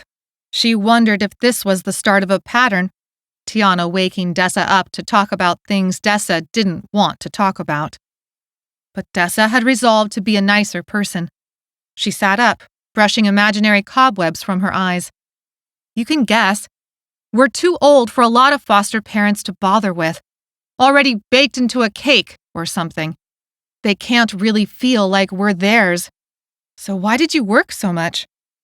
My timeline. I was real close to getting us back together. He's the only family I have left. That's lucky. Tiana sat up, her long hair now in a tight braid and wrapped in a bun like Dessa's. I don't have any family left. At least nobody who wants me. She didn't know what Tiana meant by that, but they all had their dark histories. Before Dessa could ask about Tiana's story, an explosion sounded. A plum of smoke and orange flames rose into the sky somewhere on the other side of the library. Is that the hospital? Tiana said. Dessa jumped onto her feet, excitement flooding her with energy. Whatever it is, this is our ticket. What? Tiana said. Check your side, Dessa said. I bet this will draw the V's away. They both crouch-crawled their routes. Dessa was right. The sound, the flames, the smoke. It drew the V's away. Fast. It's time to get my brother. I gotta go. If you want to come, you can, but... Dessa didn't know how to finish that sentence. She felt surprised to realize she did not want Tiana to leave her side. If she did, Dessa would be alone in a wrecked world. But what if Tiana had somewhere else? Tiana showed Dessa a wry smile. Like I have somewhere else to be right now? Dessa laughed at the eerie echo of her thoughts coming out of Tiana's mouth. I told you, there's nobody who wants me. Amos was pretty much the only friend I had. I was planning to move and start over in one of the bigger cities. That old stab of jealousy got Dessa right in the gut, but grief layered it now. She let it pass through her and out the other side. So what if Amos had been into Tiana? So what if Dessa had been crushing hard on Amos and held that against Tiana for all those same months? Tiana was a pretty cool person, and Dessa had resolved not to be a jerk. Tiana led the way down, dropping to the ground with ease. Dessa's climb was a little less graceful with the pillowcase. She landed and they crouched. Which way is your brother? Tiana asked. The opposite way the V's are going, Dessa said. Say no more, Tiana said. They raced through the elementary school grounds, passing by a caged area that still contained a few lonely kids' bikes. Those would help, Dessa said. Tiana zipped over the fence and boosted a pink and white bike into Dessa's hands. This was a move she knew how to do. Stocking cans on shelves above her head was a piece of cake. She set the bike down just as Tiana boosted a green and orange bike with burly tires. Tiana hopped back over the fence. They each took a bike, and Dessa couldn't help but say, Dude, you have way more muscle than I thought. I wouldn't have been able to do it that fast. Tiana winked. Dude, I work out. Oh, right. Tiana worked at a gym, laundering all the towels or something. They gave me a free gym membership. Tiana swung her leg over the pink and white bicycle seat. It's how me and Amos got to be friends. I got a free gym membership for working there, and they always gave me guest passes I gave to him. Dessa told herself it was stupid to keep feeling that familiar mix of jealousy and grief. It didn't matter.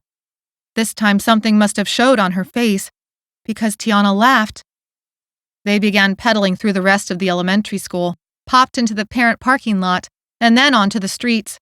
Dessa kept the lead, being the only one who knew where they were going. She felt embarrassed at Tiana's laugh. Was it so obvious? You know I'm ace, right? Dessa's foot slipped. The left pedal came up and smacked her calf. What does that mean?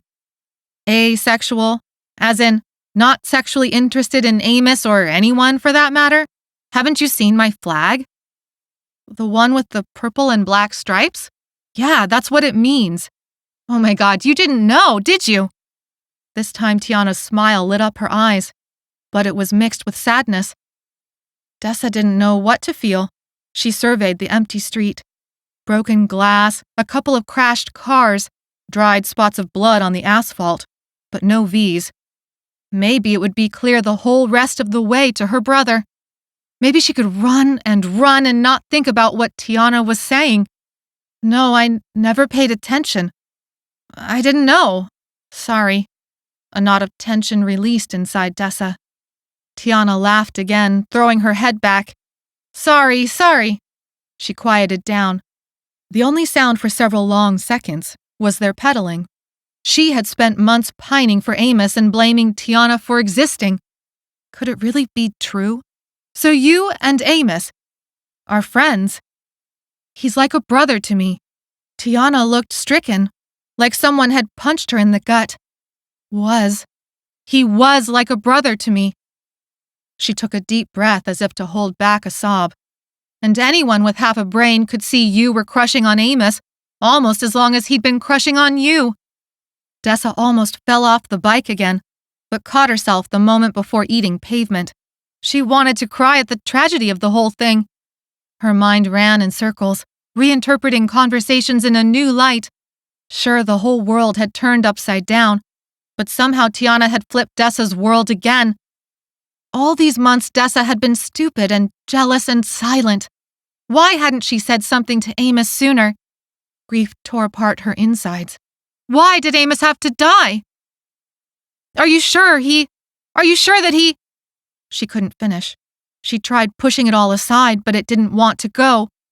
She pushed harder. Zombies, explosions, murder, mayhem, an apocalypse. Her brother running out of food and water, trapped in the attic of his foster parents' home. Foster parents who had turned into murderous, enraged Vs. Yup, that did it. As if sensing Dessa's change, Tiana fell silent for a long minute and then said quietly, "Anyway, your brother's gonna be okay." And then, after a long hour of pedaling, they arrived. Police barricades fortified the gated entrance, but no one guarded it. They easily lifted their bikes over. Dessa stayed on high alert. All the other times she visited her brother, the neighborhood was full of cars, lawnmowers, weed eaters, leaf blowers, children playing in the street, music drifting from open garages. All of that was missing now, but so were the moans that signaled Vs. The lawns of the housing development looked recently mowed. The streets were clear and empty. Dessa led them to a 2-story house with white storm windows, rose bushes that edged the sidewalk, a porch swing that hung from one chain, the other chain heaped on the porch like a pile of guts, and a broken front window stained with dried blood.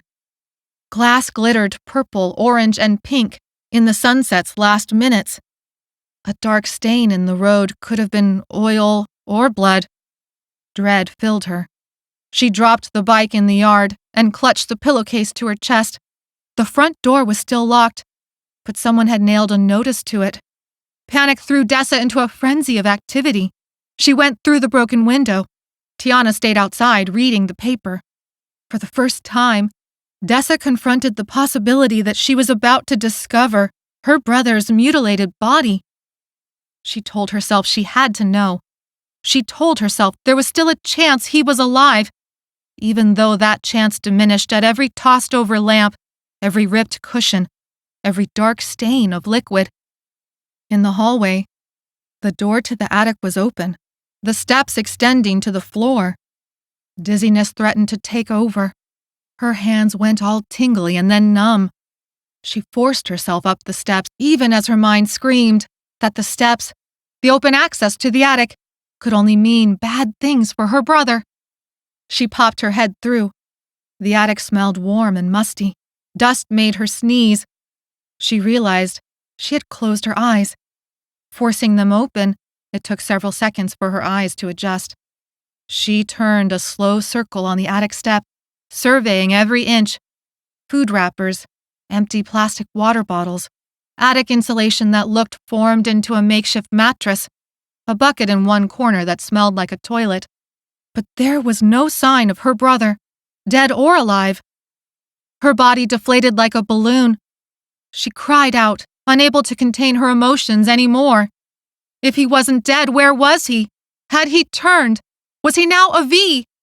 Tiana's muffled voice filtered into the attic. "He's not up there." It was strange how Tiana said it, like a statement instead of a question.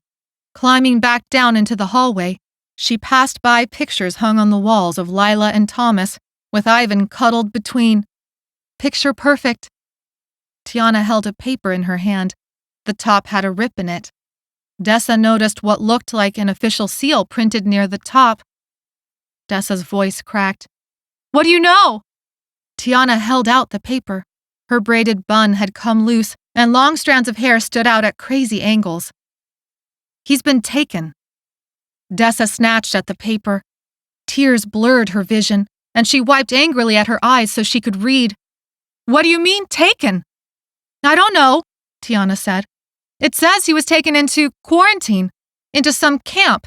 Dessa, it lists him by name. They took him alive. Ivan is still alive." Chapter 17. "Dessa, why are you crying?" The hallway of family photos blurred through the salt water. Tiana's features muddied like someone had taken a paintbrush and smeared it through the colors of her face. Dessa blubbered. I just wanted him to be here so bad. And then I climbed up into the attic and thought, when I didn't find him, that he was dead, or even worse than dead, turned V, and that I would have to go back out there, and when I did, I wouldn't know when or where. But I would run into him, the zombie him. Tiana patted her shoulder. All right, I get it. When you're ready, come find me in the kitchen. I'm going to search for food and see if the water is still running. Dessa felt grateful for the privacy.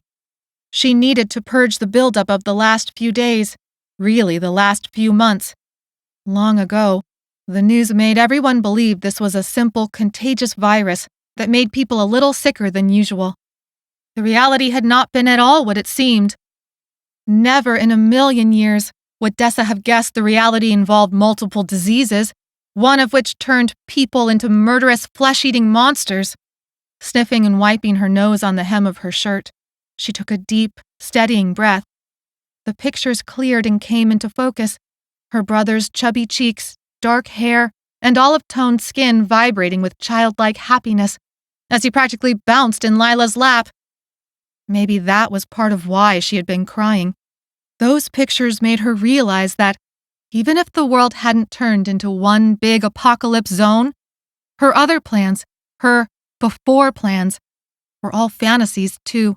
She had been a fool to think taking her brother from all this would have been better. He had found two parents who took good care of him and loved him and didn't want to ever give him up. She was more alone than she had felt in a long time. Oh yes, oh hell yes! Dessa! Tiana called out from the kitchen. There's a whole bag of animal crackers in here, like full bag, unopened. You better get in here if you want any of it, because I'm stuffing the whole thing in my mouth right now. Dessa released a laugh. Tiana's stupid excitement at food broke her pity party mood. She smoothed her hands over her head, attempting somehow to fix her hair into, well, she didn't know what. Took one last sniffle, and then grabbed a frame off the wall. Pulling out the picture, she tucked her brother's smiling face while in the arms of Lila and Thomas into her pocket. When she found Ivan again, he would want to remember what Lila and Thomas looked like. In the meantime, it would help her remember what she was fighting for. She fast-stepped into the kitchen. Her stomach had rumbled at Tiana's announcement. Animal crackers were fine, but real food would be nice. The kitchen had updated appliances, yellow curtains with pink, green, and blue ice cream cones over the window above the sink, and a circular dining table with a plastic tablecloth in a brown and yellow plaid pattern. All the cabinet doors stood open, revealing empty, ransacked shelves. Tiana spread the animal crackers across the table like a jigsaw puzzle. Just so you know, these crackers are all the food I could find. Dessa's stomach grumbled. She sat in a wooden chair that had seen better days. It was the kind of table that looked well-loved with dinners, craft projects, and homework time. Tiana used a spatula from the drawer and divvied up the animal crackers across the table one by one until there was none left. And there's really no other food in the house? Dessa asked. I only checked the kitchen, but it was picked over. I bet they took it all with them when they took Ivan. And someone had something against animal crackers, I guess? Tiana brought water bottles out, handing one over. I guess. Dessa cracked open the bottle and downed it. If you think I'm waiting for you to start eating this stuff, then you got another thing coming. Tiana's voice was light, trying hard to keep things upbeat. Oh, don't worry. Dessa picked up an animal cracker and bit off its head. She thought the shape of it looked like a donkey. Then she popped the rest of the cracker into her mouth, and saliva flooded in. Gruesome. Tiana picked up what looked like a giraffe cracker and popped the whole thing into her mouth in one go. Dude, you gotta take off its head first, Dessa said. That's the correct way to eat an animal cracker. It tastes better, too. Oh, it does, Tiana said. Don't knock it till you try it. Tiana raised an eyebrow and picked up an animal cracker in the shape of a rhinoceros. She gritted her teeth as if snarling like a predator, and then snapped the rhinoceros head. She chewed once, lifting the headless rhinoceros like a trophy, and then popped the rest of the cracker in. Tastes better, doesn't it? Dessa said. Chewing with her mouth closed, Tiana cocked her head. Fine. It happens that you're right, this time. Somehow it does taste better. It took them several short minutes to clear the table by massacring all the crackers. Head first, and then body. Dessa figured it was rather appropriate, considering their current predicament. When they cleared the table, even of crumbs, and drain the water bottles. Dessa sighed. She saw it in Tiana's haggard face, too. I think that only made me hungrier, Dessa said. Tiana nodded. High fructose corn syrup. Dessa rolled her eyes and brought the letter back out. Reading it over, Dessa's next move seemed clear. I have to go to this Camp Tatum. All right, Tiana said. But don't be an idiot. You know I'm coming too. You don't have to, Dessa said. You're right, Tiana said, sarcasm in her voice. Why would I want to go with you to a camp that contained people? You know, people actually trying to get together and fight whatever's going on out there, when I could stay here and live it up in a house with empty food cabinets, no electricity, no running water, in a neighborhood that may or may not be full of zombies. Dessa rolled her eyes. Okay, point taken. But I have no idea where Camp Tatum is. Tiana tapped the paper. The address is at the bottom. Yeah, but do you know where that is? I don't have a map, Dessa said. Just Google it, dumbass. Tiana deflated into her chair. Oh, right. The electricity's off. I tried my phone and I guess the network is finally dead. It's not giving me a signal at all. At least that meant Dessa didn't have to feel bad about losing her phone somewhere along the way.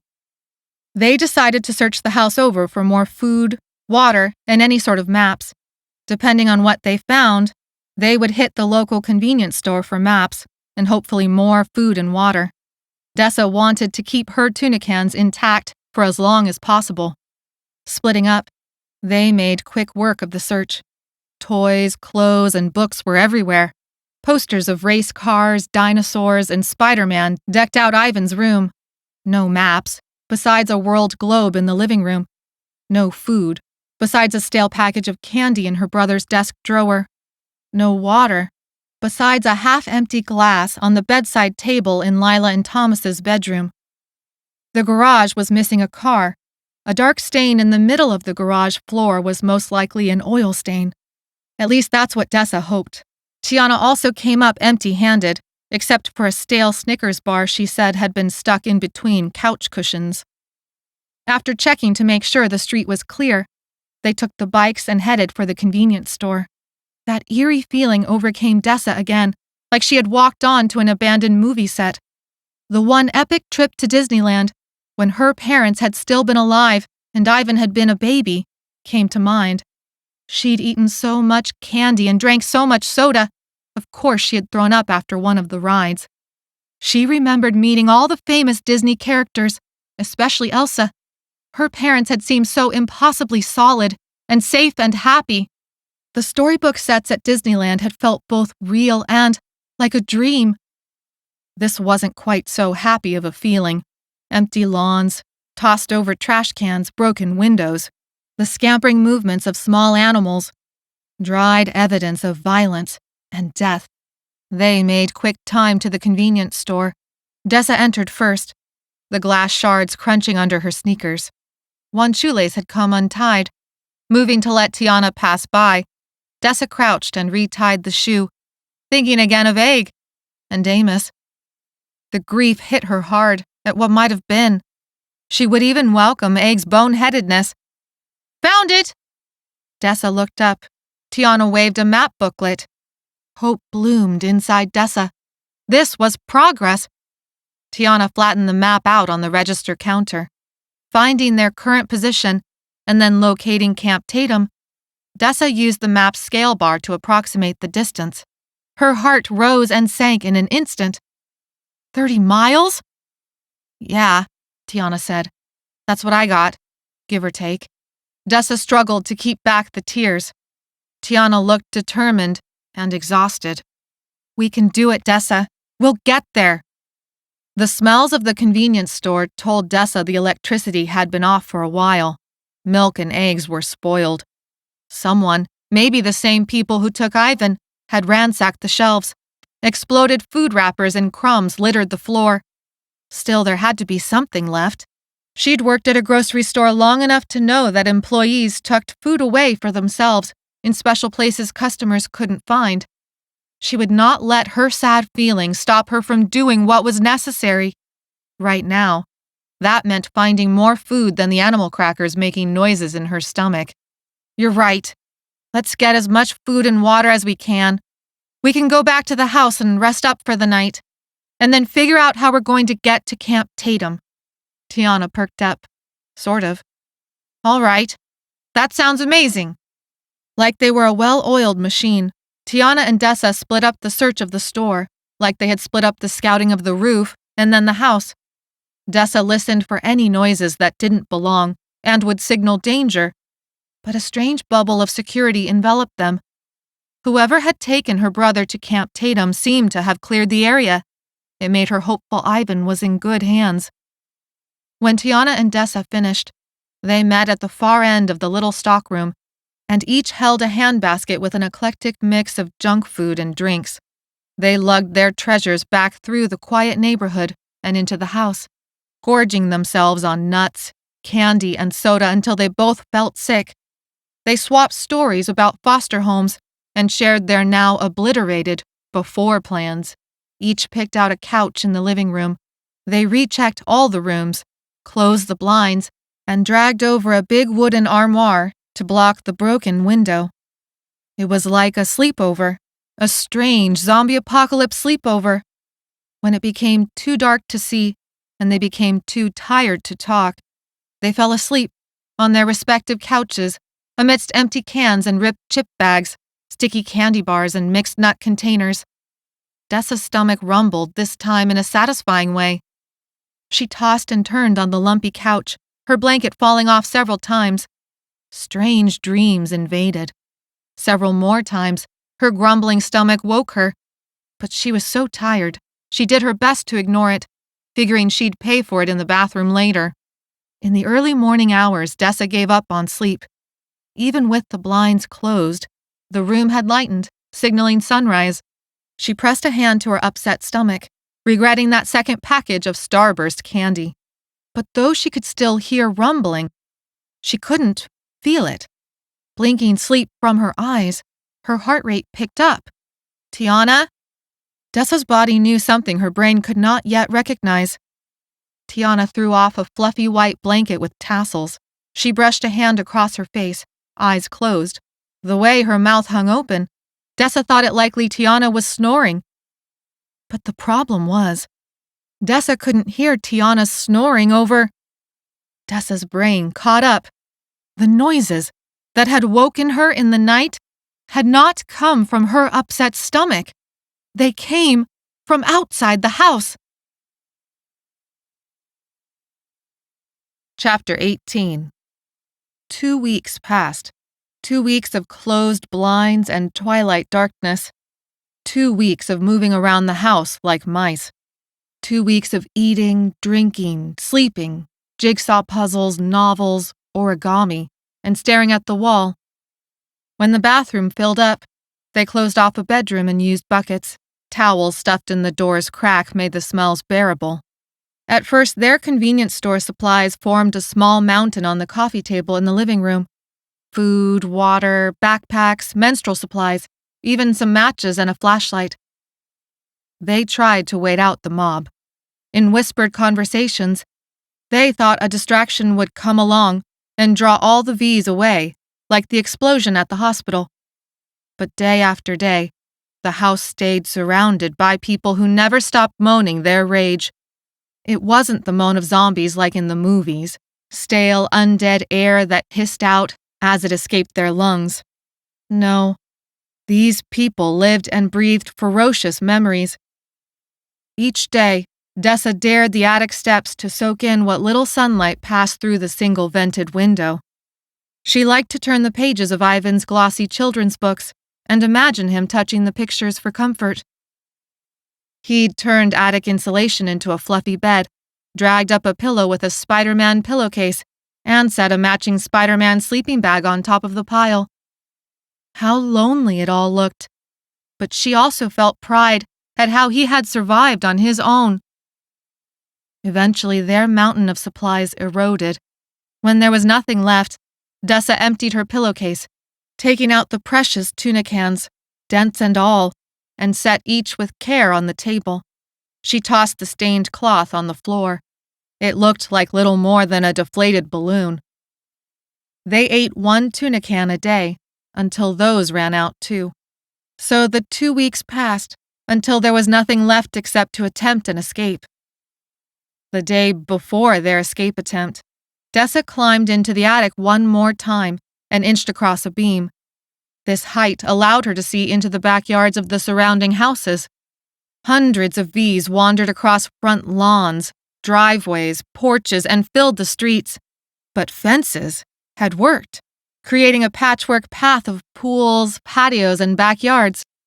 Tomorrow morning, that patchwork would be their avenue of escape. Taking out a set of binoculars discovered in the garage, she focused on the street where 2 days ago a V had battered himself against a fire hydrant until it gushed water. Dessa licked her cracked, dry lips. So much water, so close, yet impossible to reach. They had rationed water since the beginning of their siege. Still, the water had run out today. V's flocked to the broken hydrant, drinking. Dessa had also witnessed the V's ravaging a garden of tomato plants and kale. Some V's didn't look injured. Others looked brutally so. Exposed muscle, broken bones, gaping skin. But as Dessa and Tiana had observed, again and again over the 2 weeks, the V's were not true zombies. They were not the undead. They needed water and food. They needed to pee and poop, just like Tiana and Dessa. The Lissa virus had wrecked their minds and allowed them to ignore pain, but they weren't invincible. They discussed it for hours every night, trying to figure out what it all meant. V's could die like regular humans. A few had already done so. They lay unmoving, rotting in the street. But it took them longer, and the virus made them harder to kill. Rage was a powerful fuel. They took out that rage on anything that moved. Dogs, cats, raccoons, uninfected humans like Dessa and Tiana. But not on other V's, at least not that they'd seen. That would have been too lucky. The brush of sound on the beam behind her told Dessa that Tiana had come up for a look too. Dessa let the binoculars drop to her side. "What do you see?" Tiana's words floated just above a whisper. "Same as yesterday," Dessa said. "The route looks good." She almost choked on the word good. They'd mapped out the neighborhood with pencils and papers found in Ivan's desk, tracing a path over several backyard fences. They hoped to pop out beyond the mob's reach. But if that didn't work, they marked several houses along the way that looked like promising safe houses, with sturdy fences in front and back. If they got stuck again, at least moving hideouts allowed them a fresh chance at discovering more food and water. Or their movement would draw the attention of all the hundreds of V's in the neighborhood, so Dessa and Tiana could be ripped to pieces. Tiana gave them about a 50-50 shot. Dessa put their chances at more like 70-30 in favor of the V's. Dessa turned around. She had stopped looking in mirrors, but figured she looked just as terrible as Tiana. Dark circles, gaunt cheeks, flaking skin, hair in disarray, clothes stinking with sweat and stress. They were both a big mess, and it wouldn't get better any time soon. But it felt good to decide to leave. She tucked the binoculars into her waistband and climbed down, skipping the squeak in the 3rd step. Whatever happened, they would take their chances tomorrow morning. Of course, sleep that night was restless. When Dessa couldn't take it anymore, she worked on organizing the backpacks. By the time Tiana awoke, diffuse sunlight lightened the room enough to call it a new day. Before strapping on the backpacks, they legit made fools of themselves doing calisthenics to warm up their muscles. Tiana put Dessa through her paces. By the time they finished, they had both broken a sweat. "I guess you were lucky you took all those exercise classes at your gym," Dessa said. Tiana half smiled, acknowledging Dessa's effort to lighten the mood. She looked longingly at her pink and white bicycle leaning against the wall. "You sure we can't take the bikes?" Dessa frowned. "You want to hop all these fences with a backpack and a bike?" Tiana sighed. "No, I don't." Dessa headed for the back door. "Ready?" No response. Dessa looked back, thinking maybe Tiana hadn't heard the question. Their light-hearted conversation seemed like an eternity ago. Things had gotten darkly, disturbingly serious. Tiana's expression shuddered. If you can get away, then you should, even if that means you have to leave me. Tiana, because I'll leave you. I won't want to, but I will if I have to. You get it? You gotta look out for yourself. Dessa, you gotta go after your brother. Dessa swallowed hard. Tiana was right, and Dessa knew it, but that didn't mean she had to like it. I will, Dessa. You should too. I know, Dessa said. Something in Tiana relaxed. She cinched the backpack straps down around her shoulders. Next, she pulled out a kitchen knife from a makeshift holster attached to her belt. Okay then. Ready. Dessa checked her own straps. With all the tuna eaten up, her weapon of choice was a fireplace poker. They hovered at the back patio door, revving up their courage. On my count, Dessa said, pulse rising. Tiana nodded, grim. 1, 2. Now! Dessa rushed across the perfect, though now overgrown, lawn and sprinted for the back fence. It was quick work to boost Tiana over. Dessa scrambled up, grabbing the top to pull herself over with Tiana's help. The noise from the V's stayed steady. So far, so good. Only 5 more fences to go. Dessa dashed for the next fence. It would take them into a backyard with a pool, a shed, and a bit of lawn. A gazebo with vines of yellow flowers covered a rather picturesque lounge area with a fire pit. It had looked, even through Dessa's binoculars, like something out of a lifestyle magazine. 2 more fence hops, and they would reach a single-story home with a tall front yard fence. This was the house they designated as a spot to resupply. Dessa boosted Tiana over the next fence, like before. Tiana flipped, like before, but this time landed with a crash and sounds of breaking glass. Horror filled Dessa. Oh crap, Tiana said. Tiana? I'm okay. I landed on like 1,000,000 bottles. Dessa's mind spun. It must be someone's recycling the fence. Blocked it from the A roar drowned out Dessa's words. At the fence on the far side of Dessa's yard, the heads of 5 V's popped up like they jumped in place. One of the fence boards cracked, as if someone punched it. Several other boards moved, like people pulled at them. They know we're here, Dessa shouted. Dessa, hop over! We can still make it! Dessa grabbed the dog-eared top of the fence boards and pulled herself up. Tiana's hand slapped onto her backpack. She flipped upside down, crashing onto the pile of recycled bottles. The overwhelming smell of fermenting sugar assaulted Dessa's nose. Well, that wasn't subtle. About as subtle as a circus act, Tiana replied. Dessa clambered onto her feet and raised an eyebrow. Circus? Really? Whatever it takes!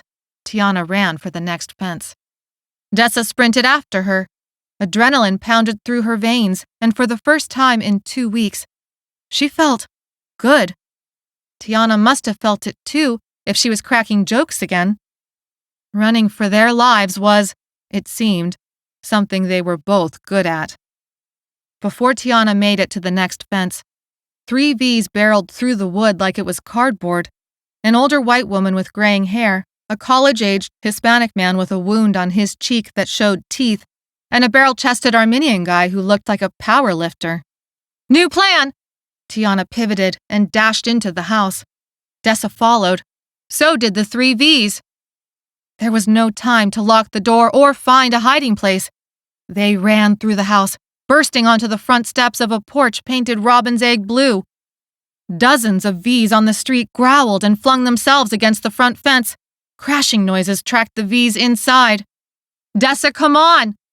Tiana dashed to the left, over the side fence, and into a front yard that took them to a corner lot. Dessa ran, feeling the V's so close she swore their humid breath made the hairs on her neck rise. Tiana darted around the corner house, as close to the fence as possible. Dessa looked back over the street and saw the 3 V's had become more like 300 now. She lost feeling in her toes and fingers and screamed at her hands to hold on to the poker. The V's funneled them back to Ivan's street.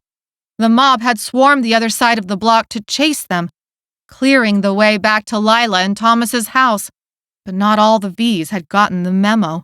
At least a dozen milled on the street, listless, until catching sight of Dessa and Tiana. They still contained more than enough rage to rip limb from limb. V's cut off the way back. V's cut off the side street. There was only one way to go, back to where they started. They stumbled into the sad, waist-high, white picket fence. They didn't bother to run into the house. This would be their last stand. Tiana unhooked her backpack and let it drop to the grass. Dessa did the same. It was nice to be free of its weight. The first few V's clotheslined themselves on the picket fence, flipping onto their backs. Dessa speared one in the head. Tiana drove her knife into the heart of another. "They're still alive, stupid!" Tiana yelled. "You don't have to go for the headshot." Dessa danced back to give herself some space to meet the next V. "Thanks for the survival tip." She had forgotten, but driving the poker into the stomach of the next V unbalanced Dessa. She tripped and lost hold of her only weapon. One of the mob, someone who had once been a girl their age, took Tiana to the ground. Her teeth clicked shut inches away from Tiana's nose. Dessa barreled into the V, throwing her off Tiana. "You said you always wanted that nose job, right?" Tiana laughed hysterically. More V's streamed into the front yard, blocking any hope for escape. It was hard, coming to the end like this. She'd had so many plans. She'd worked and worked to put things back together and get her brother back. Even if that plan had been doomed to fail, it had given her life a purpose, a shape. She was pretty sure the only thing left of her life, or her shape, after this would be a lumpy pile of raw meat. A new horn sound drifted through the air. It played a strange but familiar melody. Dessa couldn't believe it, but her stomach actually grumbled from hunger. "Is that a freaking taco truck?" Chapter 19. Two V's loomed overhead, their features marred by blood and injury. Their breath smelled like rotting meat. Dessa fought back with everything she had. At any moment, their teeth would rip her to pieces, or even worse, bite her and turn her into one of them. And then they were gone. Bodies went flying. Sunlight hit her face. The rev of an engine overtook all other sounds, except for the horn that played its melody on repeat. It was a wild, chaotic, bloody circus of flesh and sound. She sat up. Instead of rot, she smelled car exhaust, tire rubber, herbs and spices. Pushing onto her feet, she saw several V's entangled in the tires of what was definitely a taco truck. Dessa looked over at Tiana. "You okay?" "It is a freaking taco truck," Tiana said. Okay, so you see it too," Dessa said. "Thought maybe I was hallucinating from hunger." "Nope, not unless I'm hallucinating too." A convoy of vehicles, some that looked military, others that were the standard four-door sedans or soccer mom vans, formed a loose line down the street. People stood on top of roofs and hoods. The hundreds of V's who had laid siege to this neighborhood, to Dessa and Tiana for over 2 weeks, swarmed the convoy. Gunfire erupted from all down the line, taking down V after V. People in military gear sliced off heads and speared hearts. The battle was ferocious and bloody. And then it was over. The taco truck engine coughed as it shut off. In the silent aftermath of the battle, the ticking engine was loud. The passenger side door opened. A man stepped out. He wore dress pants, tucked into hiking boots. His dark hair and recently shaved face were, "Councilperson Pierce? Are either of you bit?" Dessa blinked and attempted to find a clean spot on her sleeve to wipe the sweat out of her eyes. She took an internal inventory.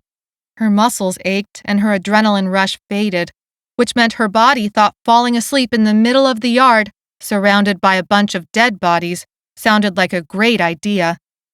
"I don't think so," Dessa said. I apologize, Councilperson Pierce said, but we need to be sure. We'll need to check you over. A female voice from inside the taco truck drifted out. I'll do it, Devin. You have bigger things to worry about. You need to check in with the general. Councilperson Pierce nodded and headed for the end of the convoy. Tiana scooted closer to Dessa. Are you really okay? I think so. You? Yeah. A woman dressed in jeans and a long-sleeve shirt, also wearing hiking boots, but also wearing a familiar collar, stepped out.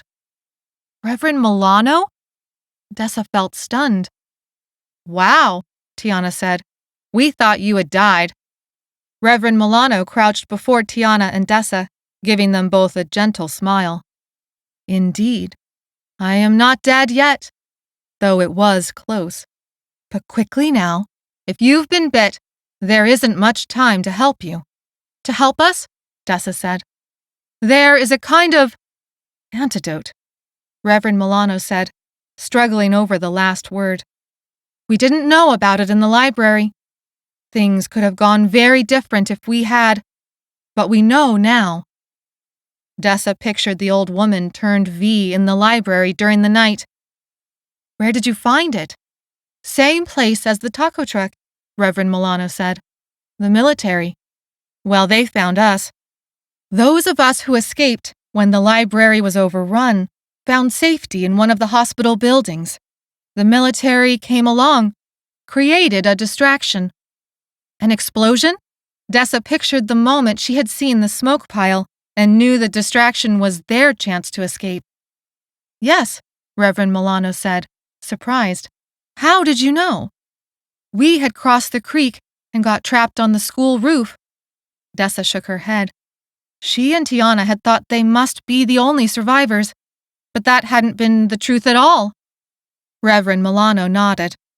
Well, we'll need to check you over, a little more thoroughly than last time. A tragic smile appeared on her face. We can afford no more mistakes. Your friend here will share some water with you in the meantime. He's something else. You should know he's the one who talked the general into searching for you. Red and white sneakers, not as bright as when new, appeared on the taco truck steps. Egg jumped down, wearing jeans and a t-shirt. Picking up a bucket of water and some washcloths, his face split into a wide grin. Hey ladies, you missed me, didn't you? Egg? Tiana exclaimed. Oh my God, you're alive? Dessa's heart leapt with the joy of seeing him. How did you find us? How did you find us? Egg laughed. What do you mean, how did I find you? Dessa hasn't stopped talking about going after her brother since ever. She's like a broken record. Dessa laughed. Light danced in Egg's eyes. You asked me to drive you here, right? I had the address stuck in my head. Reverend Milano directed Tiana and Dessa to use the water and washcloths to clean off the gore as best they could. Dessa felt compelled to speak up. Egg, thank you for the sneakers. I know I thought you were stupid and I still kind of think you are, but she gave him a big, dazzling smile. My sneakers are amazing. Egg's eyes shined, like tears had sprung up. He ducked his head. Cool. They finished washing, using gloves and dunking their hair to get out the last bits of gore. The water turned a disgusting red-brown. Inside one van, medics checked them over for bites, pushing and prodding, but finally satisfied they were bite-free, they dressed in clean clothes pulled from a box. Reverend Milano brought them some food and water, then left to speak with Councilperson Pierce and a man in military gear who acted in charge. Dessa guessed that was the general. They chowed down and guzzled the water. Egg leaned against the taco truck, a goofy smile stuck on his face. When finished, Dessa and Tiana said, almost at the same moment, Amos? Egg's silly dog grin vanished. Yeah. Dessa's stomach twisted. Egg had come out of the taco truck without Amos. Of course, that meant I knew he was dead, Tiana said, a hitch in her voice. Egg looked up fast. No, he's alive, it's just… Dessa jumped to her feet. He's alive? Where is he? Is Sunyuk with him? Did they both get out? I don't know how to say this, Egg began. I don't know exactly what is happening to them, but… Did Amos get bit? Dessa lost feeling in her fingers. Being a V was as good as dead. Worse. No, Egg said. He's alive, like, really alive, but… Reverend Milano returned at that moment. What your friend is trying to say is that Amos did get a bite. Sunyuk as well. But the military delivered the antidote in time. That doesn't sound so bad, Tiana said. Where are they? They are in a van we converted to a portable medic station, Reverend Milano said. Egg doesn't believe the military when they say your friends will be just fine. But they will be. You'll see. They are already improving. They're still really sick, Egg said, almost defiant. Come, Reverend Milano said, standing. Let's have you see for yourselves. They may already be awake again, and then we'll have to move on soon. Reverend Milano led them to a van in the middle of the convoy. I forgot to tell you, Egg said. Delmar's alive too. He's been with the convoy pretty much the whole time. Dessa sighed. Delmar was a jerk, and an apocalypse wouldn't change that. But in the next second, she knew that thought was unfair. She would have said the same thing about Egg not so long ago. People swarmed the streets, but this time none of them were Vs. Everyone carried weapons, guns, knives, bats. It looked to be about an even split of people in regular clothes and those in military gear. Every person seemed set on some task. Most scouted the surrounding houses, returning to the convoy with armfuls of supplies. Something odd about some of the people caught Dessa's attention, but she couldn't quite name it. A few people looked far too old to be handling such heavy supply loads, but maybe necessity gave them strength. Shrugging off the puzzle, she held her breath as Reverend Milano knocked on the door of a burgundy passenger van. It rolled open to deep shadows, obscuring everything inside. Details came into focus. The seats created several makeshift beds. Sunyuk lay in a deep sleep at the front. Someone sat in the middle row and used the van's sidewall for support as he spoke to someone in the back row. Amos? Tiana asked, pleading. Dessa felt the ground open up beneath her feet. That familiar stab of jealousy struck. But then she remembered Amos had been crushing on Dessa, just like Dessa had been crushing on him. Amos was alive. They could… well, she didn't know what they could do, but she was so glad he was alive. Amos turned around. Hey! His voice was hoarse, but his tone made it clear he was thrilled to see them. The patient in the row in front of him thrashed in her sleep, calling out a name. She struggled against the blankets like they were straps holding her down. A medic grabbed a damp sponge and swabbed the woman's forehead. It was like she relived some terrible nightmare. Reverend Milano held the woman's hand and crooned to her until she quieted. The fevers from the antidotes are pretty bad. Amos extricated himself from the van's interior. From the back row, someone else followed him out. Delmar. Dessa and Tiana moved to give them room. Her pulse picked up. Should she tell Amos how glad she was to see him alive? Maybe she should just swoop in for a kiss and get it all out on the table. On the roof of that elementary school building, she'd thought she and Tiana were the only ones left alive. Instead, during that whole time, other survivors, her friends, had made it to safety too. Amos, Egg, Sunyuk, even Delmar. Joy bubbled inside of her. In a world falling apart, reuniting with people you cared about was something to celebrate. Amos, we were so worried, but here you are. Dessa stepped forward, her hand shaking. She decided to hug him and make sure he was real. We saw you go under. We thought you were dead. I should have known better. She reached out, but sunlight hit Amos's skin, and she stopped, frozen at the sight. Tiana drew in a sharp breath.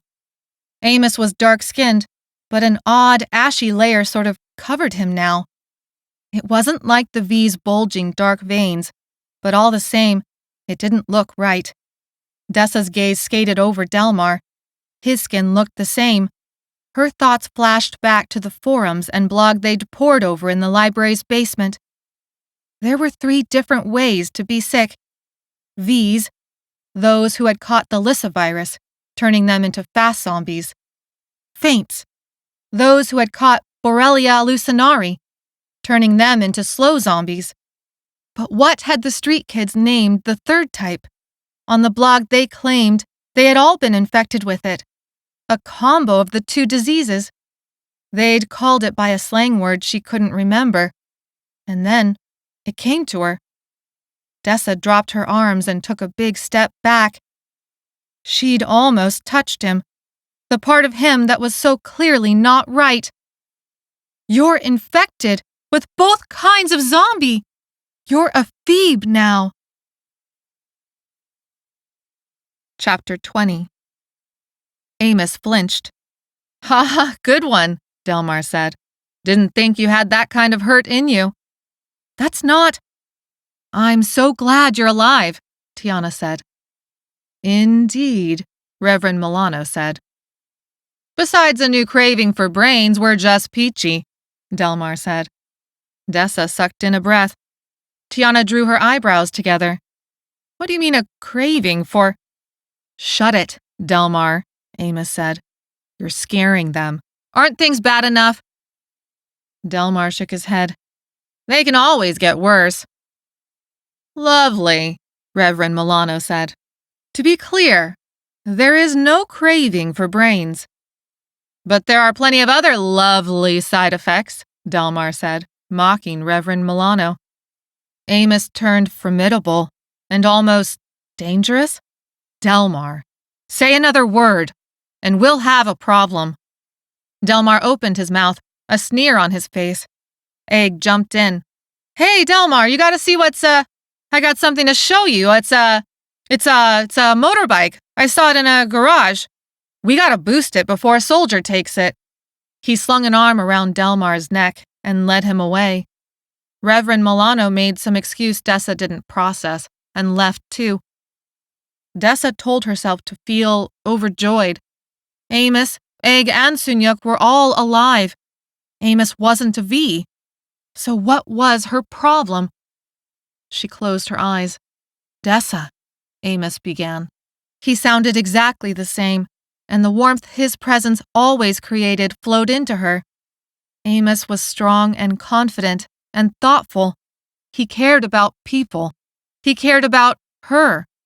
"I can't believe you made it out," Tiana said, filling in the silence. "We thought for sure you had died. They were all over you. What happened?" "I fought my way out," Amos said. Dessa opened her eyes. The sight of Amos made her skin crawl. He avoided looking at Dessa, which was for the best because she couldn't hide her reaction. It wasn't fair. He didn't deserve it. But she couldn't help it. Tiana waved her hand, prompting him to continue. "That's it? That's all I get?" "Got bit for my efforts, too," Amos said. Tiana rolled her eyes. "Good thing I got you all those gym passes to build up that muscle to fight your way out." "What do you want me to say?" Amos's breath became short. It was bad. Violent. Ugly. I ripped one." Tiana held up a hand. All right, I get it." Amos frowned at the ground. As his breath settled, a small light entered his eyes. Got kind of a sucky skin facial out of it, too. Hasn't looked the same since. 1 star. Do not recommend. They all paused for a beat, and then broke into a laugh. It almost felt normal. Almost. A shout from down the convoy line drew their attention. A soldier with a bullhorn instructed people to gather for a meeting at the tank. Amos and Tiana chatted it up on the way, as Dessa followed. Egg and Delmar were headed for the tank, a shiny motorbike now in Delmar's possession. She hoped Egg wasn't stupid enough to fall back in with Delmar. He had turned into someone halfway decent without Delmar around. Dessa fell further back, lonely, and knowing she had done this to herself. Amos could be dead, but he wasn't. So what was wrong with her? Activity at one of the SUVs in the convoy caught her attention. Councilperson Pierce stood with his family, car doors open. He kneeled to bring the kids into his arms. The notice about Ivan and Camp Tatum burned a hole in her pocket. Pierce was sort of in charge at the library. He seemed to hold at least some authority here, too. Hadn't he gone to speak with the general? She approached the family, needing a distraction from the way her interactions with Amos made her feel. The words of her therapist floated through her brain, something about displacement, defense mechanisms, making problems worse. Whatever. Dealing with that would have to wait. 30 miles stood between her and her brother. She needed a ride. Brooke, you need to help Mom pack things up again. We'll be heading out soon. Brittany and Bren, I want no fights. Councilperson Pierce kissed each child on the top of the head. What about the Crocker Museum, Devin? Councilperson Pierce looked up. Jen, you did great. Our words persuaded General Alberta. I believe he understands the value of protecting the city's archives and artifacts, including the Crocker Museum. Jen sighed and relaxed. Good. Councilperson Pierce, Dessa said. Jen frowned at the interruption. The 3 kids in their too clean clothes stared at Dessa. Bren, the youngest, looked to be about Ivan's age, maybe 5 or 6 years old. He had his entire family to look out for him. Ivan still had no one. I need to get to Camp Tatum. Can you help me? She pulled out the notice.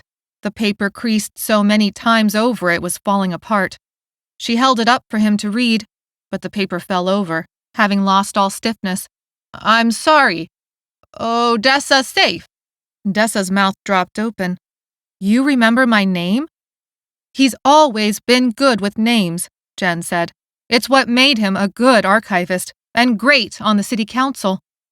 Pierce stood. Thank you, Jen. All right, children, bundle up. General Alberta wants us at that tank for a meeting. Dessa became desperate. She was being dismissed. It triggered plenty of memories involving paperwork, sitting in social services hallways, and minimal courtesy, all just before an adult was about to drop the hammer and turn your world upside down again by changing your placement, your school, your privileges, the rules. Sir, I need to get to Camp Tatum. My brother, he's the same age as your son. He's alone. I'm his only family, and this says he was taken to Camp Tatum. Please, can you help me get there? He exchanged a look with Jen. She ushered the kids away and set them on tasks to pack up the car. Allow me to read that, and walk with me. Councilperson Pierce didn't wait, but headed for where the crowd gathered around the tank. Dessa handed over the notice and fell in step with him, walking fast to keep up with the gait of his long legs. He looked it over, holding the edges of the paper with minimal touch. Your brother is safe, and in good hands. Have patience. But, Councilperson Pierce handed her back the notice. I will do what I can, but you must have patience. There are other priorities right now. We've been on the move with the general since the library attack. It's not safe out here in this, he waved at the air, in this mess. They've established a safe zone, and it's time to bring my family, all the families in this convoy, some normalcy. Dessa's heart plummeted as Councilperson Pierce left her at the edge of the crowd and walked up to the tank, climbing on to stand next to the bullhorn announcer. Reverend Milano approached and stood next to Dessa in silence for several seconds. It's a shock. I can see it affected you. Dessa grimaced. What are you talking about? There's little doubt that it is an incredible shock to see the effects of the antidote the first time. You call what Amos got an antidote? Dessa said, despairing. Not despairing at Amos or the antidote. but about her brother and Pierce's nonchalant dismissal. Who was she kidding? No, it was about all of it, because people who had put themselves in charge, people like Councilperson Pierce, were making it impossible to play by their rules. When the alternative is this sickness, this Lissa virus, turning you into someone possessed by a demon, someone deranged, someone bent on murderous rage? Yes. You mean the Vs? That's what some people on the internet call them. At least before it all went down. V for violent, I guess. I think zombies fit pretty good, but maybe they think Hollywood already took that word. Reverend Milano cocked her head, and it would be remiss of me not to point out that none of these deranged, infected people died and rose from the dead. Jesus still has the only claim to that. Shocked out of her spinning thoughts, Dessa looked at Reverend Milano, trying to figure out if the Reverend understood what she had just said. Reverend Milano wore a mischievous smile. No, that does not make Jesus a zombie. Dessa's experience with religion was limited to the hospital chaplain who comforted Dessa and Ivan after their parents' death in the moments before foster care whisked them away, and then separated her and her brother. She didn't hold anything against people of faith, but they weren't part of her world, especially one cool enough to joke about Jesus being part of the undead. If you can't make a joke during an apocalypse, Reverend Milano said, then when can you? Dessa laughed and realized Reverend Milano was really, really good at her job. She'd offered Dessa sorely needed comfort and distraction. But these infected, the ones bitten and turned into something no longer quite human. Reverend Milano's voice turned serious, and the light in her eyes changed into something harder. They can be laid to rest, and that may become our most important duty of all, to allow their minds, their bodies, and their souls to rest. Dessa swallowed. You mean, kill them? Reverend Milano nodded. Yes, it would be a blessing. The bullhorn announcer climbed off the tank. A different soldier climbed on to stand next to Councilperson Pierce. He had close-cropped gray hair, a toned physique, and ramrod straight spine. Scars, whether from battle or disease, marked his face. He held himself with an easy authority, like he had been born to command. When he barked for silence, he got it. He raised his arms to the crowd. For those who don't know me, and for those who do, I am General Alberta of the... Cheering drowned out the rest of his sentence. Soldiers, civilians, they all clapped, whistled, and shouted his name. General Alberta smiled. Councilperson Pierce clapped and smiled along with everyone else. The general motioned for silence. You have survived, and I plan to make sure you keep surviving. We will... More cheering. General Alberta raised an eyebrow, exchanged another look with Councilperson Pierce, who shrugged. All right, that's enough. The crowd silenced. I'm going to tell you how we'll keep everyone alive. The government has set up a base of operations at the state fairgrounds on the edge of downtown Sacramento proper, while my unit is outside the protection of its walls, gathering up survivors along with collecting supplies and information. I've left Sergeant Bennings in charge of Cal Expo. That's a name you need to remember. Until my permanent return, his word at camp is law, like my word out here is law. He paused and looked over. Councilperson Pierce stepped forward. Civilian and military forces are working together. We are working together to protect the city we love, to bring back what this disease is fighting to take from us. We will return to normal. The general has, generously, assigned teams to protect important political, historical, and strategic sites around the city. Our base will be the state fairgrounds for now, but we will take California's state capital back. You have my word. This time, the crowd cheered for Councilperson Pierce. The general stood with arms behind his back, nodding once in agreement. Dessa thought their words sounded nice enough, but she didn't care what happened to the city. Could she talk Egg into stealing a vehicle with her? and taking off for Camp Tatum? She looked around, searching for Egg. Amos and Tiana were deep in the crowd, cheering along with everyone else. Fine. That was fine. She would go without them. She didn't need their help. It might be better that way with Amos so sick. So, not in a place to help her anymore. If Egg was willing to leave Delmar behind, would Egg leave Delmar? A sinking feeling in her stomach told her she might be on her own again. It wouldn't be the first time. When the cheering died down, Councilperson Pierce made way for General Alberta. General Alberta spread his arms wide. "We will head out to the state fairgrounds within the hour." "Sir!" A woman wearing fatigues jumped onto the tank next to General Alberta, a comms unit on her back. "General, sir, you need to hear this." The comms crackled, and a stern female voice cut through. "I repeat, this is Dr. Mavis Winters at Camp Tatum requesting military aid." Chapter 21. This is an emergency. Camp Tatum is in danger of being overrun. Requesting military aid. Please, anyone out there? There are many people, families, who are going to die. The very air felt frozen. Reverend Milano stiffened next to Dessa. Tiana looked back, catching Dessa's gaze, her eyes wide in shock. The general bent over the comms unit and opened a channel. "This is General Alberta with military aid. Sit rep." The comms unit crackled, and the voice described Camp Tatum taking over a defensible housing community in the valley, on the south side of the American River, between Folsom Lake and downtown Sacramento.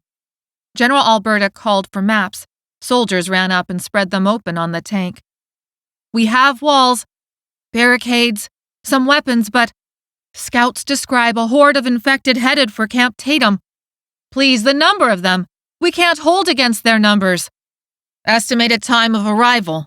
General Alberta examined the map and marked several spots. Councilperson Pierce craned his neck to see. The radio crackled again, and the response came back garbled. The comm soldier fiddled with the dials. Dessa willed the message through. How much time did Camp Tatum have? 2 hours, maybe less, before the infected cross the bridges over the American River. 3 hours after that, and they are at our fences. A soldier marked several more spots on the map. General Alberta nodded. "Begin evacuations immediately." "We are evacuating," the voice cracked with rising frustration. "But we don't have the gear to move everyone in time. General, we need your help and we need it fast. We've got Project Paulus here." "What is Project Paulus?" Councilperson Pierce said, interrupting. General Alberta swiped his hand for silence. Tension filled the air. Both military and civilian waited, looking to General Alberta for answers, for what felt like salvation. He had swooped in to save the library people. He had arrived in time to save Tiana and Dessa.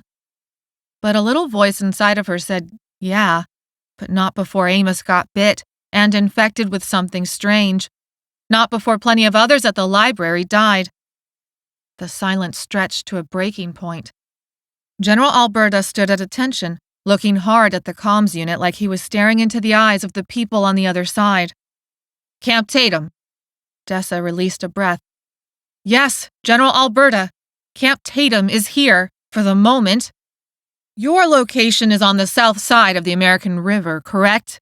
You are west, that is. You are downstream of Folsom Dam. Correct." General Alberta nodded. "And the horde, the infected headed your way, is on the north side of the river." "Yes, General, what is your plan? We need your help now." General Alberta squinted at the comms. "Camp Tatum, can you blow the bridges? If you take out those bridges, then the infected won't be able to cross over. You will have created a moat the size of a river." A crackling on the other end hinted at heated conversations. Finally, in a resigned voice, Dr. Winters said, "General, you are right. Taking out those bridges would save us. Some of the infected could still swim or float across, but most would turn back or drown. Unfortunately, the soldiers here say there is not enough ordnance to take out one bridge, let alone 3 bridges. General Alberta imperceptibly slumped. All right, Camp Tatum. That option is a no-go. General, we need your unit to help us evacuate, with more vehicles and personnel. Negative. Camp Tatum. Dr. Mavis Winters. You may be 30 miles away from our current location as the bird flies, but my unit cannot reach you in time. The freeways are clogged with cars and infected. The direct routes are impassable. This horde is between us and you. If we left this moment, and if we encountered no additional obstacles, it would put my unit at your location and... He glanced at the soldier who had brought the maps. He wrote some notes and handed them over. General Alberta scrutinized the paper. 5 hours and 37 minutes. General, that is 37 minutes far too late.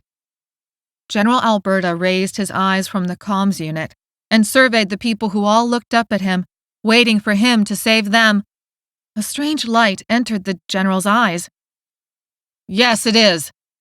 But my unit is only 40 minutes from Folsom Dam. Folsom Dam? General, I don't see how that will help us. We have families, children, and vital materials relevant to the current crisis. The dam is nowhere near. Those bridges are all downstream of Folsom Dam, General Alberta said. We washed them out. We let the water take out the bridges that connect you to the infected headed your way. That earns you more time, a chance to get out, a chance for us to get to you in time. The only way to take out all 3 bridges in time is to blow the dam. A long pause, and then a breathless reply. Yes, that could work. No. Councilperson Pierce stepped forward, confronting General Alberta. If the dam goes, then Sacramento goes underwater. You cannot flood our state capital. The archives, the museums, the historic soul of this state.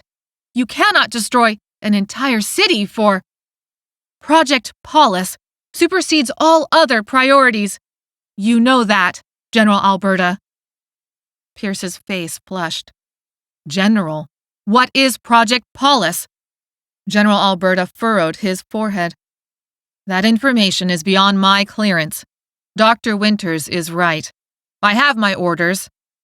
General, we made an agreement, Pierce said, voice rising. Other civilians joined him in protest. Move out, General Alberta commanded.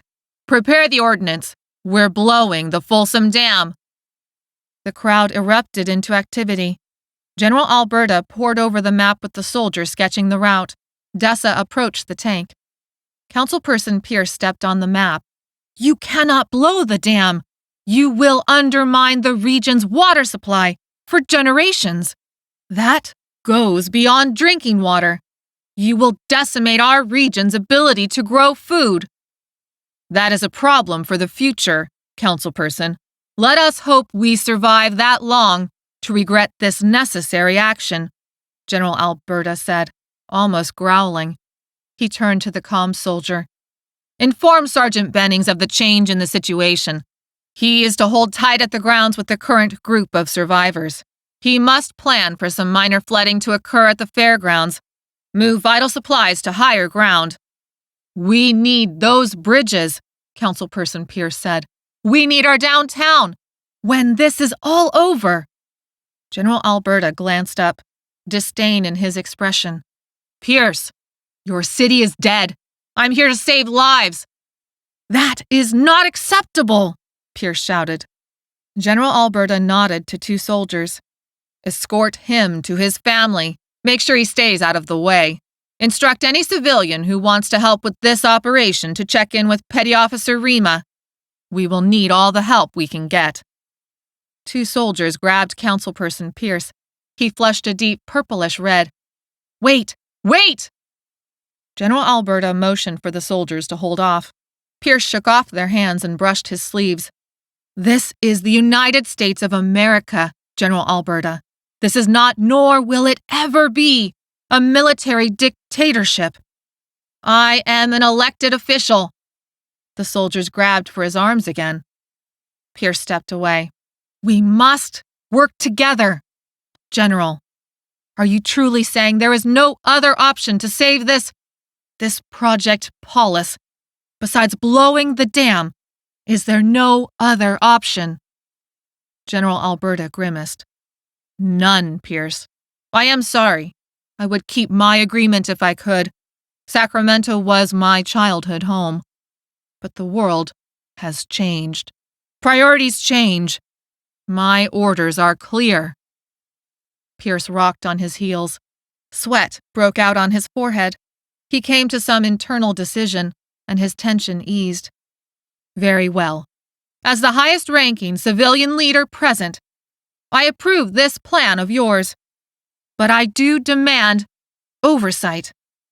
General Alberta raised an eyebrow. Oversight? General, thank you for continuing to keep my family and all the other survivors safe, but I am coming with your unit. The comm soldier and several others swiveled to General Alberta for a response. I welcome the oversight of civilian leadership, General Alberta said slowly. Dessa stepped forward. My brother is at Camp Tatum. I volunteer to help. Whatever you need. She felt the soldier's eyes on her like a strange, piercing judgment. What could a teenager possibly do? Someone with no military background, an orphan, a ward of the state found unworthy to adopt. Dessa held her ground under their scrutiny. Every civilian volunteer will be assigned a military escort, General Alberta said. You will follow instructions without question. That is how you can help. Civilian volunteers will be stationed on watch and expected to fight, if necessary, to protect the mission. You are not seriously considering putting children in the middle of this, Reverend Milano said, approaching the tank. I want to help, Dessa said. That's my brother at Camp Tatum. He's the only family I have left. You can't stop me, no matter if you're a reverend, a general, or a horde of V's. Reverend Milano shook her head. This is not acceptable. This is a new world, General Alberta said.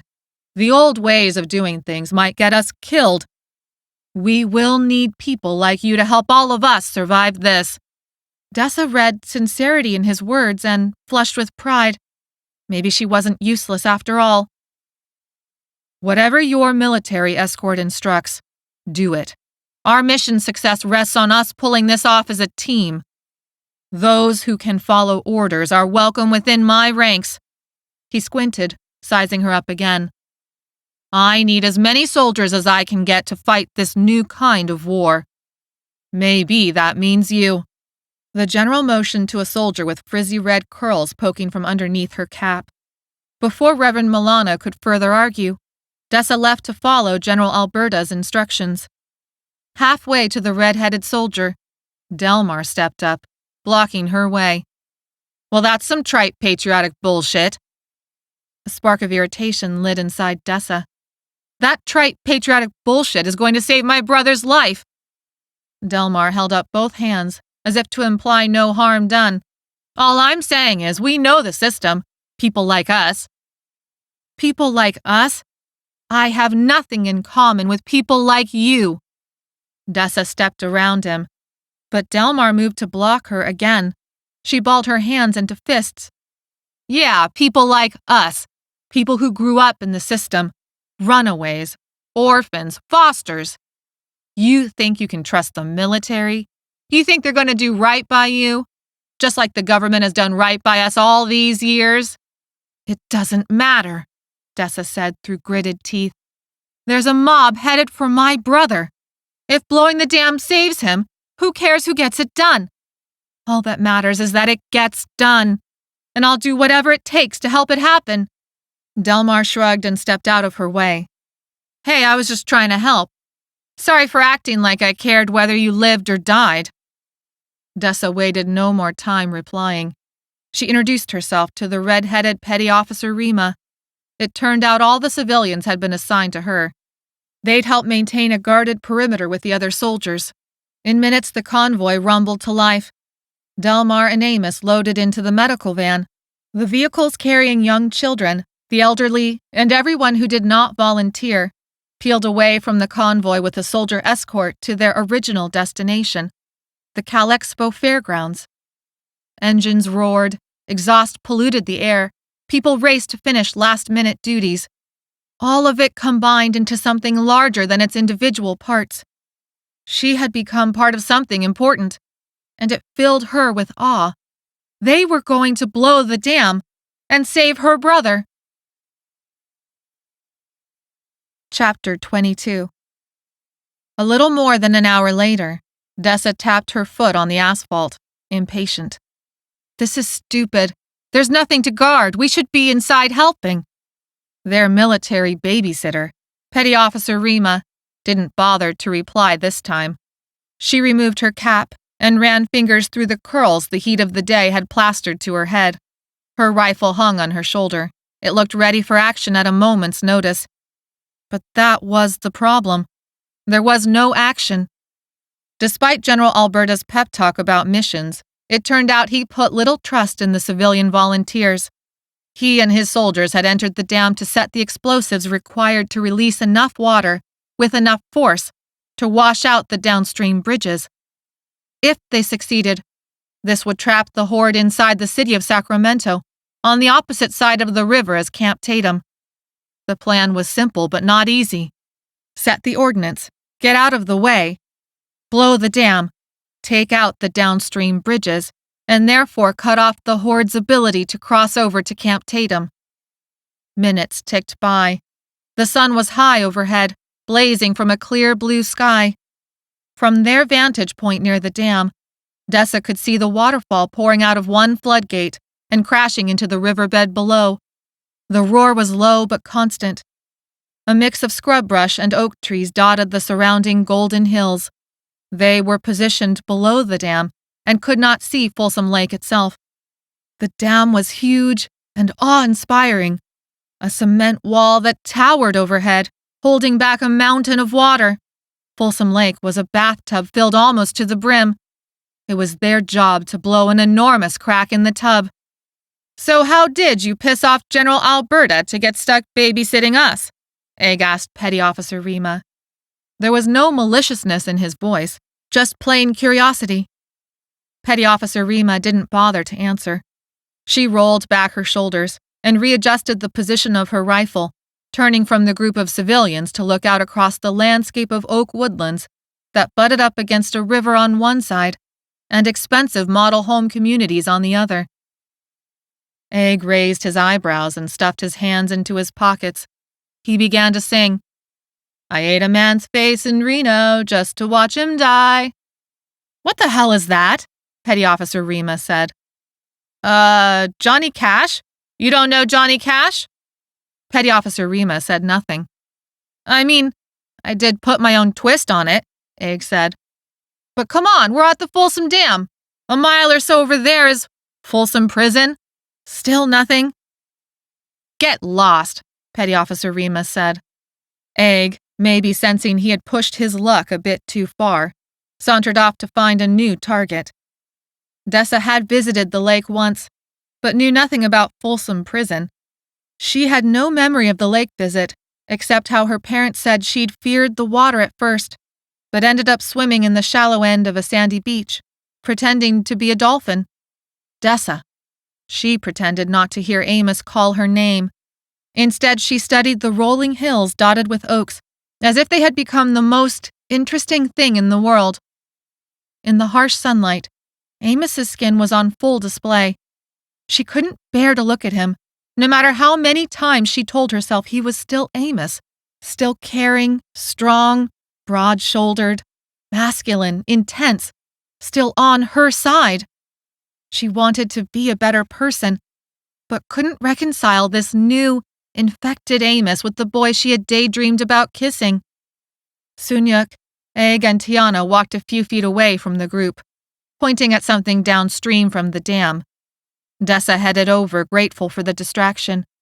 Inside the dam, General Alberta and his people made their way to whatever stood in for the dam's control center. His ordnance people would handle the rest. "What did you see?" Dessa said. almost hoping for some action.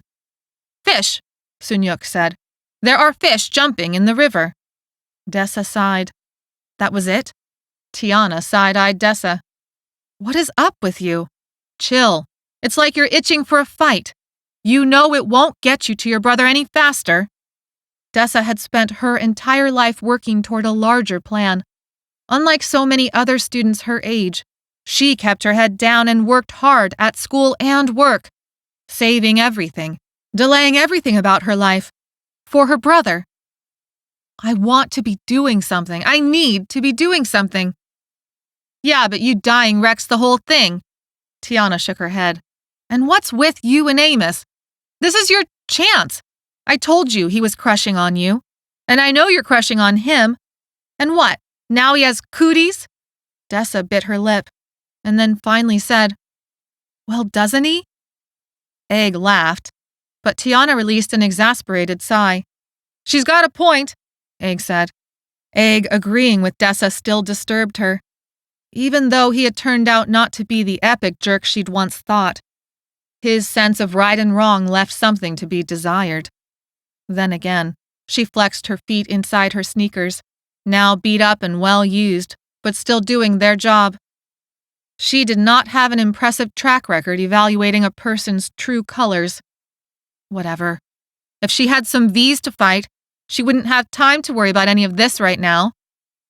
Pivoting away from the river overlook, she stalked back to Petty Officer Rima, but that path also led back to Amos. Oops.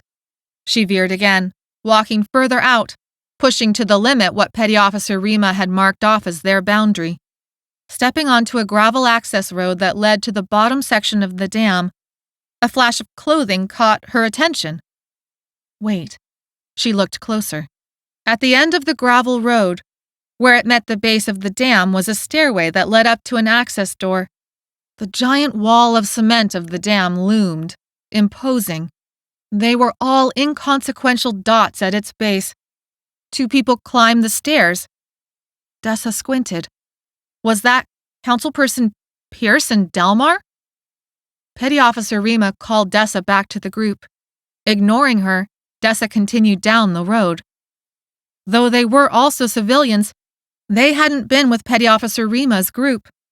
Dessa thought Pierce's oversight included letting him be the civilian exception inside. She hadn't thought about Delmar at all.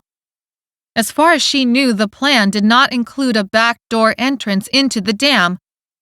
"Civilians, return immediately!" Petty Officer Rima commanded.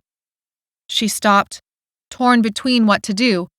Was this part of General Alberta's plan? What if it wasn't? Pierce had opposed anything to do with blowing the dam until he hadn't.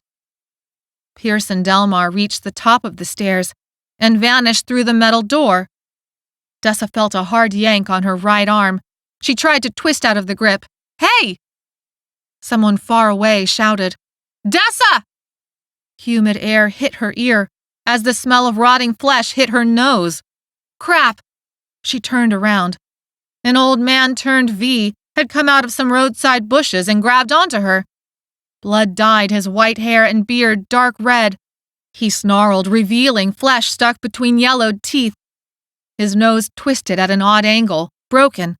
A deep bite mark gouged out one cheek, revealing the movement of his tongue underneath. She wheeled away, slipping down the gravel road. Dust swirled into the air, making her sneeze, obscuring her vision. The old man followed her down, mouth open, ready to snap. A shadow loomed. The old man flew sideways. Dessa almost went with him, but broke away and stumbled to her feet. Blood rushed across her ears. Amos stood over the old man and spiked a rebar pole through his head. The V went still. Amos pulled out the spike, his chest heaving.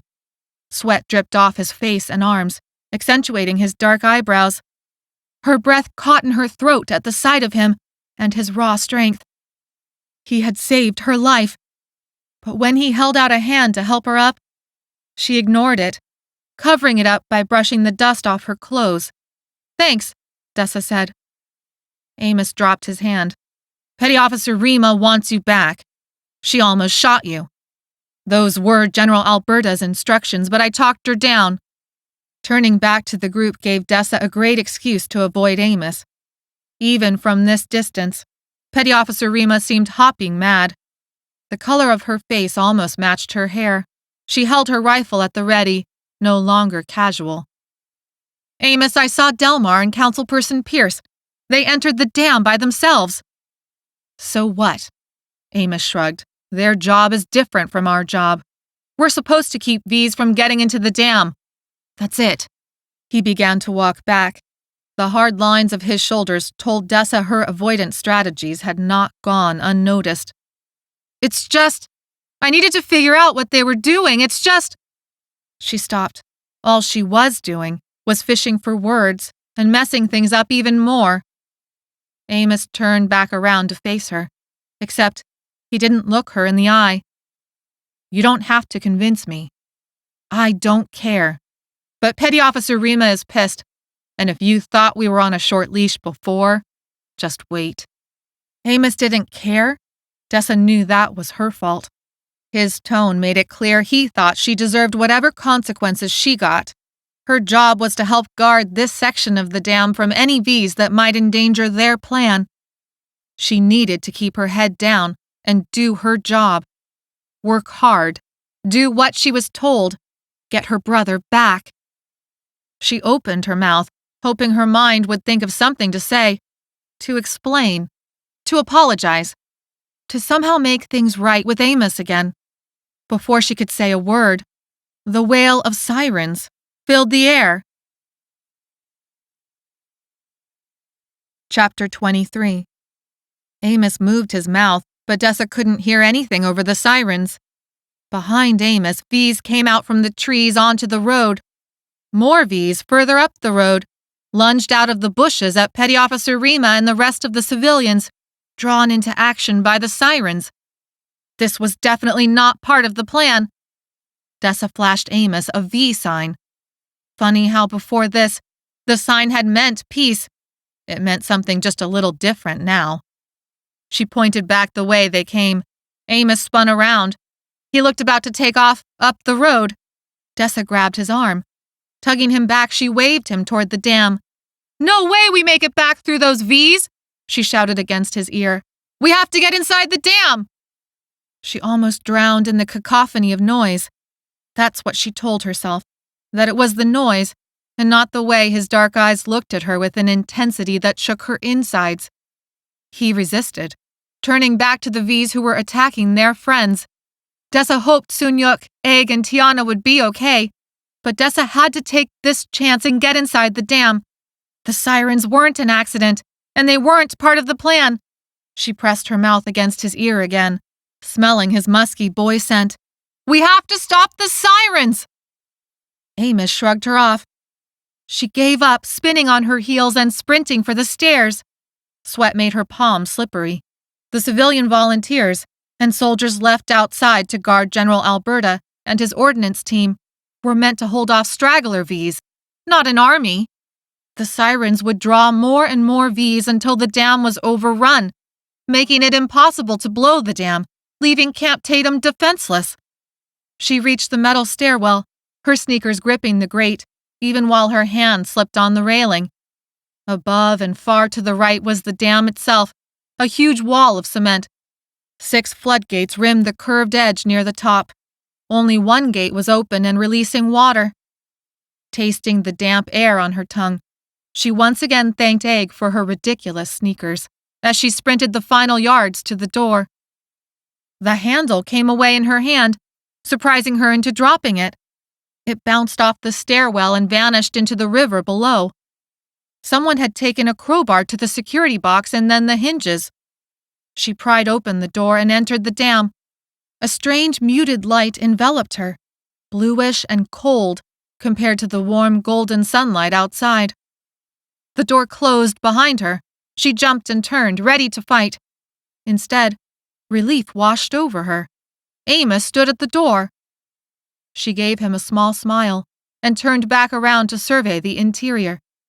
The sirens bounced throughout the hollow inside of the dam, giving them an odd orchestral quality. At least the cement muffled it all enough she could sort of hear herself think again. Concrete columns, like something from a monument, lined the open space of the dam. They curved to incredible heights, vanishing into the darkness above. Massive turbine-shaped structures dotted the floor of the dam at regular intervals. It felt like she had stepped into a tomb. Incredible hands, minds, and machines had built this impossible structure to hold back an impossible amount of water. And it was their job to let that water out, no matter the cost. It was the only way to save her brother's life. "Dessa, we should go back," Amos said, his breath hot on her ear. "The sirens will draw out all the V's for at least a mile. Anyone who stays out there is dead." Dessa stepped across the cement floor, searching for any sign of Councilperson Pierce and Delmar. "Then go back!" Another stairwell to her right led to a graded platform lifted almost a full story above the dam's floor. The platform looked like it ran along the full length of the dam. "Dessa!" Amos said, almost reproachfully. "I mean it!" Dessa whirled to face him. "Why did you even come, if you think we should go back?" "I'm not leaving you behind," Amos said. Dessa faltered, and then gathered her conviction. "Nobody else saw them come in here. You know noise and movement draw out the V's. Any V who can hear the sirens will head this way. We can't fight them all. They'll take over the dam, and General Alberta won't be able to blow it open." Amos unclenched his fists and sighed. "Fine, you're right. But when Tiana finds out we ditched her, I'm telling her it's your fault." Dessa surprised herself by laughing. Amos smiled. It was a weird sort of truce. Not that they had been at war, but... "Oh no, I'm definitely telling her it's your fault." Dessa stepped past the first cylinder. "I'm gonna say it was all Amos's idea. I tried to go back for her, but you needed a bathroom break." Amos snorted. "Wait," Dessa said. "Did you hear that?" They froze. She strained her ears to listen for anything beyond the muffled sound of the sirens. Was that... "Voices," Amos said so close to her, his breath tickled her ear. She shivered and headed further in. Amos tapped her shoulder and pointed to the space between columns. "There's an echo. It makes you think sound is coming from one place, but it's really coming from another. I think they took the platform." She nodded. Once they climbed the stairs, Dessa took a peek over. The platform's railing was painted a bright hazard yellow and kept them from tumbling into the turbines below. On their walkway, large metal boxes, conduit, and metal cabinets lined the dam wall. Further down the walkway, glass and drywall formed what looked like an office. They walked the grates, the sirens still blaring. When they reached the office, the sign on the door said it was the emergency signal room. Dessa peered through the window. Inside were several desks, cabinets, and 2 human figures at work on a panel. The panel was open, and its guts hung out, multiple colors of wires and switches. Dessa barreled through the door. Delmar turned from the panel and raised an eyebrow. He held up a pair of pliers and a booklet. "Here to help." "Delmar, what are you doing?" Amos said, coming in to stand next to Dessa. Delmar laughed. "Picking sides." Councilperson Pierce worked without pause at the electrical box. "I'm sorry. I thought I could accept it. But this will destroy thousands of historical documents, priceless works of art, let alone the long-term impact on our water supply. No one, no special project, is worth destroying a vital reservoir over. This is California. We can't survive without water. I'm sure you see." "You can't kill my brother!" Dessa lunged for Councilperson Pierce. Delmar swung his pliers inches from Dessa's face, forcing her to jump back. Pierce paused at his work and glanced at Dessa, surprised. "You think your brother is still alive?" "Of course he is. The notice. They said..." He shook his head. "The only kinds of government projects, top secret enough and given ridiculous enough names like Project Polis, are not known for their survival rates. Camp Tatum is, I'm sure, a government testing facility of some kind. Your brother is a part of some sort of experiment now. You're never getting him back. That must be why the general had to choose Camp Tatum over the city. But choosing it over our water supply? That is a crime against humanity." Dessa grew cold. "You lie!" But her voice sounded unsure even to her own ears. Councilperson Pierce shook his head. "I'm sorry." He returned to working on the panel. She pivoted around Delmar and tackled Councilperson Pierce to the ground. His body cushioned her fall, but then blows rained down on her head, shoulders, and back. She tried to keep him pinned while raising her arms to protect her head. A solid knock on her chin made stars burst before her eyes. The room spun, and she was suddenly staring at the office ceiling. To her right was a desk leg. To her left stood a metal filing cabinet. A spider's web used one corner of it to connect itself to the wall. Above her stood Councilperson Pierce. He was larger than she remembered. His hands came around her neck. Her throat burned as he forced it closed. Her lungs protested. Her eyes watered. She scratched at his hands, his face, his eye sockets, anything that would release the chokehold. The burning increased. Her lungs screamed, and black spots appeared in her vision. Panic gave way to something more calming. She floated on a raft across the lake. Her brother, his chubby baby cheeks flushed with just a little too much sun, sat in her mother's lap on a little raft as Dessa splashed in the shallow end of the lake. The water had been so clear and refreshing. The sand at the bottom sparkled when the sun hit it. Her toes curled deliciously around the sand before the water floated it all away, like she was floating away. Councilperson Pierce let go. She gasped for air like she had been drowning. Her lungs burned. Her throat felt beyond bruised. She blinked furiously to clear the black spots from her vision. Though the office spun, she forced herself up. Coughing, she leaned against the desk drawers. The hard handles dug into her back. Her vision steadied. After a long moment, she saw and flinched back from the body next to her. Councilperson Pierce, unconscious, a bloody gash on his forehead. Except for the blood on his forehead, his face looked peaceful, with no sign of the rage that had filled it seconds before. His chest still rose and fell. Amos stood over him with, "A stapler? You took him out with a stapler?" It hurt to speak. Her voice cracked on each word. "It's a swing line, red, good quality." A crash drew their attention to the office door. Delmar raced away. Before Amos could run after him, Delmar hit the yellow hazard railing, almost flipping over, before catching himself and running out of sight. "Stop! Amos, the sirens! Let him go! We have to stop the sirens!" But what if? It doesn't matter. And it didn't. Not right then. If V's overtook the dam, then there would be no chance to save her brother from whatever Camp Tatum really was. She forced herself onto her feet and stumbled to the electrical box Councilperson Pierce had sabotaged. She knew nothing about dams, but someone had printed out laminated labels and taped them to the switches. Colors coded either red or green to show if the switch was turned on or not. Her head swam as she tried to make sense of the labels.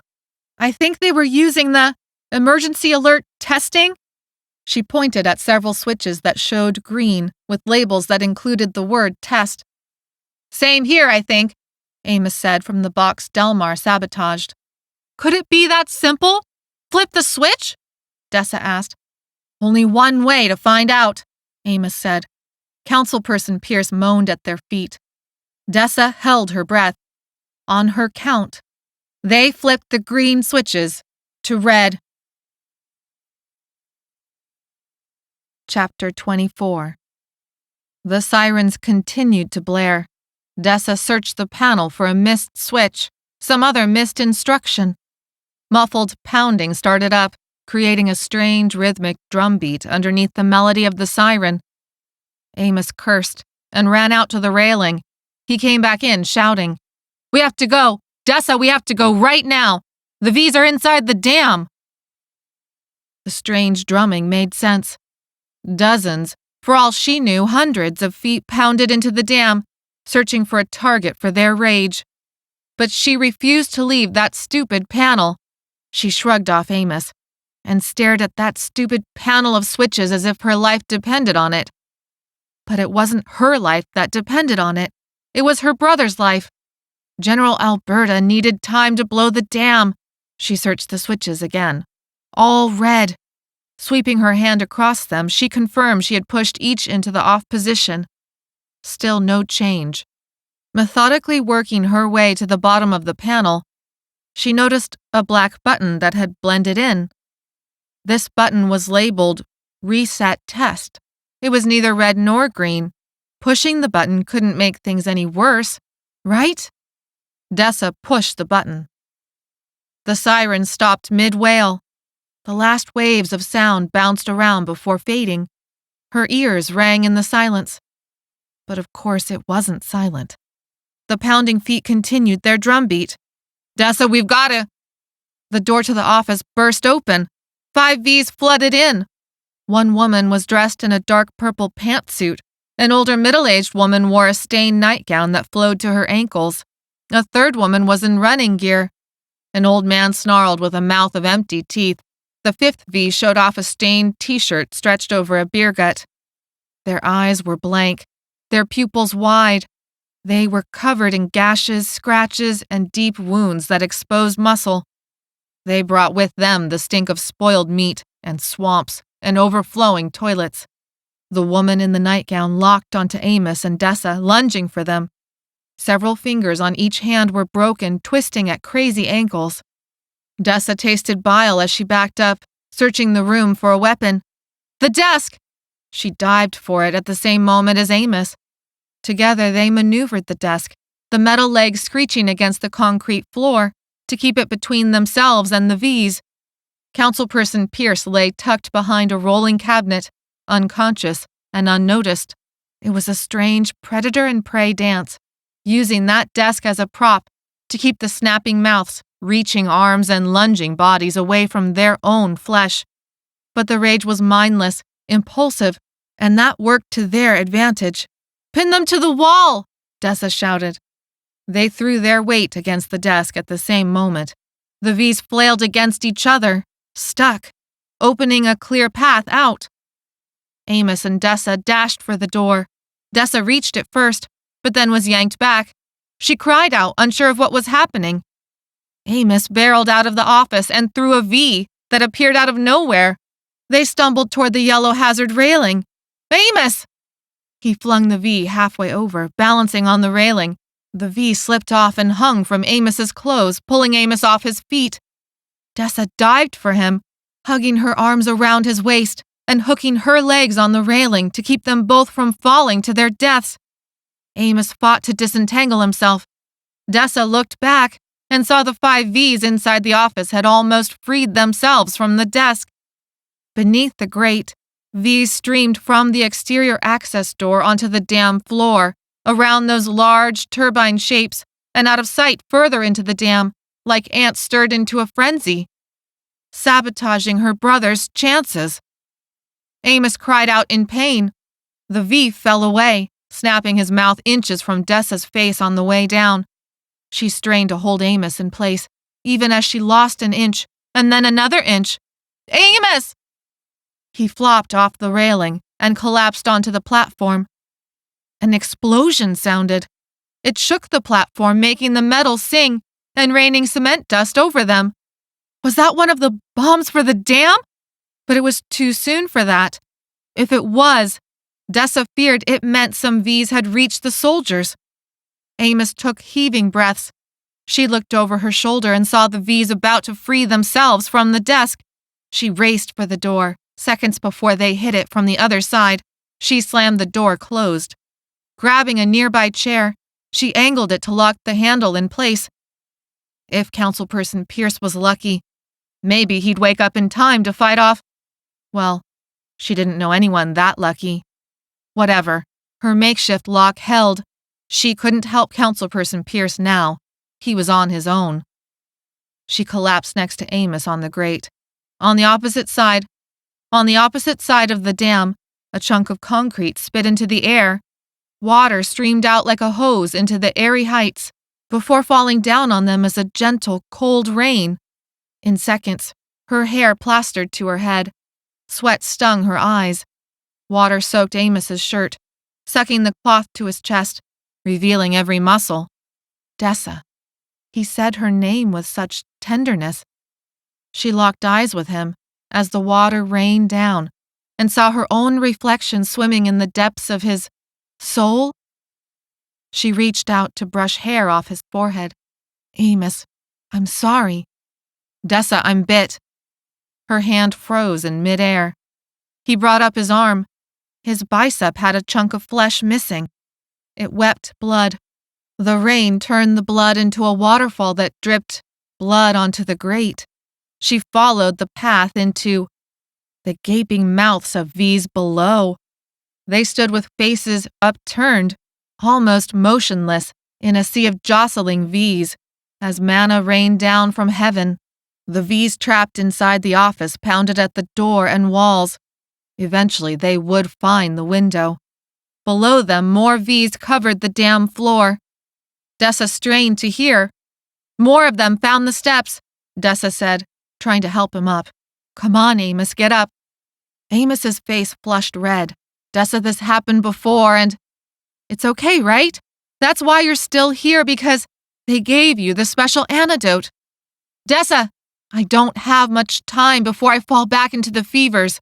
I won't turn V, but in a few minutes I'm not going to be much use for anything. You need to leave me behind. Panic made her stomach twist. Shut up!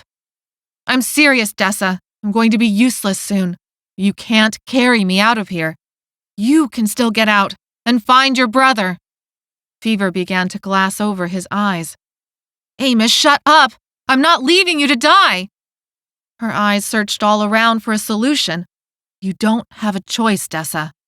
One side of the platform headed back to the stairwell that would lead to the oncoming V's. Over the railing, a large drop led right into the hands and mouths of waiting V's. Of course, there were the office V's, too. Only one option remained, taking the platform further into the dam. It looked clear for now. You can't tell me what to do, Amos. You're not my social worker. Dessa slung his arm across her shoulders. She wrapped her arms around his chest, bracing him. Walk, if you still can. Help me. He mumbled something unintelligible, but took several steps. Dessa propelled across the grates, ahead of the V's coming up the stairs from behind, away from the locked office. The river of V's below them led the way. After long minutes, her muscles began to shake. Amos slumped over, barely able to carry any of his weight. His eyes were closed. Fever burned through him, steaming the water off his bare skin.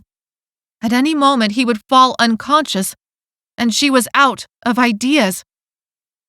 Another dozen feet, and Amos collapsed.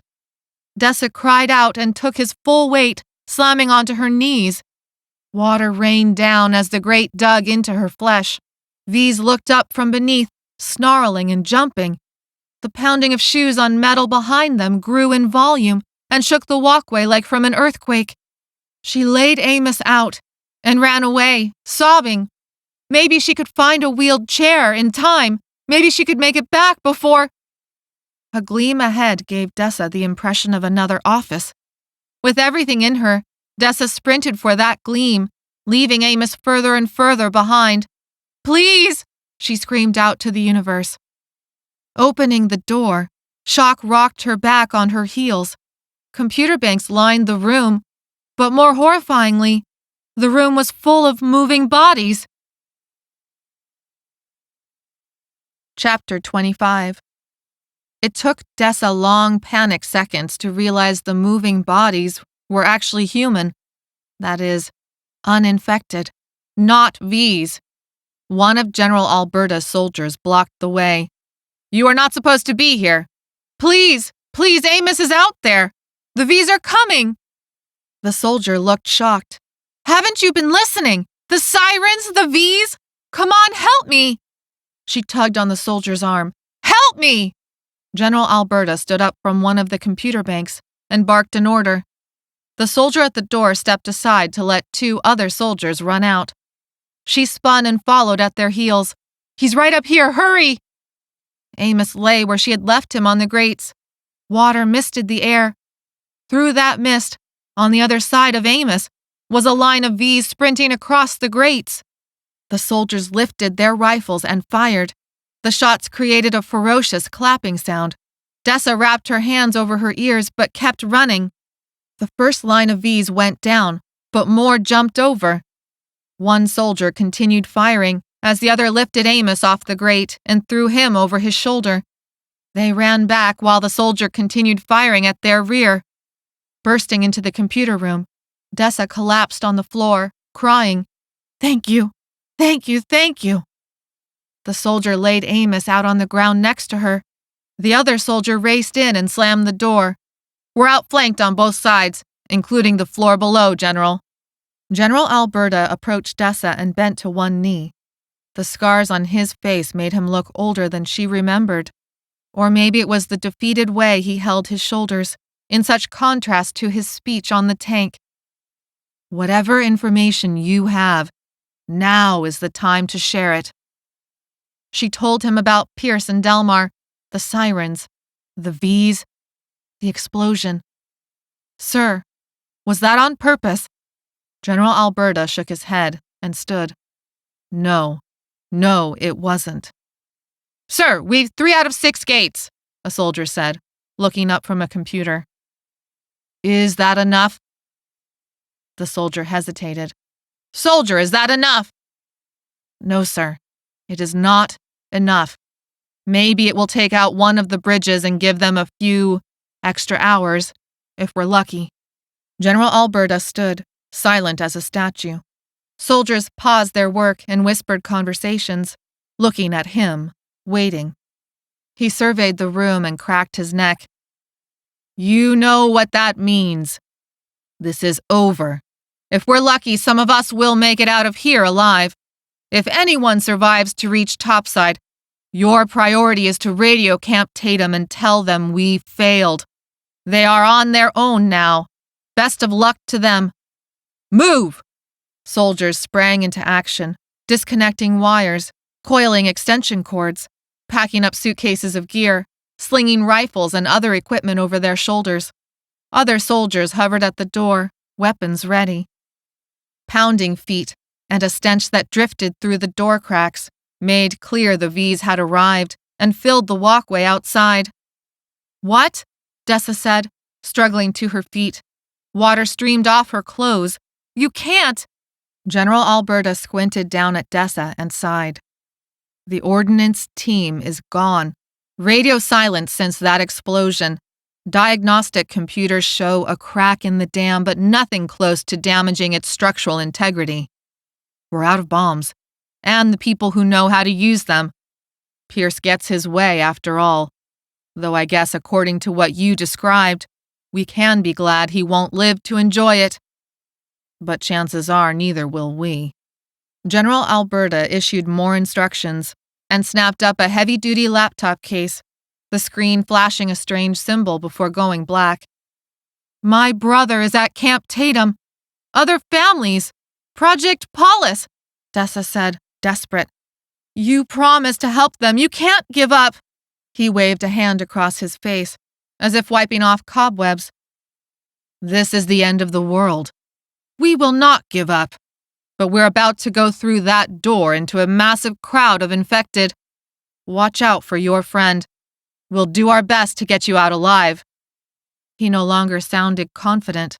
In fact, the words felt rehearsed, like something he knew he was supposed to say, but couldn't believe anymore. "General!" He turned away from her and back to his soldiers. Straightening his spine, he barked the order to open the door.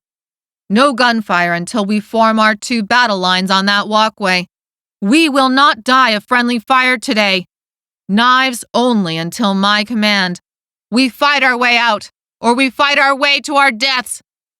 The soldiers responded to their general in chorus, and then opened the door to hell. Soldier met V in a strange, bloody dance. The slurp of knife into flesh, a scream as a V tore someone's throat out. the crunch of breaking bone.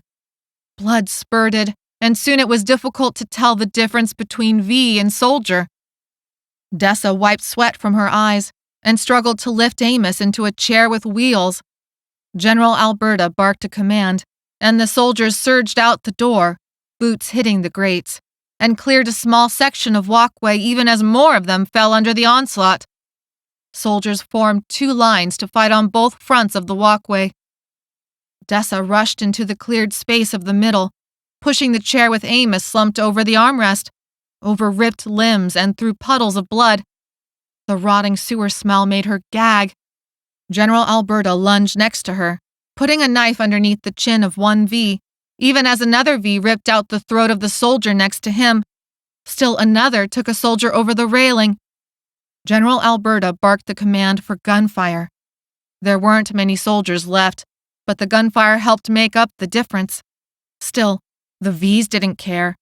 They formed an endless gauntlet of flesh and bone that threw themselves onto the soldiers, taking one down after another.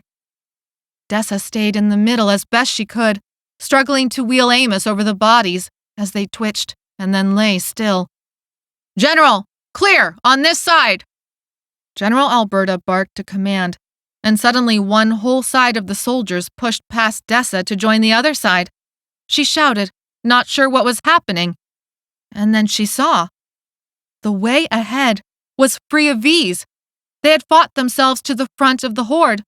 The few soldiers who remained alive held back their oncoming Vs with slow gunfire. "Go!" The word was harsh and implacable. She looked at General Alberta and saw a large rip in his cheek, a bite-sized chunk of flesh now missing. "We are running out of bullets. Go now or die here." General Alberta reached for a radio at his belt. His bloody hand unhooked it and tucked the radio into Amos's shirt. "If you make it out, warn Camp Tatum." He turned back to his soldiers and shouted, "We hold the line here! Hold the line!" Dessa ran. Chapter 26. Okay, no one would actually describe what Dessa was doing as running. Not when the chair wheels kept catching the grate and almost tipping Amos. Not when her arms burned and felt like they would fall off. Not when she gave up pushing and started hitting the chair forward with her hip, grunting in pain each time. But what mattered was it worked. Her mind flashed to Pierce's hands, choking her until she almost blacked out. She had thought she was about to die. But this felt worse. Behind her, soldiers were dying, sacrificing themselves to give her and Amos a chance. V's flowed like a river underneath her feet. The tomb-like dam felt both expansive and oppressive. General Alberta had given them a chance, but Dessa thought this was probably the end regardless. Eventually they would hit the end of the walkway. And like the way they came in, stairs would lead to the floor of the dam, into the waiting arms and teeth of the Vs. Just a few weeks ago, she had been working overtime at the grocery store, stocking shelves, volunteering for the night shift, making plans. Plans. The universe had laughed at her plans again and again. Her parents had died, and all their plans for her had gone up in smoke, along with their cremated ashes. They had taken her little brother from her and found him a new family. They hadn't wanted her. She was too old, too much someone else's child, too hard to love, too introverted. She didn't connect with people.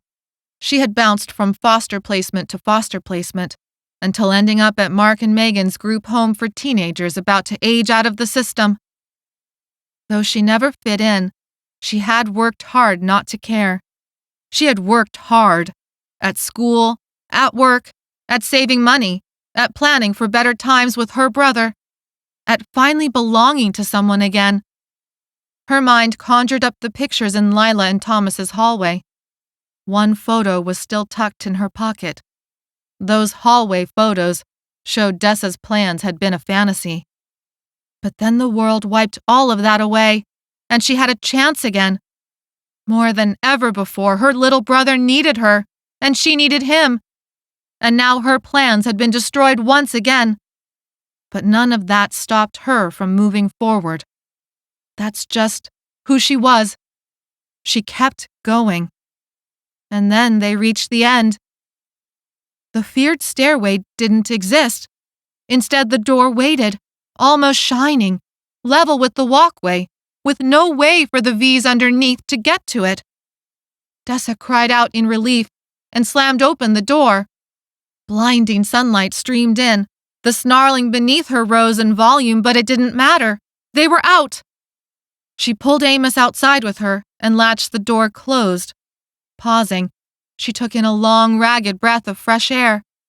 Like the other side, a gravel road sloped up from this access door that wound to the top of the dam.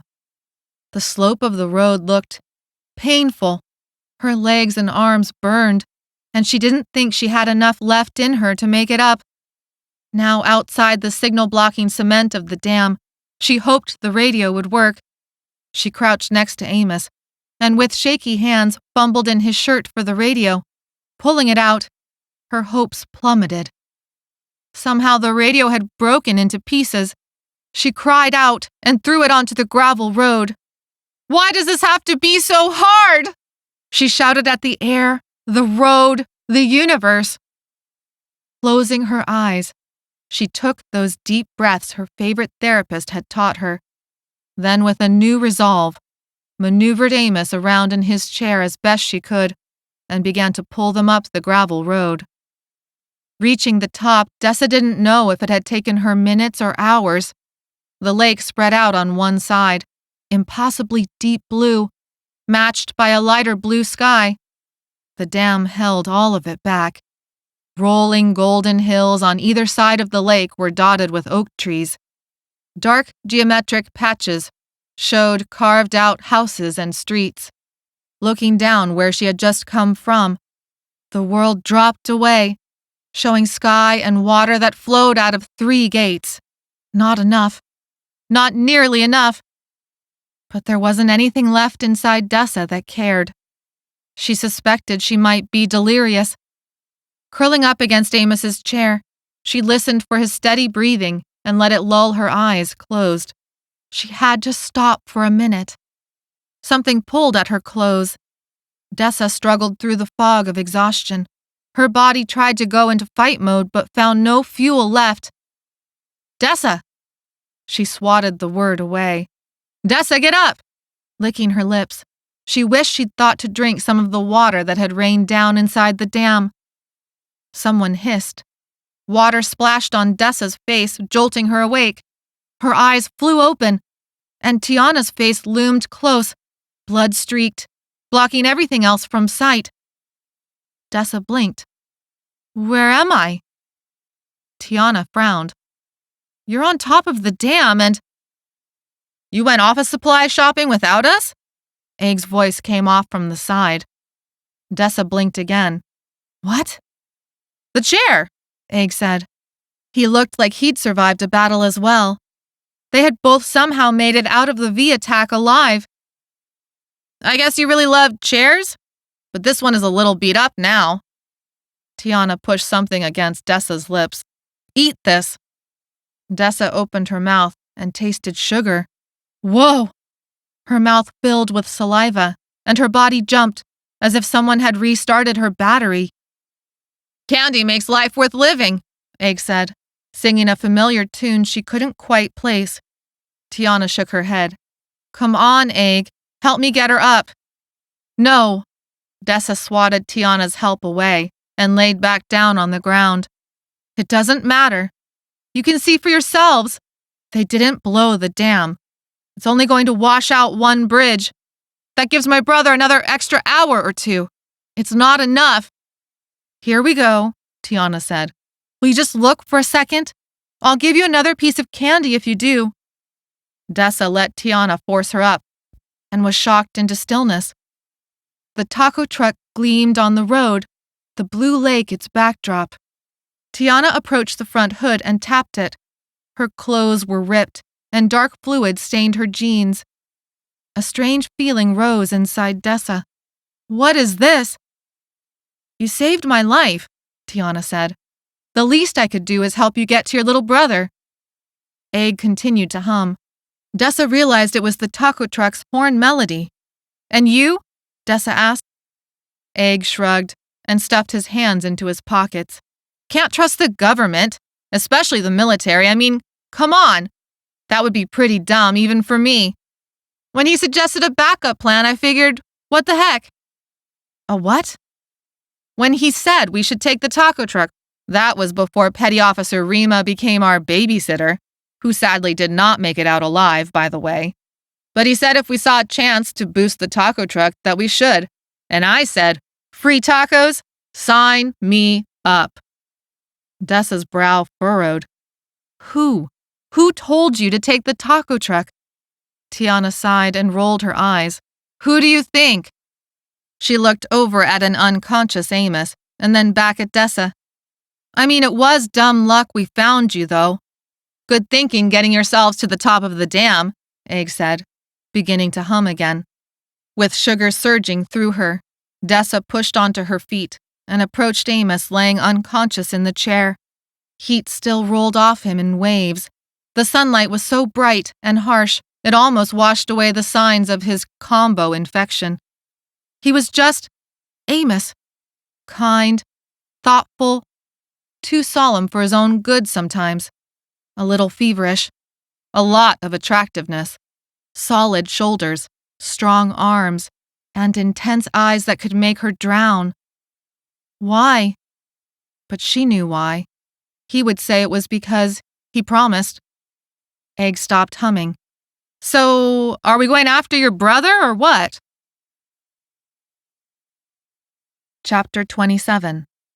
The taco truck hummed along, going far too fast for its size and for the quality of the road. Dessa spread a map across the dash.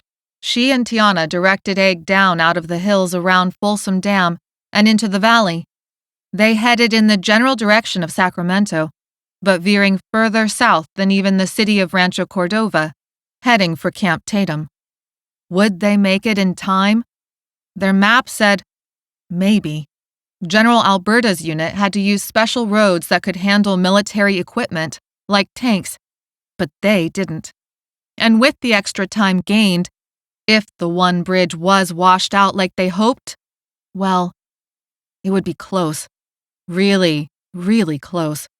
And once they got there, well, there was no plan except to get there.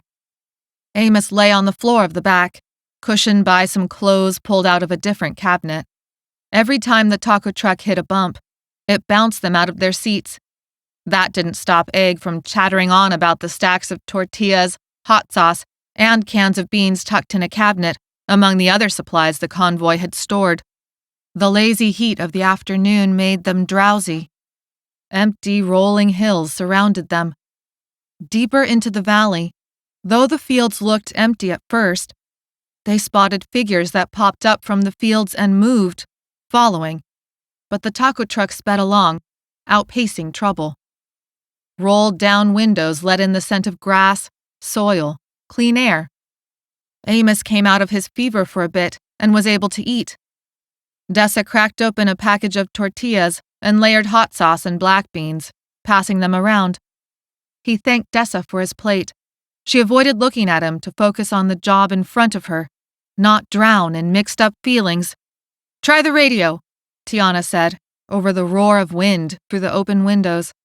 She sat in the back with Amos, finishing her food by licking the last bit of hot sauce off her hand. Dessa took the passenger seat and fiddled with the radio. Though the interior looked modern enough, whoever had owned this taco truck before kept the old-style radio complete with dials. Surfing through the channels, everything came back static. Switching to AM, she caught a garbled voice. Tiana crowded forward, Amos next to her, leaning heavily on Dessa's seat. She fiddled with the dial again, trying to bring back the voice. Residents should take precautions against looters. Residents of surrounding areas are requested to remain indoors. Prevent outdoor access to your residence and cover all windows. Bulletin. EAS activation requested. Civil emergency message. The following message is transmitted at the request of the California Emergency Management Agency. Residents of Sacramento City are requested to voluntarily evacuate due to multiple civil emergency incidents. Evacuation center has been set up on Cal Expo Fairgrounds.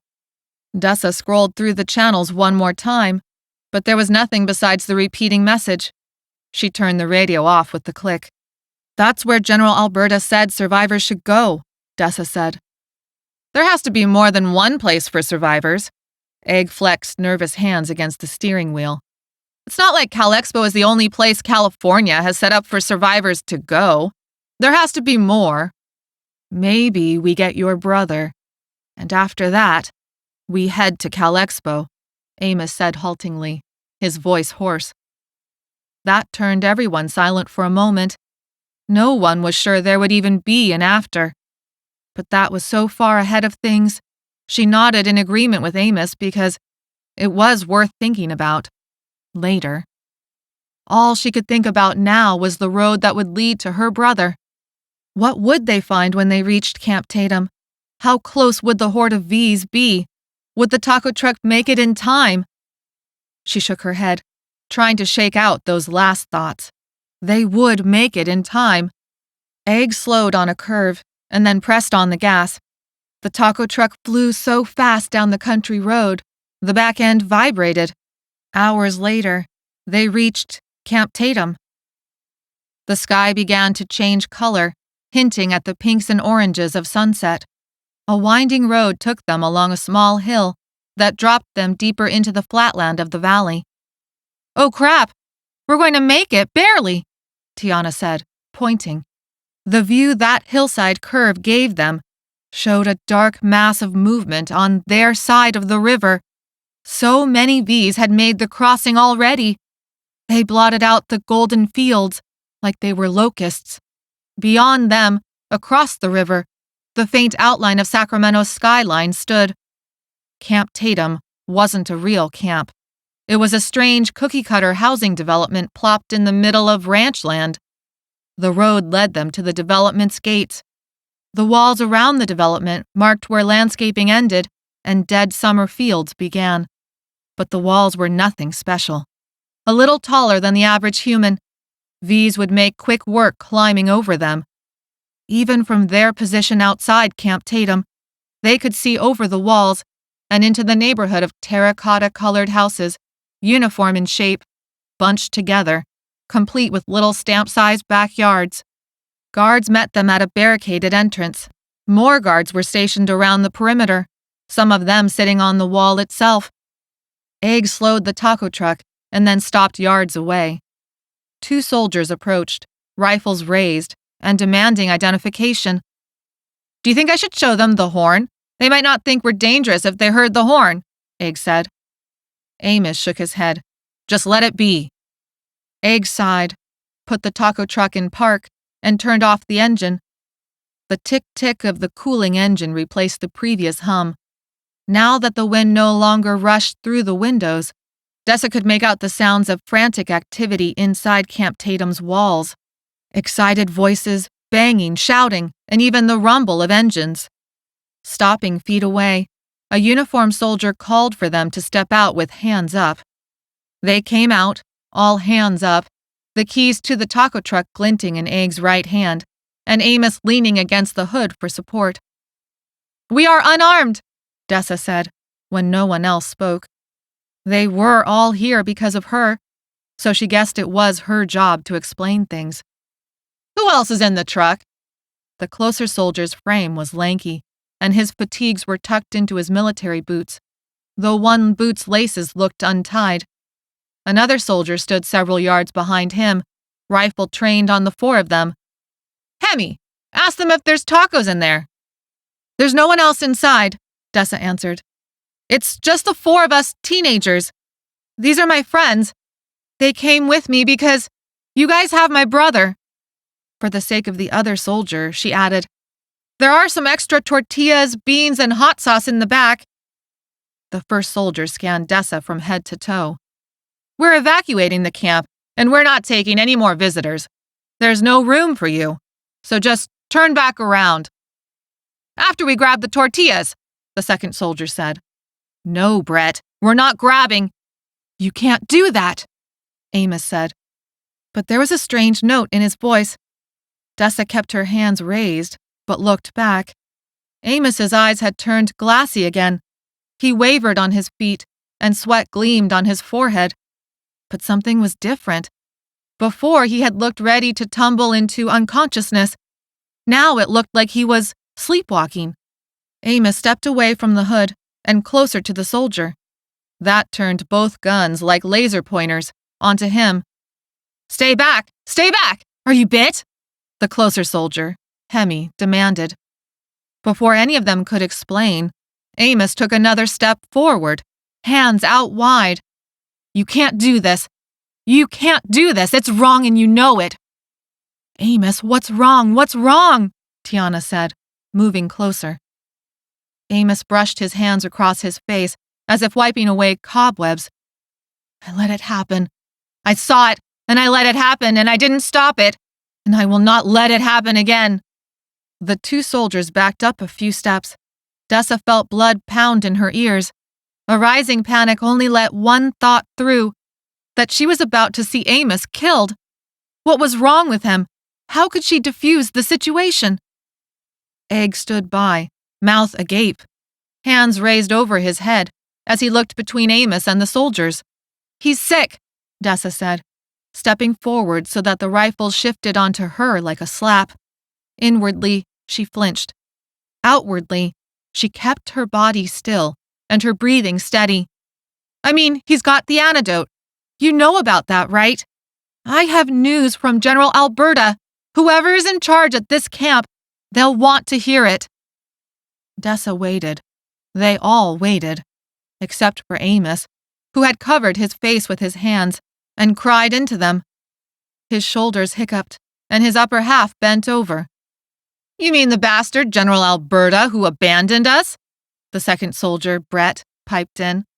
For a long moment, tension only increased. General Alberta didn't abandon you!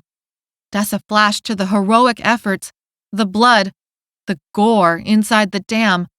I'm alive because of him! Brett narrowed his eyes. But it didn't work, did it? Dessa opened her mouth and then slumped. No, it didn't. But they died trying. Hemi sighed. We figured that out when our spotters saw one bridge wash away, but not the other two. Oh yeah, and the swarm of V's that crossed the river and are now on our doorstep gave it away too, Brett said. Radio this in, Hemi said, his voice sharp. Let them decide. Brett pulled out a walkie-talkie and relayed the message. Within a few seconds, the walkie-talkie squawked back. Dessa held her breath, waiting. After several back and forths, Brett hooked the device back onto his belt and motioned Dessa forward with his rifle. You have the brother, right? What's his name? Dessa told him Ivan's name and her own name, and when the soldier relayed all that, even Dessa could tell the squawking was in her favor. All right, Brett said. The head says come inside. We'll have to check you over first. Dessa released a sigh of relief and looked at the other three. Smiling, she said, See, a piece of cake. Come on, let's get my brother. No, it was Hemi who spoke. But you just said. Boss says only you, so that means only you. We don't take people inside who look like him, Hemi said, jerking a finger at Amos. We're not taking any infected inside, antidote or otherwise. And the other two don't have family in here. Don't even know why they're letting you in, since we're evacuating this place, except they knew who your brother was right away. Not sure I'd say that's a good thing. Dessa's relief evaporated. She had to go inside without her friends. Hemi's words led her mind back to Councilperson Pierce's crazy accusations. But Camp Tatum was for survivors. Surely. You should go, Tiana said, her expression full of conviction. Just beyond her, Egg finally closed his gaping mouth and nodded in agreement. But Dessa stopped. She was so close to her brother. He was inside. They knew him by name. What did that mean? Amos was lost in some sleepwalking fever dream, his hands still covering his face. The antidote had done that. Or the V-bite. Or maybe the combination. She turned to her friends. I don't know what I'll find in there. Make your decision and make it fast, Hemi called out. We got a horde on the way. You shouldn't wait for me. Get out of here while you can, and take Amos with you. Dessa turned around before any of them could contradict her, and walked to the soldiers. All right, just me. Her heart broke as she left her 3 friends behind. At the last minute, before vanishing behind the wall, Dessa turned and raised a hand in farewell. Tiana braced Amos, already leading him back into the taco truck. But Egg saw her and gave her a thumbs up. Dessa passed into the guard room and entered Camp Tatum. Chapter 28. Maps and flyers were thumbtacked to the wall, yellowed with age and curling at the corners. One flyer listed dates for a summer event schedule. Dessa could barely remember early summer, the before time, before frantic shoppers and closed schools and masks and gloves and everyone wondering what was really going on. She still didn't really know what was going on, but everything had been winnowed down to a single mission: find her little brother. A female soldier entered the guard shack and ordered Dessa to strip. A quick search for bites turned up only scratches and bruises. She redressed and was told to get ready. Get ready for what? And when will I see my brother? You said you had information from General Alberta. Up close, Dessa noticed a long, thin scar that ran from the soldier's ear down her neck, vanishing into her uniform. An old scar, pale, almost translucent white against her otherwise ivory skin. I do.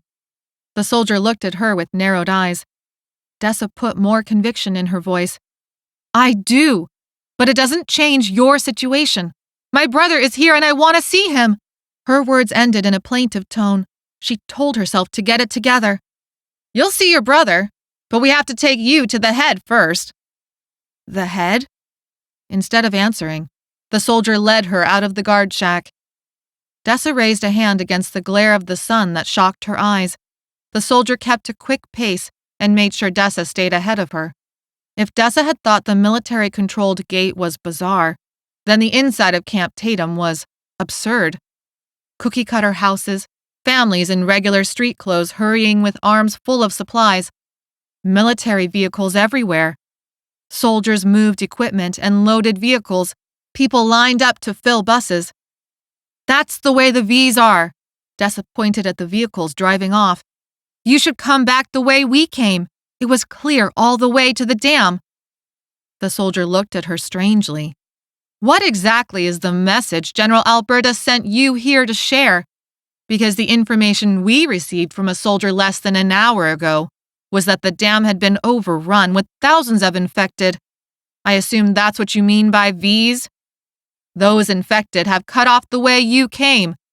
They're coming from both directions now, the dam and the river. Dessa paused, stunned. Did they say who survived? Someone else had made it out alive from the dam? She hoped it was more than one, but was surprised anyone had survived. No. And then another thought came to her. Wait, my friends are headed back that way. We thought it was still clear. The soldier swore and plucked a walkie-talkie from her waist and spoke fast. Turning away from Dessa, she listened for a reply. Hemi told them. They know not to go back the way you came. The soldier continued to march forward. Come on. The head isn't going to like it. We don't need more people to evacuate. You're lucky they found some buses in time. 5 more minutes and your brother would have been long gone. Ivan, right? Dessa jumped. She stared hard at the soldier. Why do you know his name? He's under the head's protection. All the kids are.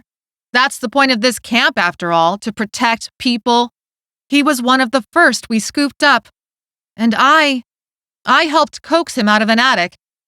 Dessa blinked. Thank you for helping my brother. Okay, so you know more than I do at this point.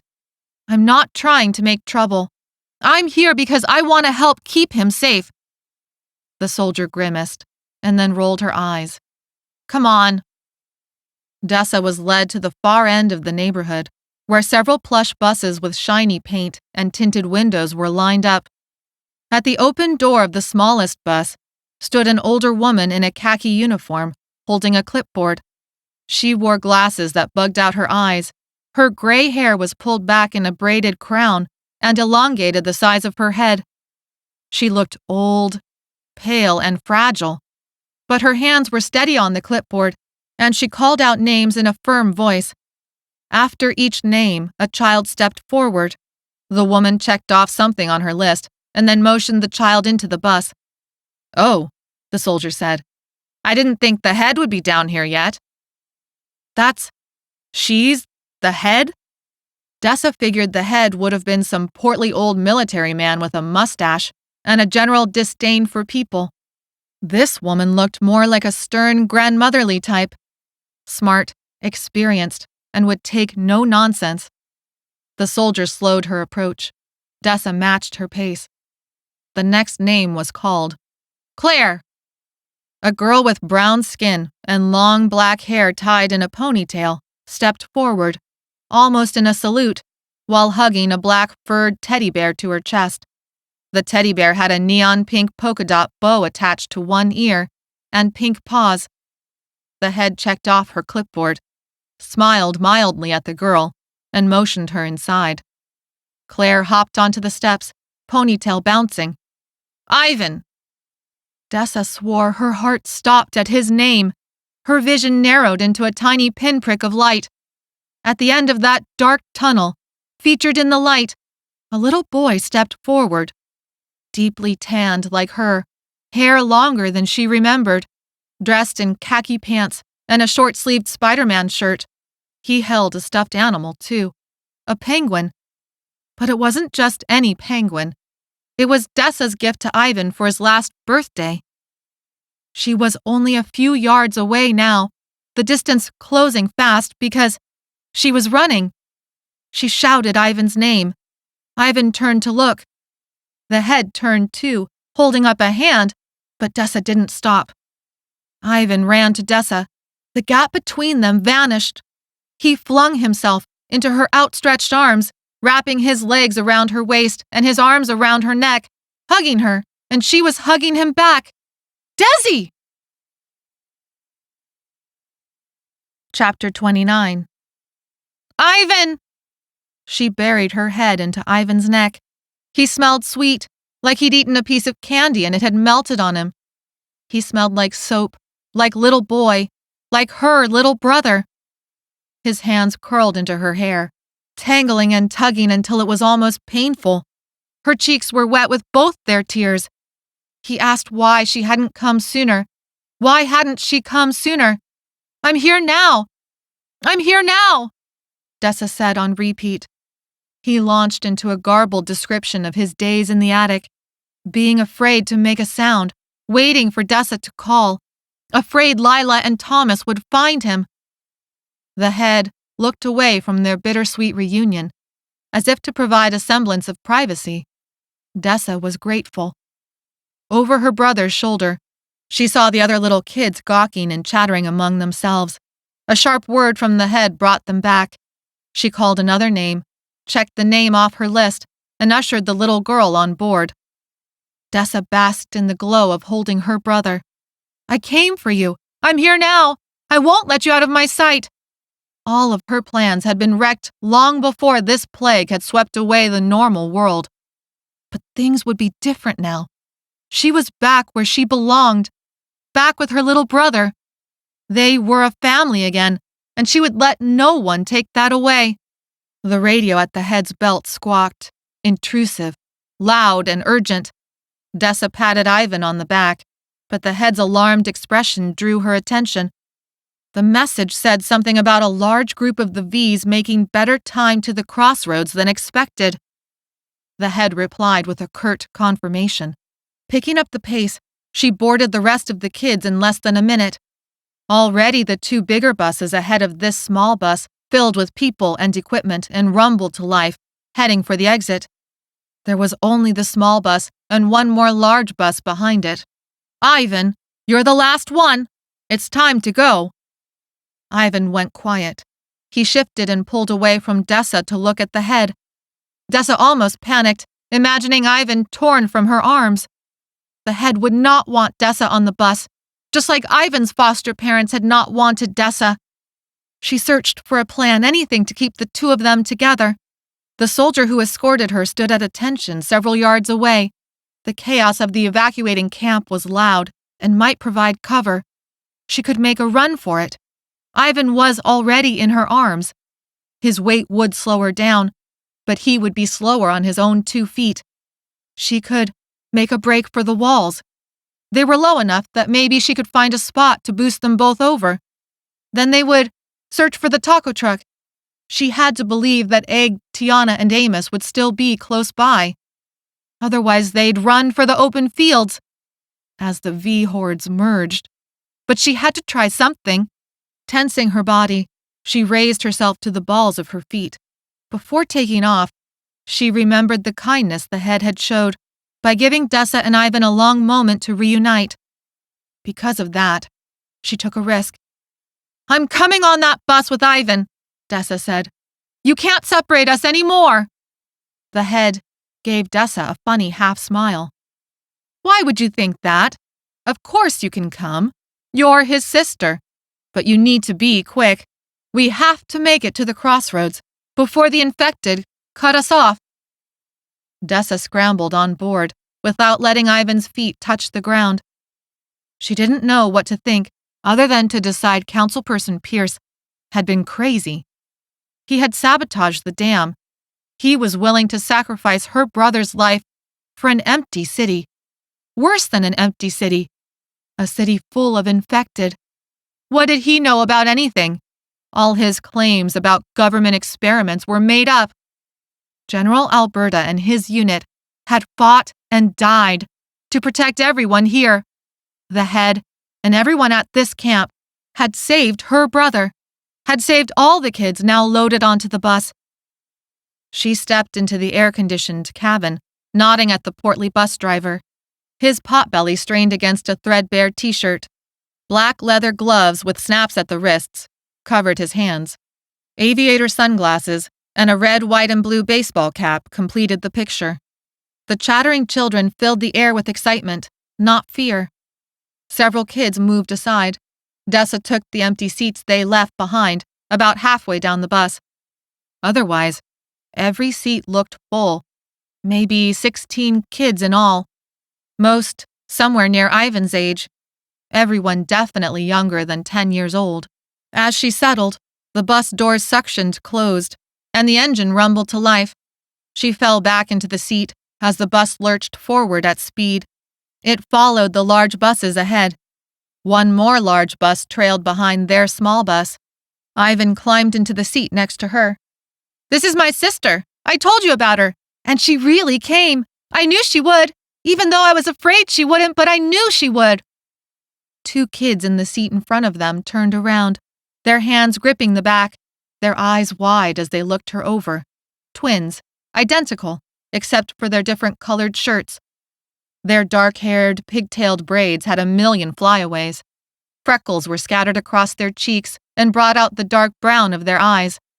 Across the aisle, 2 boys who looked like brothers turned 90 degrees to stare at Dessa. The kids seated in front of them also turned around, and when she looked behind them, found more eyes on her. "What?" Dessa said, not meaning for it to come out curt.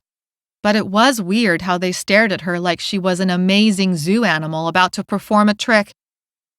It seemed her voice broke the spell. The kids started chattering with each other, at her, and with Ivan. The twins talked about a big sister still missing. The 2 boys were cousins, not brothers, and had more relatives on a different bus. Ivan talked like he had known them forever. The kids peppered her with questions too fast to attempt answers. Dessa figured that, for them, it was probably like it had been for her, Amos, Tiana, and Egg. Anyone seeing the four of them in conversation might assume they had been friends forever. But it only took a few weeks of an apocalypse instead. While the bus rumbled along, Dessa hoped her friends found their own safe route out of there. "Have you been at Camp Tatum the whole time?" The twins nodded. The boy cousins explained they were scooped up from a gas station bathroom before the zombies could get them. "We've been calling them V's," Dessa said. "At least, that's what the internet is calling them. I mean, when the internet still worked." She licked her dry lips and wished for some water. As if reading her mind, or at least her body language, one twin handed over a water bottle. "Here, you can have some of mine." Dessa sipped, and then recapped the bottle, handing it back over. As soon as they were safe, she would make it her priority to stash away water and food for both her and Ivan. "And then what?" Dessa asked the kids. "What have you been doing in camp? What are they doing?" She almost said, "to you," but it didn't sound right. Before any of the kids could answer, the air conditioning shut off. The bus driver yelled something unintelligible about power and speed. "They said we're special," Ivan said. The bus driver was still yelling, but Ivan's words had turned her cold. Dessa leaned into the aisle. Peering through the tangled limbs of children, she saw the head at the very front of the bus, holding her clipboard and pointing through the windshield. "What do you mean, special? Is that what the head calls you? Special?" Her question sent all the kids, including Ivan, into giggles. "Why are you giggling?" "You're not supposed to call her that," an older boy said. "The head? But that's what the soldiers called her." "Yeah," Ivan said, in this patient but know-it-all voice that only a 5-year-old seemed to muster. "But you're not supposed to call her that. And it's weird anyway. It's only a nickname for when the guards want to be mean. It's not what we call her." "Okay," Dessa said, but she had lost track of the conversation. The view through the windshield didn't look right. "What do you call her?" "Ms. Winters," Ivan said. "That's her name," said the twin who shared the water bottle.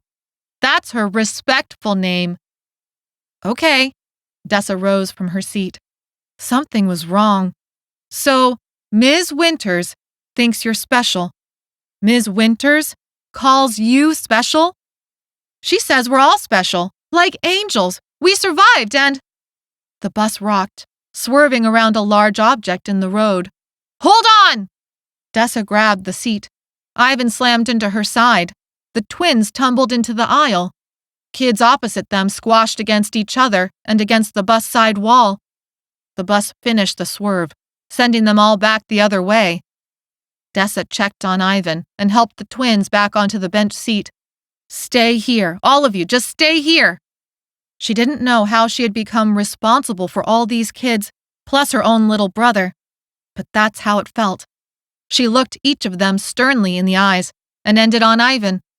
"I'll be right back." Without waiting for a reply, she dashed for the front of the bus to figure out what the hell was going on. But once she got close, it was easy to see through the windshield glass what the problem was. The head leaned over the railing, pointing out a path for the driver. A path through what had become a swarming mass of infected. The 2 large buses ahead of them had made the crossroads in time and now sped away on an empty road, leaving dust clouds at their tail. But their small bus had not gotten so lucky. The bus driver shouted something about a ditch. Ms. Winters screamed for him to take it. Hand over hand, the bus driver turned the enormous steering wheel counterclockwise, downshifted, and gunned it. When he hit the ditch, Dessa went weightless and flew forward. At the last second, she grabbed for the handrail and stopped her head from going through the glass. Her momentum bent her over the rail, knocking the breath out of her. Time slowed. Kids screamed. Dessa tried to catch her breath. Blood dripped from the bus driver's cheek. He moaned face down on his steering wheel. White paper scattered into the air and settled on the dashboard and floor. Ms. Winters had lost her clipboard. Ms. Winters raised her head, her crowned braid askew, making the shape of her head look really strange. No wonder the soldiers nicknamed her the Head. Dessa tracked Ms. Winter's gaze through the windshield. The bus had crashed in the ditch. Smoke filtered out from beneath the hood. Infected surrounded the bus. Chapter 30. Camp Tatum! Camp Tatum! Bus number 3 is in trouble! We are at the crossroads in need of fire team! We need rescue! Ms. Winter's voice started steady and then increased in pitch. The radio crackled. The bus driver put a hand to his forehead and groaned. His palm came away, covered in blood. He searched for something underneath his seat and pulled out a handgun. But it seemed all that effort was too much after cracking his head on the steering wheel. He dropped the gun into his lap and held his head with both hands. The children's screams were so loud it was hard to think, hard to hear anything else, except the louder noise of the V horde outside. "We need rescue!" Ms. Winters yelled into the radio, but then looked at her hands in horror as the radio fell into 3 pieces and dropped away to the floor. Grimy hands and faces slapped against the bus windows, surrounding them in darkness, oozing blood and rage. Broken fingers scratched at the glass. Their efforts rocked the bus on its tires. Several Vs climbed the hood and banged away at the windshield, smearing saliva, blood, pus, and other liquids. Ms. Winters pushed past Dessa to the back of the bus. Her voice overtook the frightened screams. "Be quiet!" They silenced almost immediately. In seconds, only sniffles and whimpers remained. 2 Vs scratched at the bus door, cracking it open an inch. Dessa looked around for any sort of weapon, realizing how foolish she had been to step on the bus without one. Where was her bag of tuna cans when she needed it? She and Tiana had eaten every last bit of tuna, even licking the cans clean, while holed up at Ivan's. She spotted a tire iron attached to the back of the bus driver's seat. She dived for it as a shot rang out. The bus door shattered. A second shot rang out. A dime-sized hole opened in one of the V's foreheads, throwing him back. Another V filled the space. The bus driver still pointed the gun at the V's with a shaking hand. "Get the kids out of here! The emergency hatch!" He fired again, and the V's went crazy. The children erupted into screams not even Ms. Winters could stop. Dessa grabbed the tire iron and shouted for the children to run to the back. She pulled them out of their seats, left and right, throwing them into the aisle ahead of her. Behind them, the bus driver emptied his gun, and then he screamed. Dessa headed for Ivan's Spider-Man t-shirt. The twins and the cousin stood with him at the base of the emergency hatch ladder. A square of light from its opening through a child climbing the ladder steps in high relief, her pink sparkle backpack with a unicorn, making rainbow colors dance across the inside of the bus. Ms. Winters was already on the bus roof. She stuck her head back through the hatch and grabbed the girl up by her unicorn backpack. Dessa reached the ladder and began lifting kids up. There was no way she could get them all onto the roof in time. "Ivan, you're next!" Dessa shouted. But Ivan danced out of reach. "Charlotte and Macy first!" He meant the twins. She wanted to strangle him. She'd come all this way to save him, and she would not let him die now, not like this. The sound of glass shattering told Dessa there was no time to argue. She grabbed for each twin and boosted them up to Ms. Winters. Ivan stepped within reach. Dessa didn't give him warning before grabbing him and tossing him up. She glanced back and saw V's had almost finished with the bus driver. Other V's had broken windows near the front of the bus and were crawling through, mindless of the glass cutting deep wounds into their skin. "Get up here!" Dessa snapped her head up and saw Ms. Winters looking at her. "Get up here now, or you will die." Dessa scrambled up the ladder with her tire iron. A hand grabbed her ankle. Shouting, she held onto the bus roof, but the V's pull was relentless. The tire iron spun away, sliding across the roof. Ms. Winters grabbed for Dessa, jerking her up. Dessa was half in, half out of the bus. It became a tug-of-war. More hands snatched at her clothing. At any moment, she feared feeling a sharp bite. Ivan slid across the roof after her tire iron. and then inched over to the emergency hatch with it. "Ivan, stay back! Stay back!" she screamed, but he wouldn't listen. He stood on the edge of the hatch opening and swung down, aiming for her leg. She felt the pain of the hit, but also the release of the V's grip. She slid on her belly onto the roof, Ms. Winters falling on her butt in front of her. She gasped for air, belly heaving against the roof of the bus. "Desi!" The terror in her brother's voice drove Dessa to her feet. At the hatch opening, a V had climbed up, poking her head through. Children were huddled on the roof in pairs and trios, holding on to each other, screaming and crying. Ivan stood at the hatch, tire iron in his hand, but before he could put himself in any more danger, Dessa rushed him. She swiped the tire iron away and gently pushed him into the care of the twins. Distributing her weight on the metal roof, she held the tire iron sort of like a baseball bat and swung it into the skull of the V. There was a crack. Blood spattered across the roof. The woman's head tilted sideways at a strange angle. And then all her rage drained out. Her body fell back inside the bus. Ms. Winters scrambled forward on hands and knees. She unhooked the ladder from the roof and dropped it into the waiting hands of the V's below. Slamming closed the hatch, she turned to survey the children. The survivors. Shaking her head, Ms. Winters began to count. "It's not possible." She counted again. "What? What is it?" Dessa prompted. Ms. Winters finished counting and turned dazzling eyes on Dessa. "They're all here. 16! We didn't lose any of them." Dessa surveyed the children herself.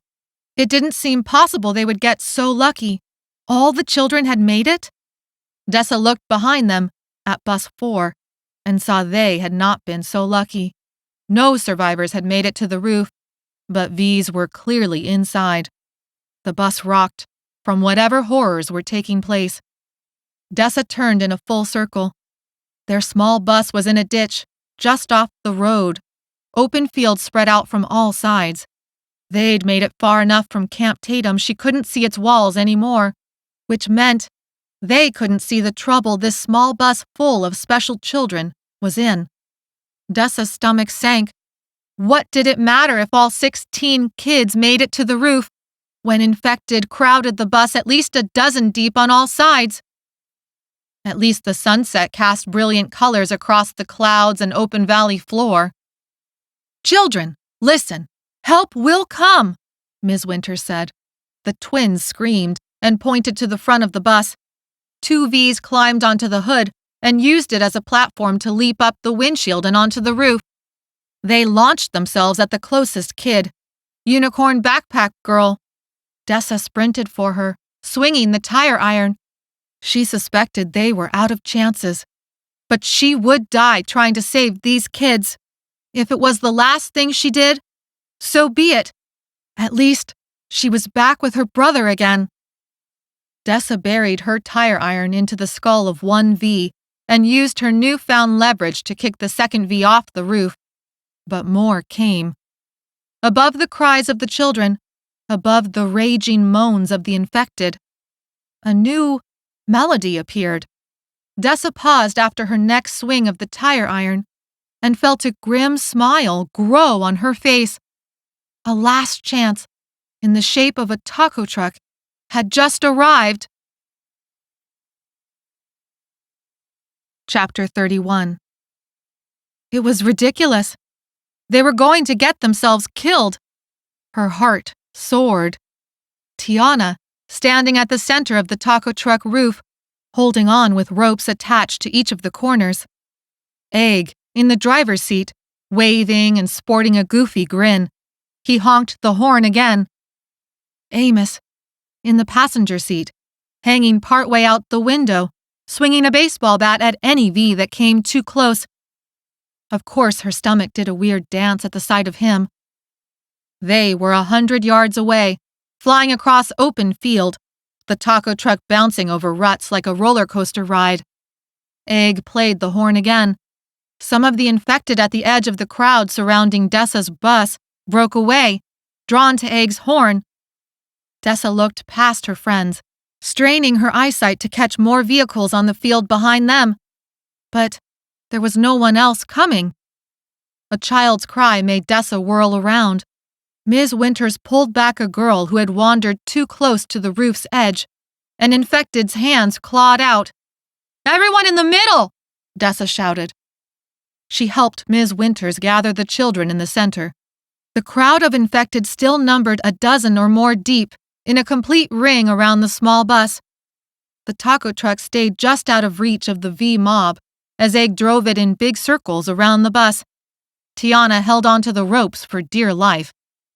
More Infected turned from the bus and chased the taco truck's siren song. Dessa crouched and got in close with the children. Surveying the group, she could smell the sweat and fear on them. Grime streaked their faces. Wide eyes dripped tears down their cheeks. "Everyone quiet," Dessa said. "Get on your stomachs. Stay in the middle. Don't move around. Don't let the Infected see you."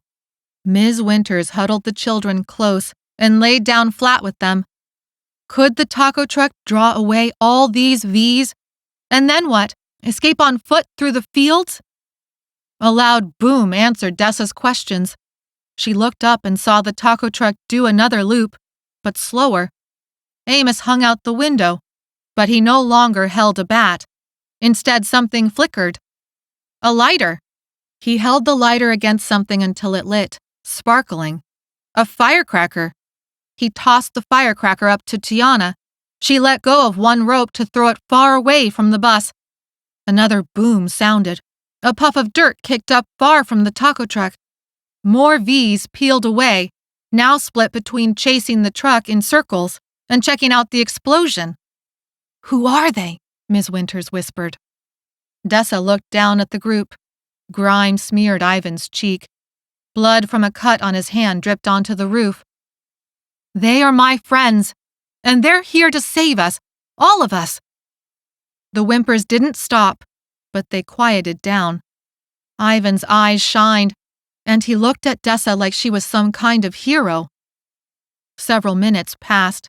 It took everything inside Dessa to hold still, to lie flat on that roof, to comfort Ivan and the others long enough to let the taco truck and its fireworks draw away as many Vs as possible.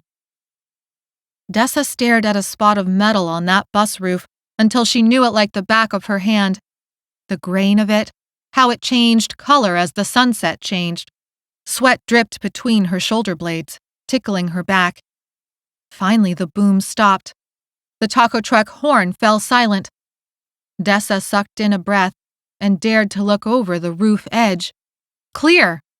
For the moment, the Vs had left and spread across the field, tracking the firecrackers. All around, the grass had matted down. Fluid stained the road. Shoes and rage had chewed up the soil.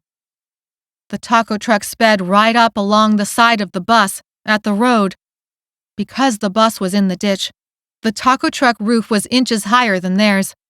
Tiana stood within feet of them, hair windswept, her clothes rumpled, her hands red and swollen from where the ropes cut in. Egg turned off the engine. Tiana let go of the ropes. Vs moaned from inside the bus. Dessa looked down. A 12-inch gap separated the taco truck from the bus. Infected reached through the broken windows of the bus, clawing at the taco truck. "Hand them over," Tiana said, whispering. "Quickly! Everyone stays silent. We don't have much time." "Where will you put them?" Ms. Winters said, coming up next to Dessa. "The ropes," Tiana said. "Like me. We'll have to stay on top until we get somewhere safe." It would be a tight fit, but Dessa thought it could work. Anyway, they had little choice, though anyone who fell into the gap between the vehicles would get ripped to pieces. She widened her stance and crouched. Well, she would have to make sure that didn't happen.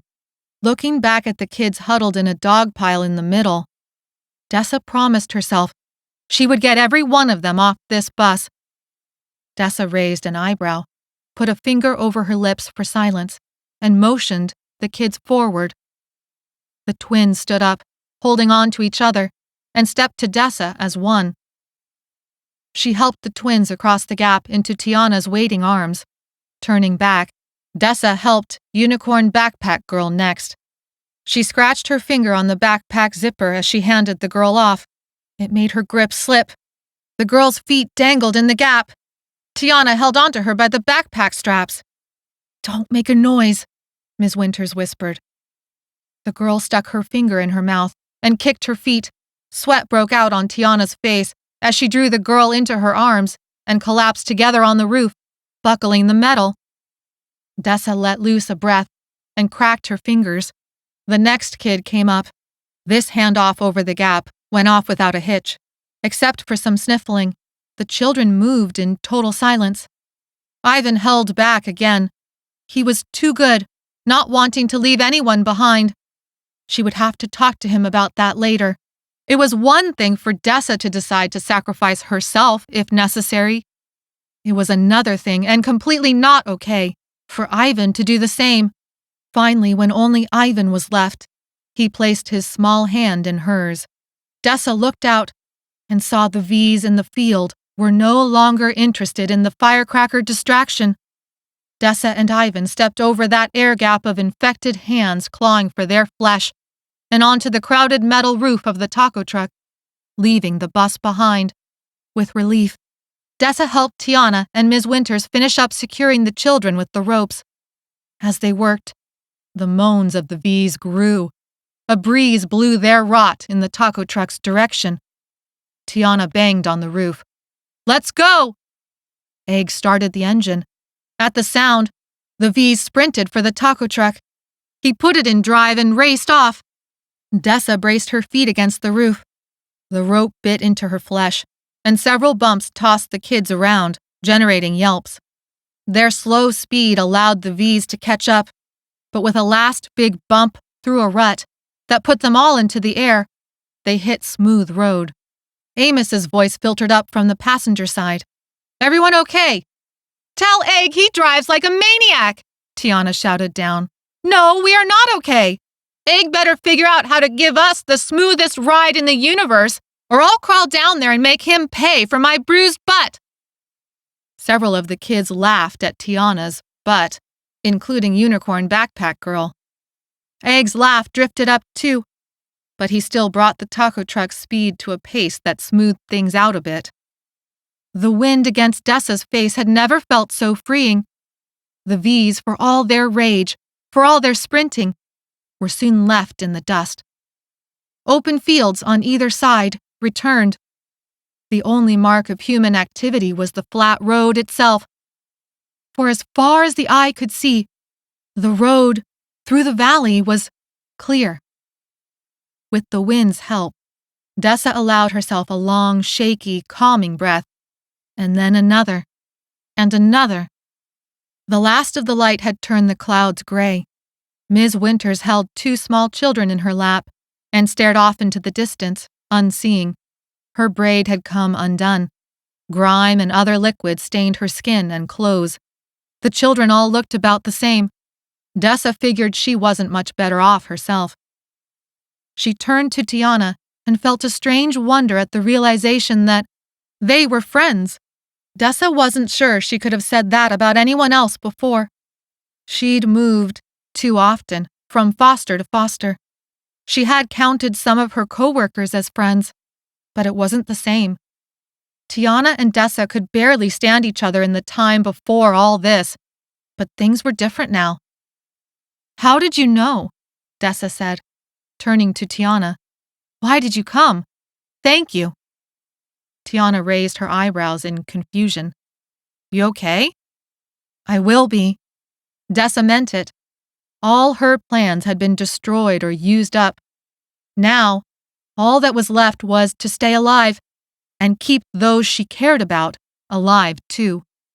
Looking across the roof, surveying all 16 children, and adding in her friends, Dessa realized that was going to be a pretty big job during a zombie apocalypse. Good thing she was in the market for a new job. After about 20 minutes, Egg slowed to a stop. Dessa helped the kids off the roof and into Amos's waiting arms. Once down and finished with bathroom breaks, they bundled the kids into the taco truck and gave them all small cleanup jobs, organizing cabinets, collecting spilled supplies.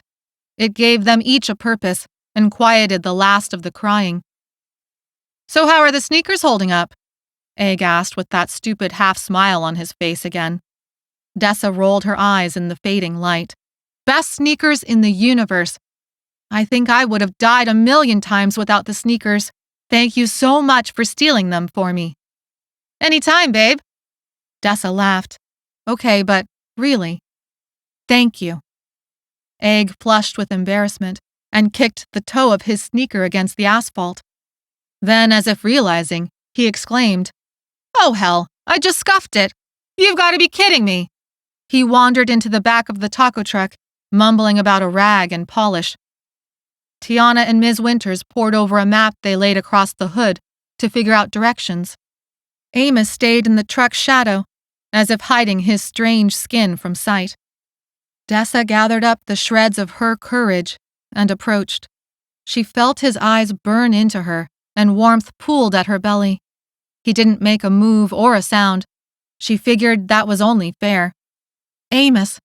She hadn't meant his name to come out so tenderly, but there was no time to take it back. She looked into his eyes and drowned. "Dessa, I'm really glad you didn't get eaten." A laugh bubbled from her lips. "Yeah, me too. I mean," Amos blinked and shook his head. "Never mind." She reached out a hand and touched his shoulder. "Amos, I'm sorry about how I acted before.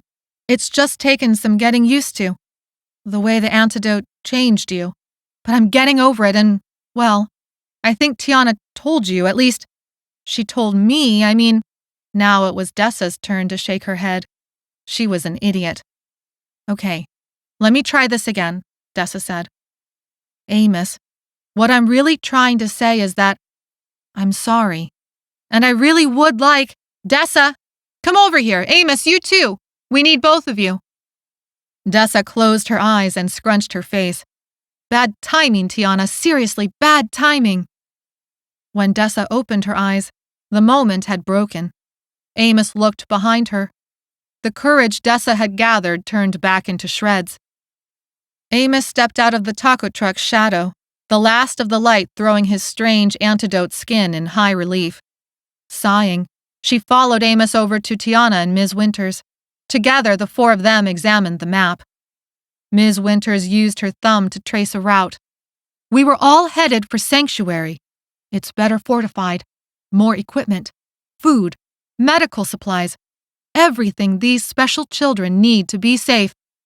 Dessa's mind tripped back to Ivan and the other kids' strange emphasis on the way they had described Ms. Winters' use of the word special. "What's so special about these kids?" Dessa asked, sounding more demanding than she had intended. "Because they are children," Ms. Winters said, looking at Dessa strangely. "They are precious, special children who deserve to be safe." The hairs on the back of Dessa's neck raised, everything in her suspicious. Ms. Winters spoke like an indulgent, slightly addled grandmother. But that was not Dessa's first impression of her with her commanding voice, clipboard, an almost military-like organization. She spoke too innocently, like it was a script she had read from before. Dessa exchanged a silent message with both Tiana and Amos, before returning focus to Ms. Winters. "On the bus, before the V's surrounded us, my brother said you told them they were special, that they had a special role." Ivan stumbled into view. He held up his hand like it hurt. "Desi? I don't feel good." The girl with the unicorn backpack followed him, sucking her thumb. Ivan wavered on his feet and then stumbled. His eyes were glassy. Oh God, she hadn't thought to check him for bites. She hadn't thought to check any of them for bites. Unicorn Girl unstuck her thumb. "Ms. Winters, Ivan needs the medicine." Dessa's gaze zoomed on the hand Ivan cradled. He had held back. He had made sure he was the last one saved. She hadn't thought to check him.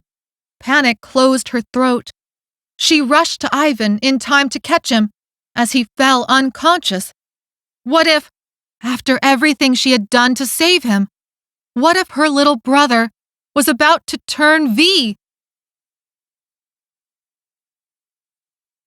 Thanks for reading After the World Ends. Run, Book 1. Find out what happens next to Dessa and her friends in After the World Ends.